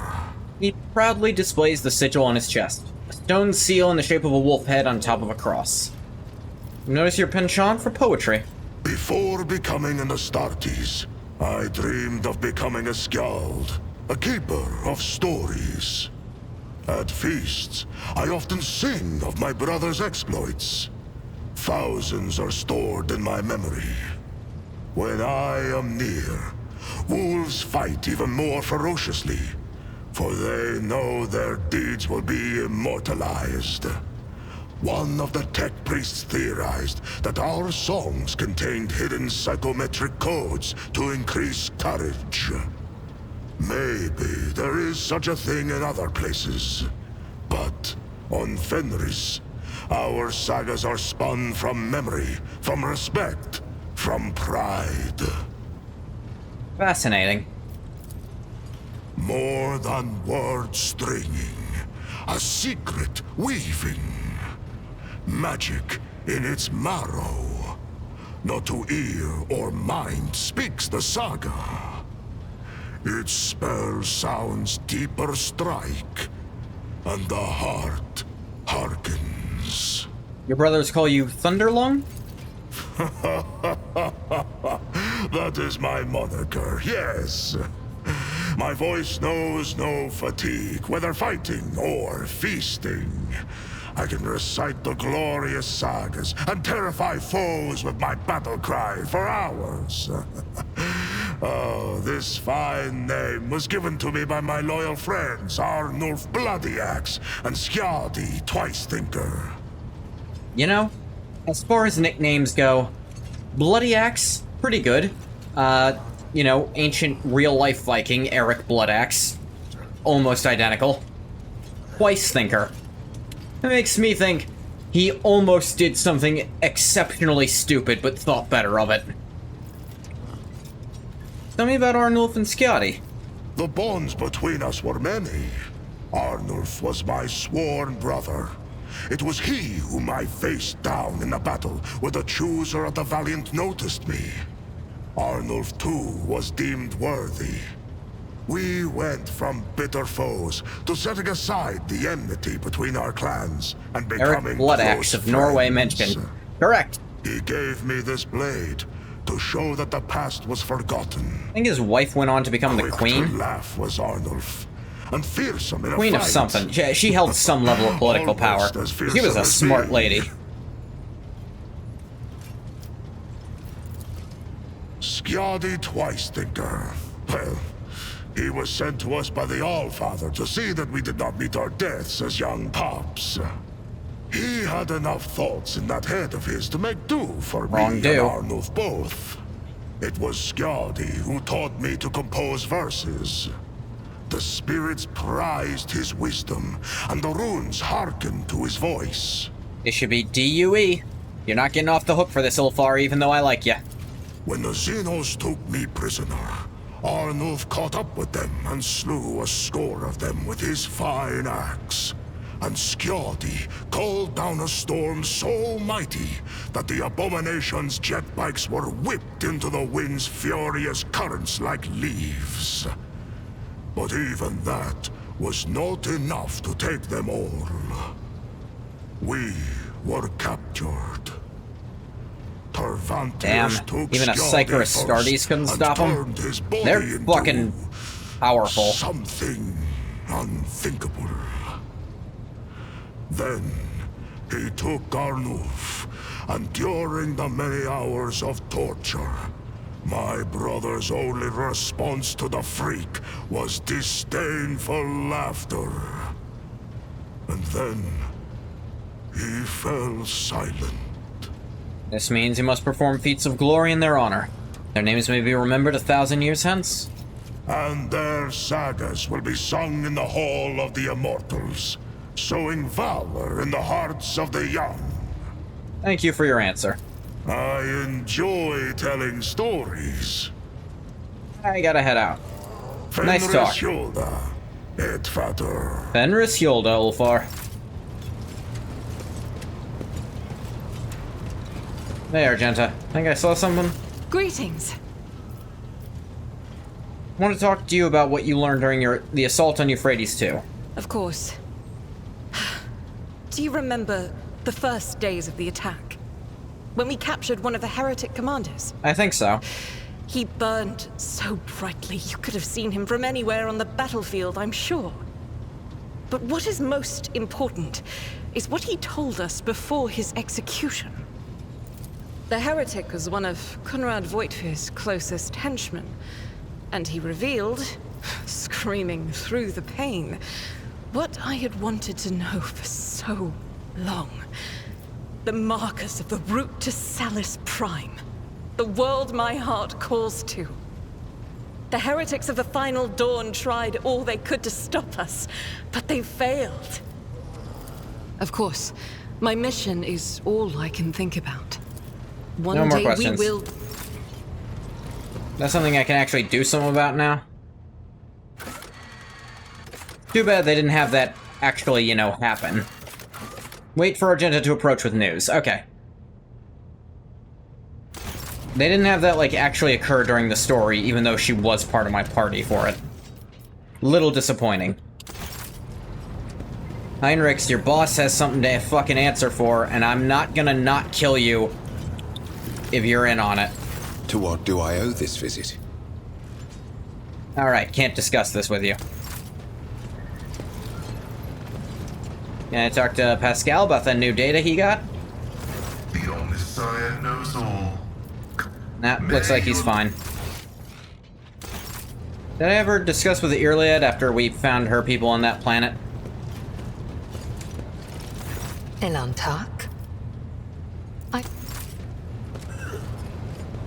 Hey, Gibby. I guess that's all for them. Let's get back to the map.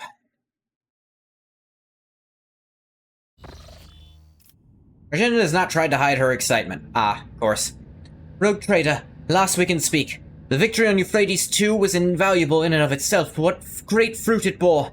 I now know the way to Salus Prime, planet where a great relic of the Imperium lies hidden. You prepared for this journey? My heart longs for battle, Rogue Trader. I've dreamt of a chance to kneel before the relic for so long, and it's right there, on that planet. And so are the heretics who dared to stop me from doing so the last time. Excellent. Step course for Salus Prime as soon as we can. My gratitude is yours, Rogue Trader. Jesus Christ.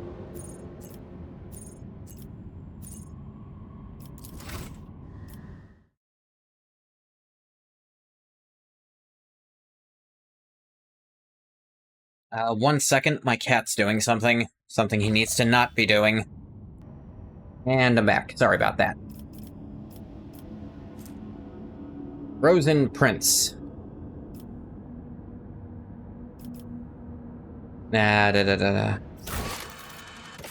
Darius planet and the sacred ship await.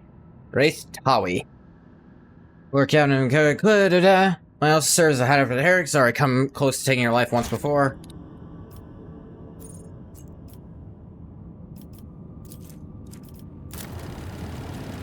Make this unsafe. Lordship, the Choir Masters reporting the astropaths have received a signal. States the following. Arch Mechanicus Medico is calling the unit Pascal Hahnemann. Directive visit. Priority ahead of the queue. Purpose discontinuing the cycle. Followed by a set of coordinates. According to my data, the lost sacred vessel Hermetico is the flagship, headquarters, and last confirmed location of Archmagos Amonat. I hereby request permission to immediately embark on an expedition. Pascal, why are you being summoned to that ship? No data are available. No hypotheses are available. Justification is irrelevant. The blessed Amonat summons me. I must comply with the directive. Chart the course of the transmitted coordinates. I am coming, Mentor.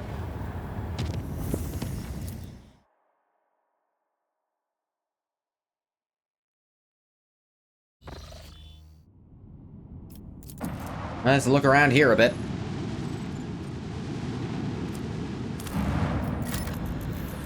Scanning.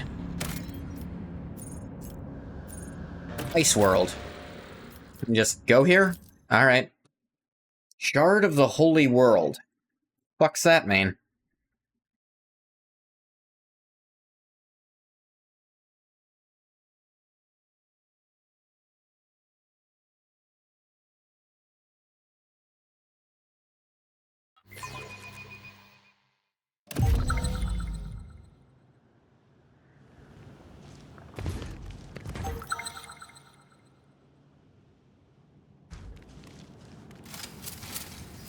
Yabella.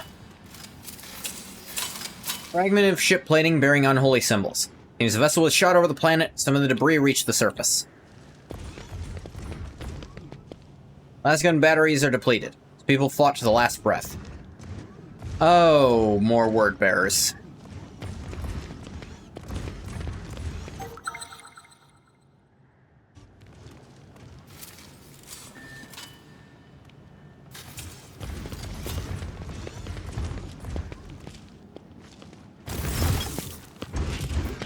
Let's fucking kill them. There's an awful lot of them. Granted. Oh, look, another Hellbrute. What we're gonna do now is we're gonna have Argenta kill it. What's the word? Bearers. Ah.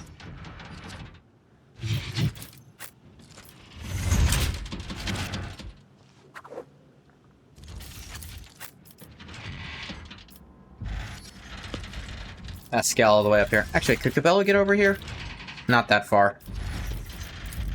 And then me. Well, I wouldn't say I'm the least important to our combat strategy, but I am not up there.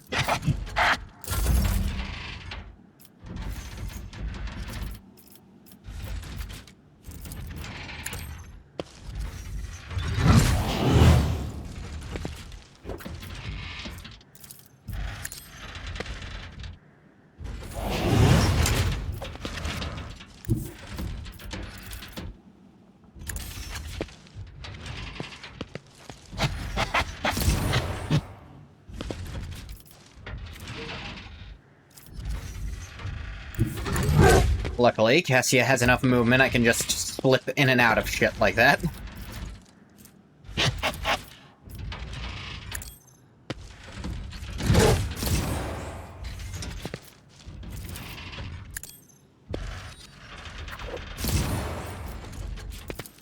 Decree!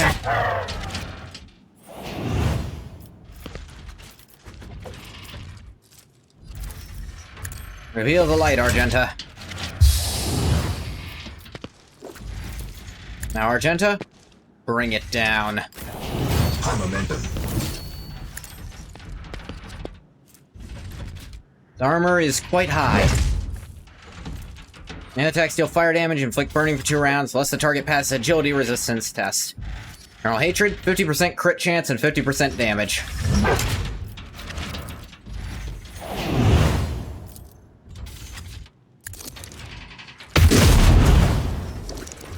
Don't laugh, Look, there's something you all need to realize about me. And the sooner you know it, the better. I am an enormous fan of shit jokes. Now, I don't mean jokes about poop. I mean jokes that are just bad.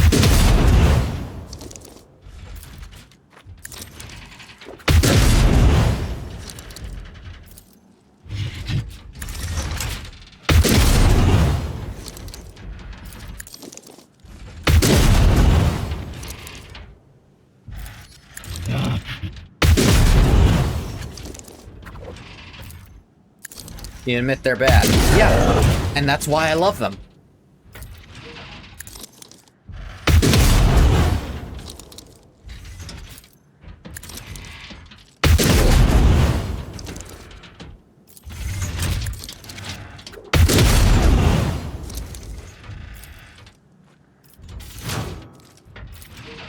Time to die.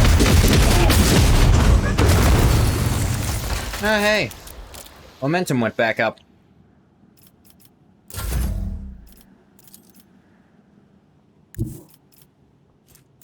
Say, Argenta, how do you feel about taking another turn? I think you'd enjoy it.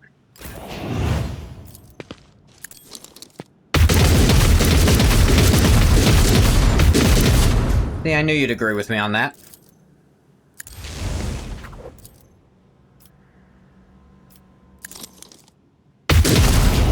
Momentum.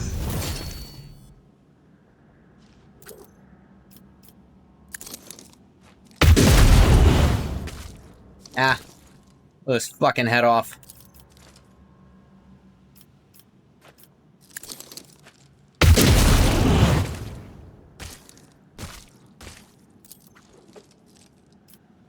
Oh yeah, there's Chaos Marine all the way over there. Might as well shoot him some.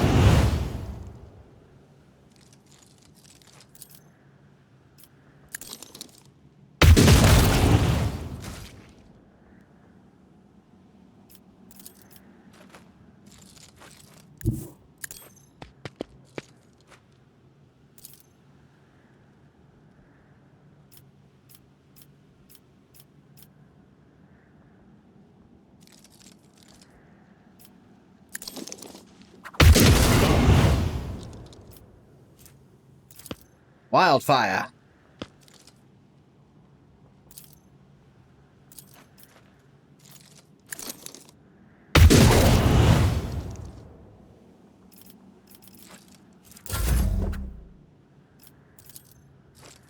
Do you even see anyone to hit that with? I don't think so. Look at this guy with your laser eye.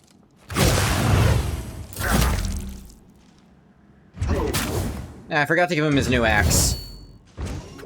That's my bad, Ulfar. Death to the weak.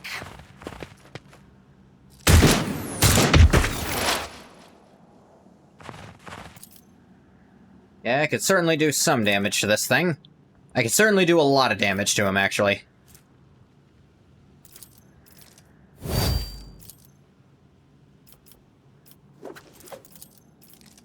Especially if I start stacking shit up.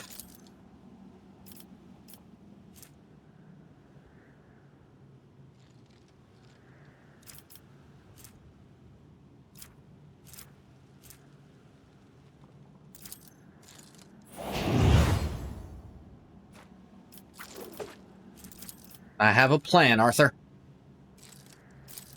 Just shoot this guy in the fucking skull. I think it worked. I serve the ruinous powers. They're just kind of bunched up. Just start shooting at Argenta, and it's not working. I serve the ruinous powers. Well, shooting at her, why she ain't dead yet?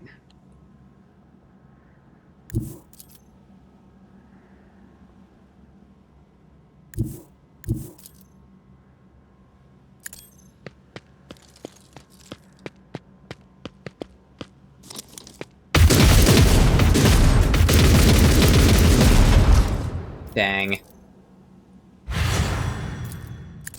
Oh well.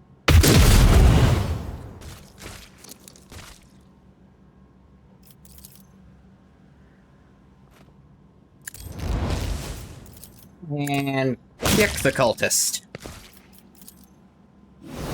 High momentum.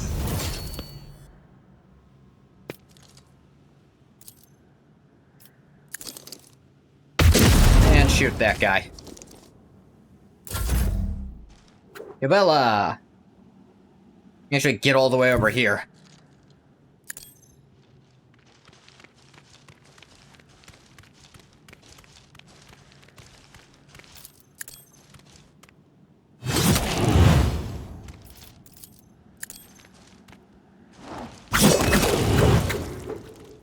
Now you're kinda out of movement.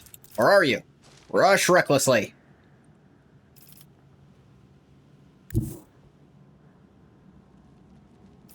Alright, now you're kinda out of movement. Ulfar. Kill this guy.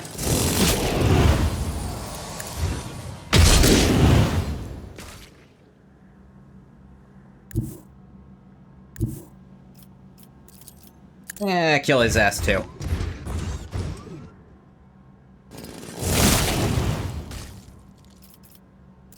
That guy's all that's left.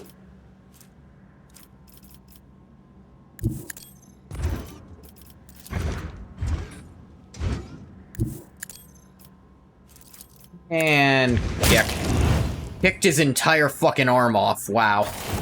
Tell me, Blood Scryer of the All-Father, Oh? what about You talking to Cabela? me? Not yet, blessed angel. Not yet. The disturbing sentence.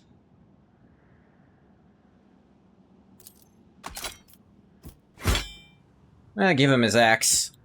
He's... okay, he just likes flipping it around. I don't know if that's an intentional thing or not. Genuinely can't tell.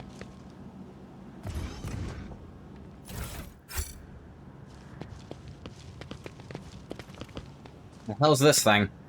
Bodies of defenders... yeah. Herring Vengeance. One-handed power axe. Boots of Decay. Shine the wearer use a major psychic power. All enemies in their line of sight lose 30% of their deflection until the start of the wearer's next turn. Okay. It's an axe, I guess. Don't especially care.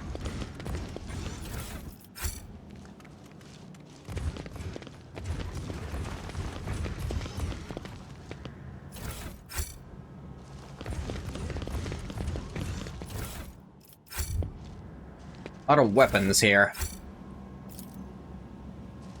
What is this? Former warehouse of the planet's defenders. Crates marked provisions are empty. Weapons are simple and of poor quality. Pascal?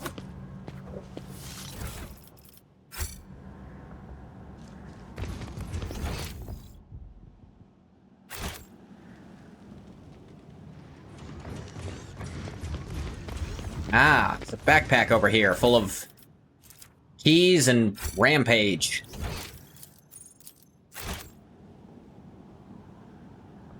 Rampage. That was an okay, like, beat-em-up game. Is it really a beat-em-up, actually? Hard to say. Bodies of the defenders seem to have exploded from within. Yeah, that'll happen sometimes. Dressed in rags and armed with faulty weapons. You notice many handmade aquilas and other symbols of faith. Damn, they did not break down then. Fuckload of cargo. There's like 62 necklaces in that.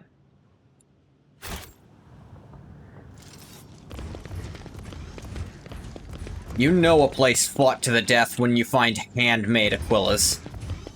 Mimov will beat you up. You'll have to catch me first, Bathwater. Hacha!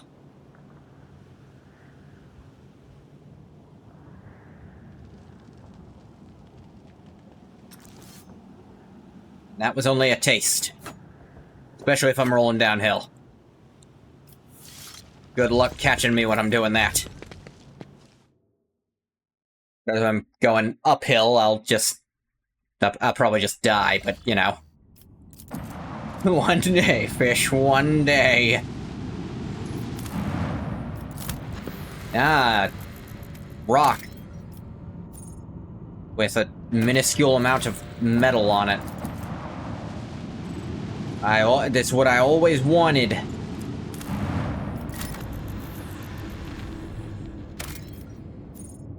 Equally minuscule, equally a rock.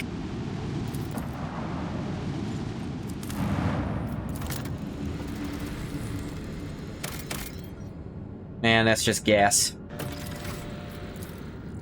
Yeah.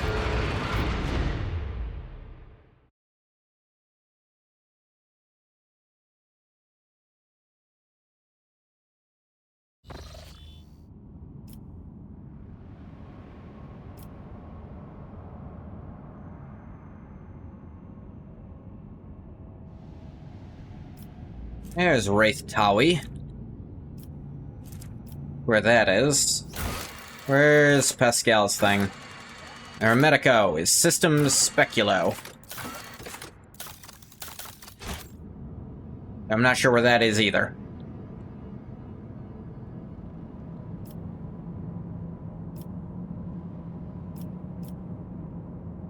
See about trying to get up there, though.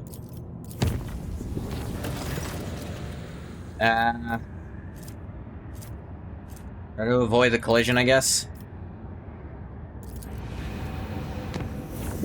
I haven't done that one yet. At least not in that way. Yeah, something about the... Dargonis needs something too fucking bad, Dargonis. You're not getting shit.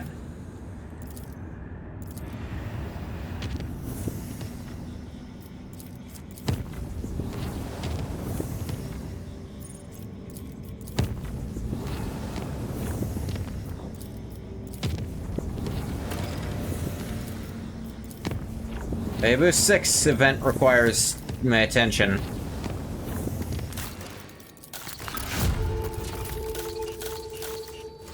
I don't care anymore.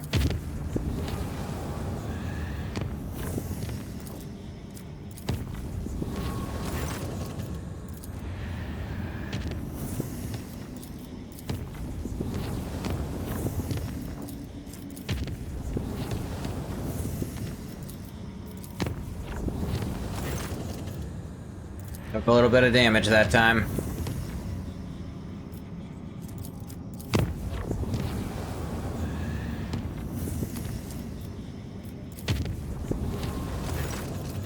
Yeah.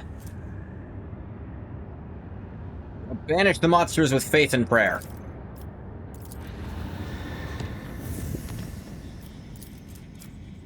At least turn this down to dangerous with what little thing we have. The rumors of ill omens have been widespread. Sudden deaths. I was attacked. That's what happens when you go dangerous routes. I'm gonna use the scan info I get here to make it not dangerous anymore, I think. Or maybe I'll fail.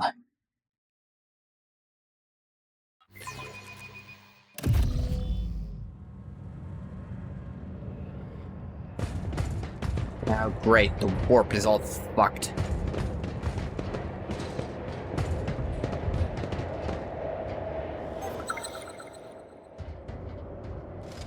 There's bombs? Rebels have bombs?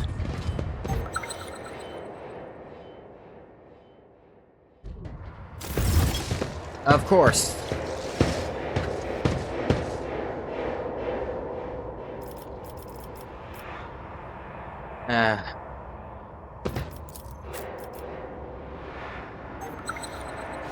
Of course.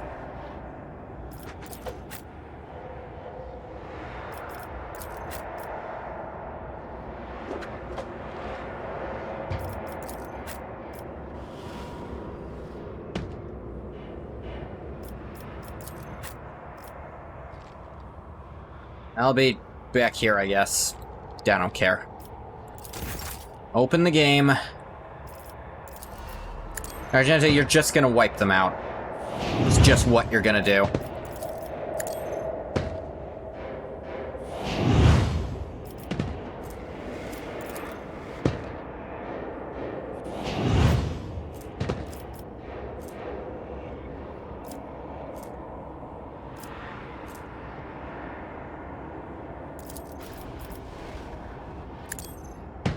Go ahead and give you this at least.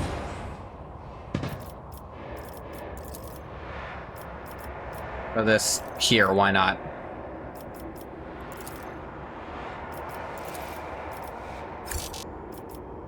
Here then. I don't care.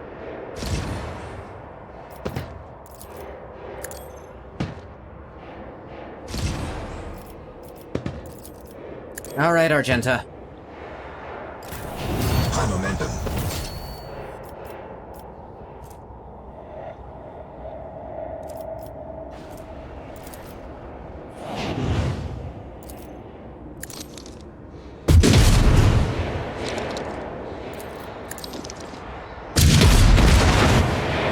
They had a fucking grenade?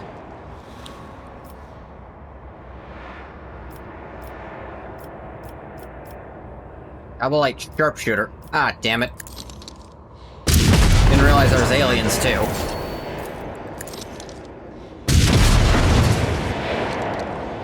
Awful lot of grenades.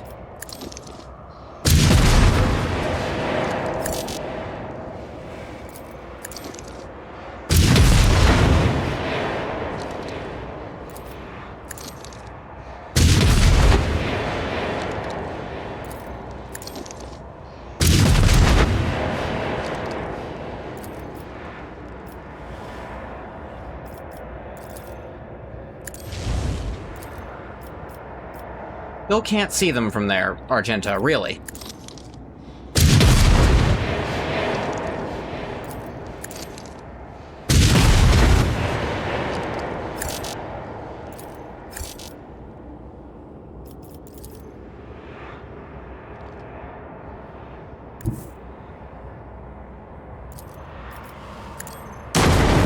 Yeah, I don't care anymore.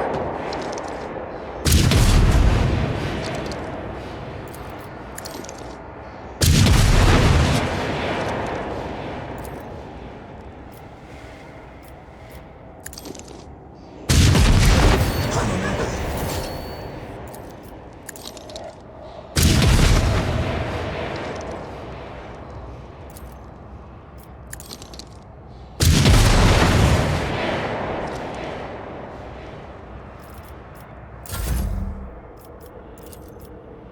Argenta went in there and did not stop shooting, no matter how many times she ran out of bullets.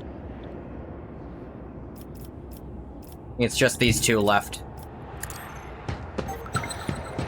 I say ran out of bullets as if Argenta's capable of that. High momentum.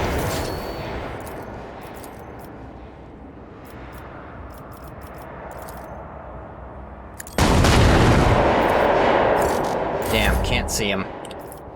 Oh well, what'll I do? Fry his brain, Cassia.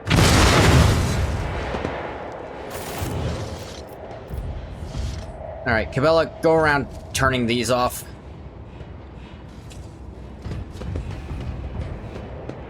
What ones are left, I mean. Don't need no toxic knives, just put them in.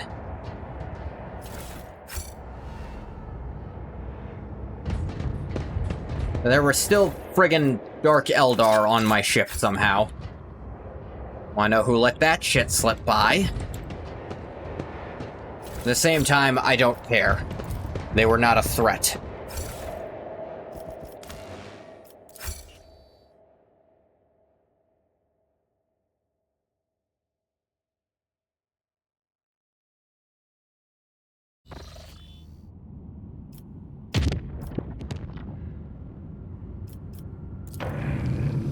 Meow.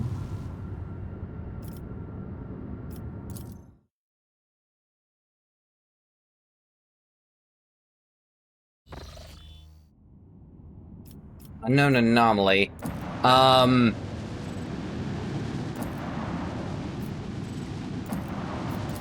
Yeah, I'd say it is. Master Helmsman Ravor reports on the giant anomaly covering most of the system. Confusion is evident in his voice. The augurs are incapable of detecting the area itself and the objects within it. It is obvious that they exist. Blurry blots of planets and space debris are visible from the bridge of the void ship. The area distorts even the faraway stars, dim sparks enclosed in thick curved glass. Research the anomalous zone. Ship's instruments are powerless before the aberration of the Wraith Tawi system. Lady Cassia is able to see much more. She describes this image as a purple veil of blind hopelessness, dotted with azure and crimson, which the navigator reads the imprint of anger and pain.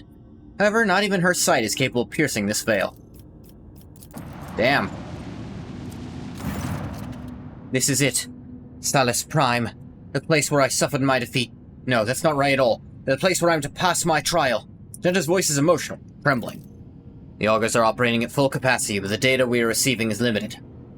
The planet's magnetosphere is hindering our scans. Fierce, never-ending storms constantly ravage the surface. Relying on Sister Argenta's memory is the only way to find what we're looking for. It's an easy enough task. Just look for the tallest mountain on the northern continent. That is where we're headed. That mountain isn't a mountain. It's the very ship we're searching for. A ship that resembles a mountain? Yes, Argenta says with reverence. Legends say the ship fell from the skies, yet it wasn't destroyed by the impact. What was it, I ask you, if not a miracle and a testament to the glory of the Imperium and its saints? Ship towers over the planet's desolate surface, encased in ice on all sides. From up high it looks just like a mountain, majestic and lonely. Which we'll look for once we get to the mountain. Above all else, our mission is to search for any evidence of the accursed cultists who attacked me when I came here last. I'm still one of the Sisters Pronitus. My primary responsibility is to protect the Holy Relic. If we succeed, I hope to complete my pilgrimage. Enter the halls of the sacred ship and find the relic itself, the one star. What if the cultists are long gone? What if they stole the relic? I will chase after them to the ends of the universe, through darkness, fire, and all the horrors of the warp. Her voice is vibrating with anger. But a moment passes, and she calms herself surprisingly quickly. I do not believe those rotten-souled scoundrels could have stolen the relic. It says plainly in the saint's hagiography, only one who is righteous and resplendent of heart can enter her ship. I know her power is greater than the most profane sorcery of cultists. What could they possibly do to match the workings of one who has a living saint of the Imperium? Prepare my shuttle. Must warn you, you won't have much time for this expedition. Registering an increase in storm activity. The weather conditions are deteriorating rapidly. This isn't about rain or hail. The local storms can perforate a shuttle mid-flight. Everything in our path is a test, be it storms or heretics. My last visit to this planet ended with the arch-enemy's servants wounding me and claiming the lives of my brave companions. This time it will be different. You and I will fight side by side, Rogue Trader, and we'll do what must be done. Begin scanning. That on the northern continent, but that's south. Argenta must be in the party? No worries. She's always in the party anyway.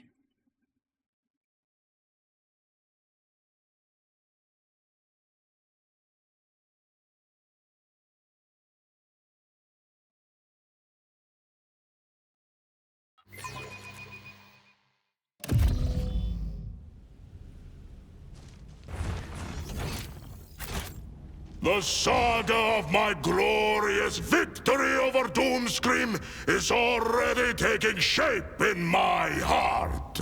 You must love this planet. Lucky for you all, you are about to hear the beginning of it. Oh, lucky us, hooray. I always welcome your recitals, for they are as deadening to the spirit as self-infliction. Proceed. I am ready. He likes them because they're torture. Ooh. Dashing Aquila. Wearer gains the dash ability, costs 0 AP, can perform twice per round. Where the wearer uses dash, all adjacent enemies suffer minus 30 perception until the start of the wearer's next turn does not stack. And Harrowing Gloves. Where he uses Intimidation, targets inflicted with Intimidated also gain the staggered effect for a round. Oh, what she has her Blessed Bolt casing, which is so busted. Dashing twice per round would still be very nice. You can think of lots of characters who'd want it. Too bad this is the last chapter. Oh god, another one of these things. Rippling silhouette appears with the light rays coming from the sorceress device converge. Ah, the little puppet of dogmas. The one who was so kind as to bring me and my brethren to this planet. You've returned to me, and just at the right time, too. Who are you? I do not know you, sorcerer. No, you don't. But you should. I am called Brother Afterlight. Divine blessing flows through my veins, and my ears hear whispers of the truth that you will never comprehend, puppet. All you need to know is that all the disciples of the Final Dawn in this corner of the Cronus Expanse, I am the strongest. Strongest of the disciples who survived, you mean? After all, we exterminated the rest of you on every world we found you on. Ghostly figure lets out a laugh. I hear such hubris in your words. What I should hear instead is despair. Haven't you realized it yet, stranger? You're fighting a war against an ocean without end. No matter how many of my brothers and sisters you cut down, those who join our ranks will always be greater in number. Well, that's enough of that. Little puppet brought some friends with her. Good. We'll just finish with the remains of the last group of fools who risk coming to this planet with you. Remember their death cries, don't you? The lives of mere pawns mean nothing to you. The Emperor accepted the souls of his faithful. They died cursing your name. The name of the puppet who had brought them to the slaughter and then alone escaped with her life. Enough, be silent.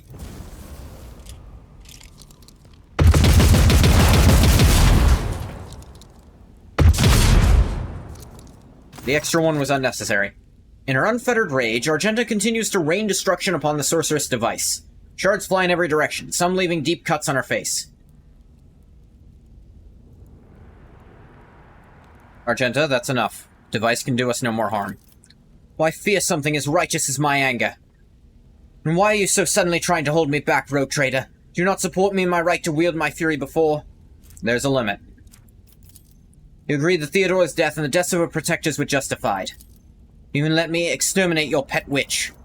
Enough of this. My path has only just begun. I crave to see the agony of heretics. Come.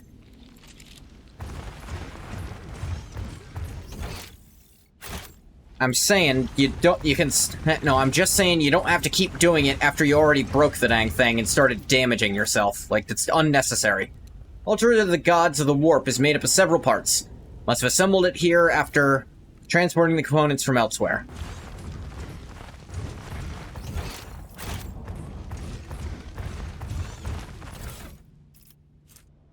Chaos Body Glove. Alright.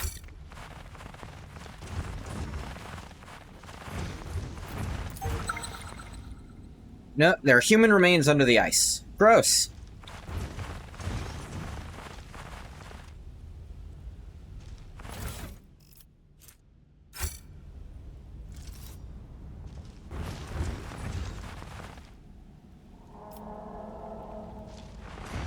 Get around under here. Looks like there's something I can explode. If I'm allowed to see.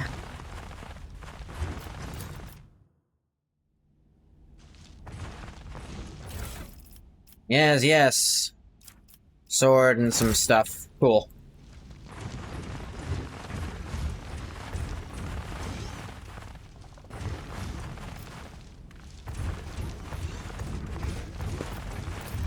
Athletics. Let us jump over that. And we're up here now.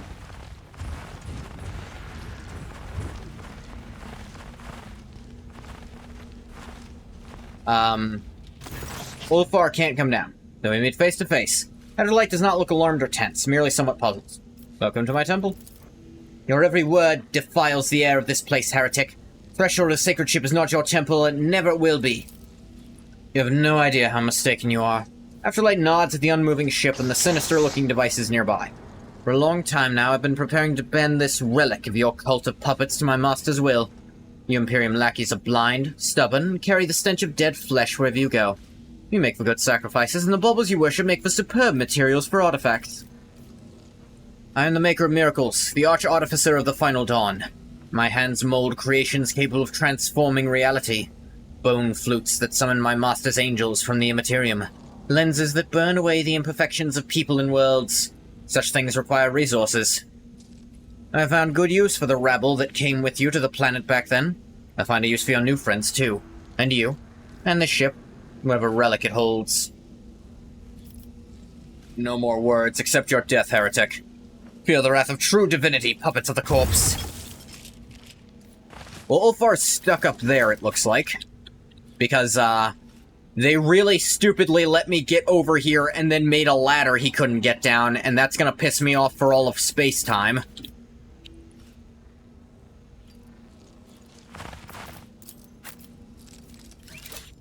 But you know,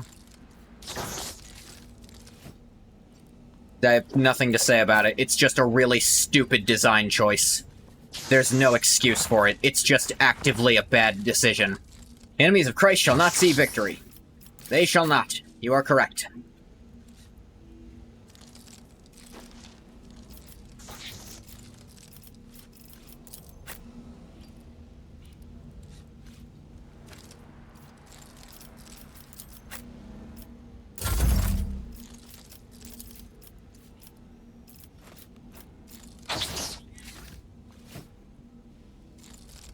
Da-da-da. Who's the actual, like, afterlight guy? There he is.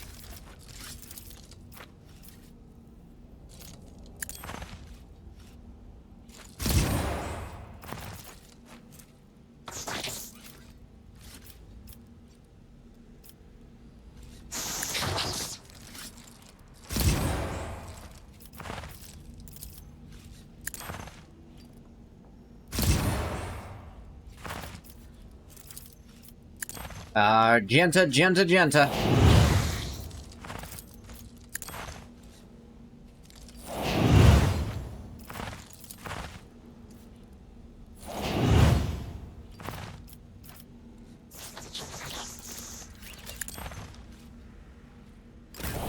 High momentum.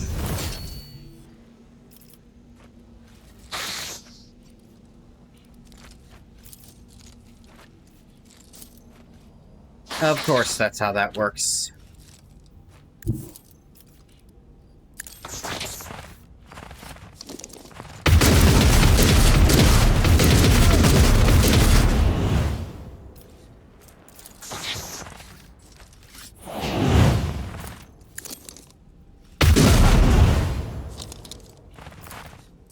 I need to be taking this down.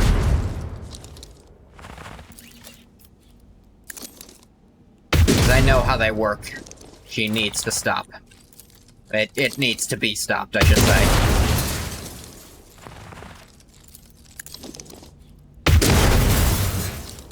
And then it died.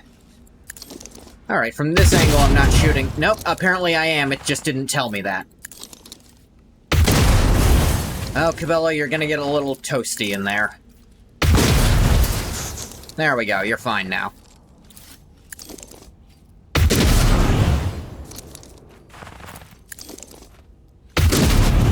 Not any other lenses, are there? I think it was just those two.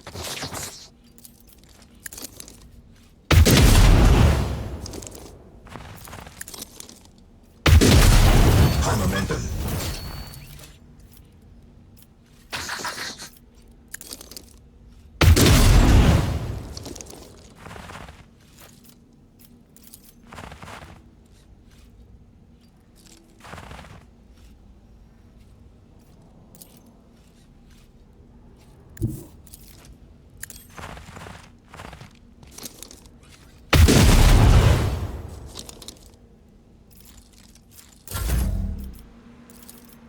Alright, you know what, Argenta? Just finish this off.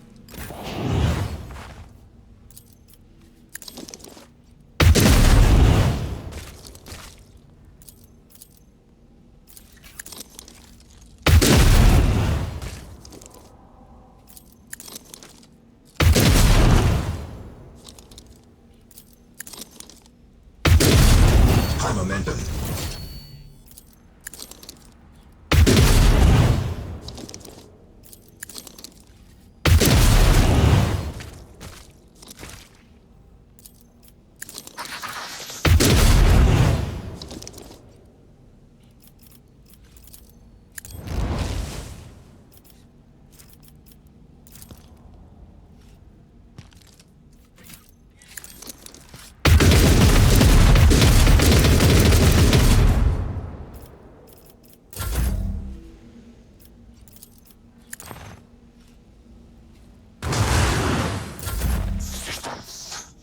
And Argenta got another turn for some reason. Not sure why. Oh wait, it hadn't been Argenta's proper turn yet. Ah! Argenta gestures for you to stop. She looks at the shining entrance to the ship and begins to speak, quietly and solemnly. When I first learned of this planet's existence, of the great relic that lies before us, I decided that I was chosen for a great destiny. The saint whose name I bear had summoned me, led me through the void and the nightmares of the maw, all so I could enter the sacred halls of this ship and accept her boon. And now, more than ever, I believe that I was right. My journey here was paid for in the blood of fallen innocents. Their sacrifice will not be for naught. I'll enter the halls of the hallowed ship, will lay my hand upon the relic and find new strength to turn my wrath against the wicked. You speak as though you intend to go in alone. I do. This is my personal trial, rogue trader. Besides, so it is written in the life of Saint Argenta that pilgrims may enter the ship one by one, so their deeds must first be measured. Every pilgrim will thence be permitted to behold the relic, or denied that right according to their past actions and the strength of their faith. Go, Argenta. May you find what you seek. Argenta nods. Her eyes are locked on the entrance. Only the worthy, those whom the saint accepts, may enter these gates. The undeserving will be rejected. I am ready to accept her verdict. Without another word, she starts walking toward the ship, toward the blinding light pouring through the gate. Light, I come to you. Let's see how this goes. Lord Captain, please return to the ship. I urge you to hurry. The storm is coming. The one I warned you about. You can't survive it on the planet's surface.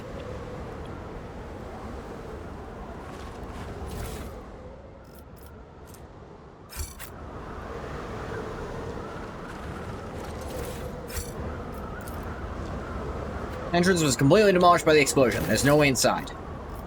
Argenta! Shit, fuck, shit. Captain's skin is ruined by necrosis. These wretched souls were probably tortured with cold. Crap, fuck, shit, fuck, cunt.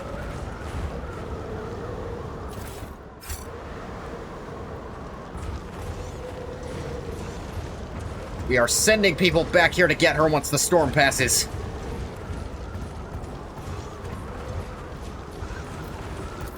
Argenta's still on the map, I just can't do anything with her. Shit, fuck, fuck, fuck.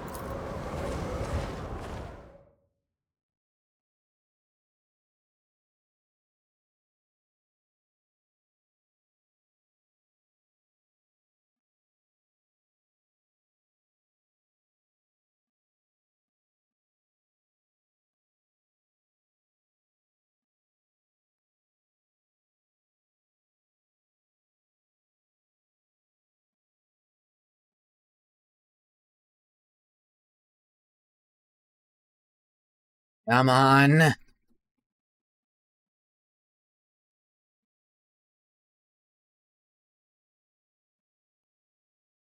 Loading, loading. 2 days later. Rogue trader. Familiar voice greets you, yet so much about it is unfamiliar. Argenta's appearance is calm to the point of being frightening, surrounded by an aura of unwavering resolve that scorns the very idea of faltering in the face of opposition or obstacles. The dark fire in Argenta's eyes is matched by the radiance of the majestic set of power armor she's wearing. I've returned from my pilgrimage, rogue trader. Returned with the relic that was once bestowed upon my patron saint. So this armor is the one star? Yes, I found it at the end of a long journey through Saint Argenta's ship. The moment I touched it, my heart was filled with calm and hope. It's a sacred relic. Its place is not within the darkness of a far-off planet, on the field of battle against things impure and profane. I am proud to have been chosen as its wearer and keeper. What else did you see in there? Saw both everything and nothing. I walked the entire path in darkness, with nothing but my intuition to guide me. There are times when I felt like I was passing through grand palaces and cathedrals untouched by decrepitude or elements. Other times it was like I was trudging through boneyards, places where martyrs had died at the hands of heretics. Only twice did light fall upon my face, and I saw the sacred relic before me, and when I saw the way out, into the bright light of day. Through every moment of that dark journey, I knew I was not alone. The light of terror and the call of my patron saint were with me the entire way. Good to have you back. We have many battles ahead of us. Actually, like 2. Indeed, and I'm ready to follow you again, more than ever.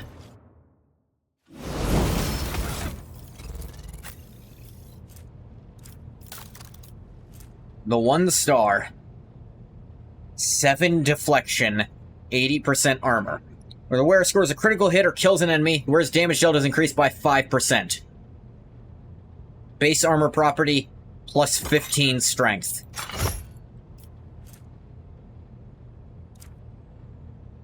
Dear God, her strength is now 109.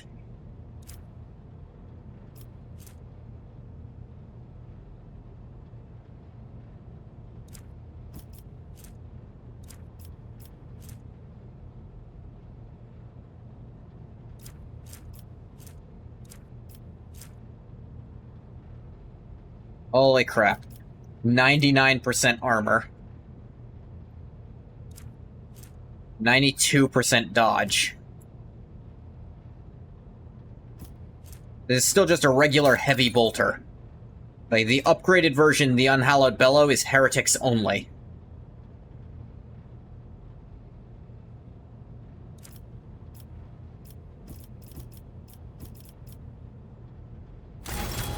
I think I got the, burn it with fire ending for her.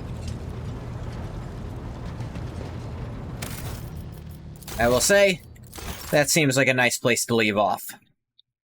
And I'll do the, I'll do our level ups next time. Next time I'm on a planet, I should say. But that's gonna do it for this one. We might be able to finish this game tomorrow, maybe? We can't. Tuesday, I'll definitely finish it.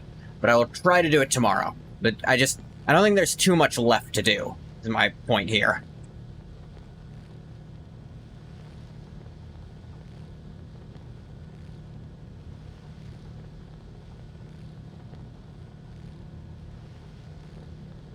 You miss me, Grand Oomphy? I am happy to have this title. But I'm gonna stop the recording for YouTube here. As always, thank you so much for coming if you came. If you didn't come, you don't get a thank you. Why YouTube?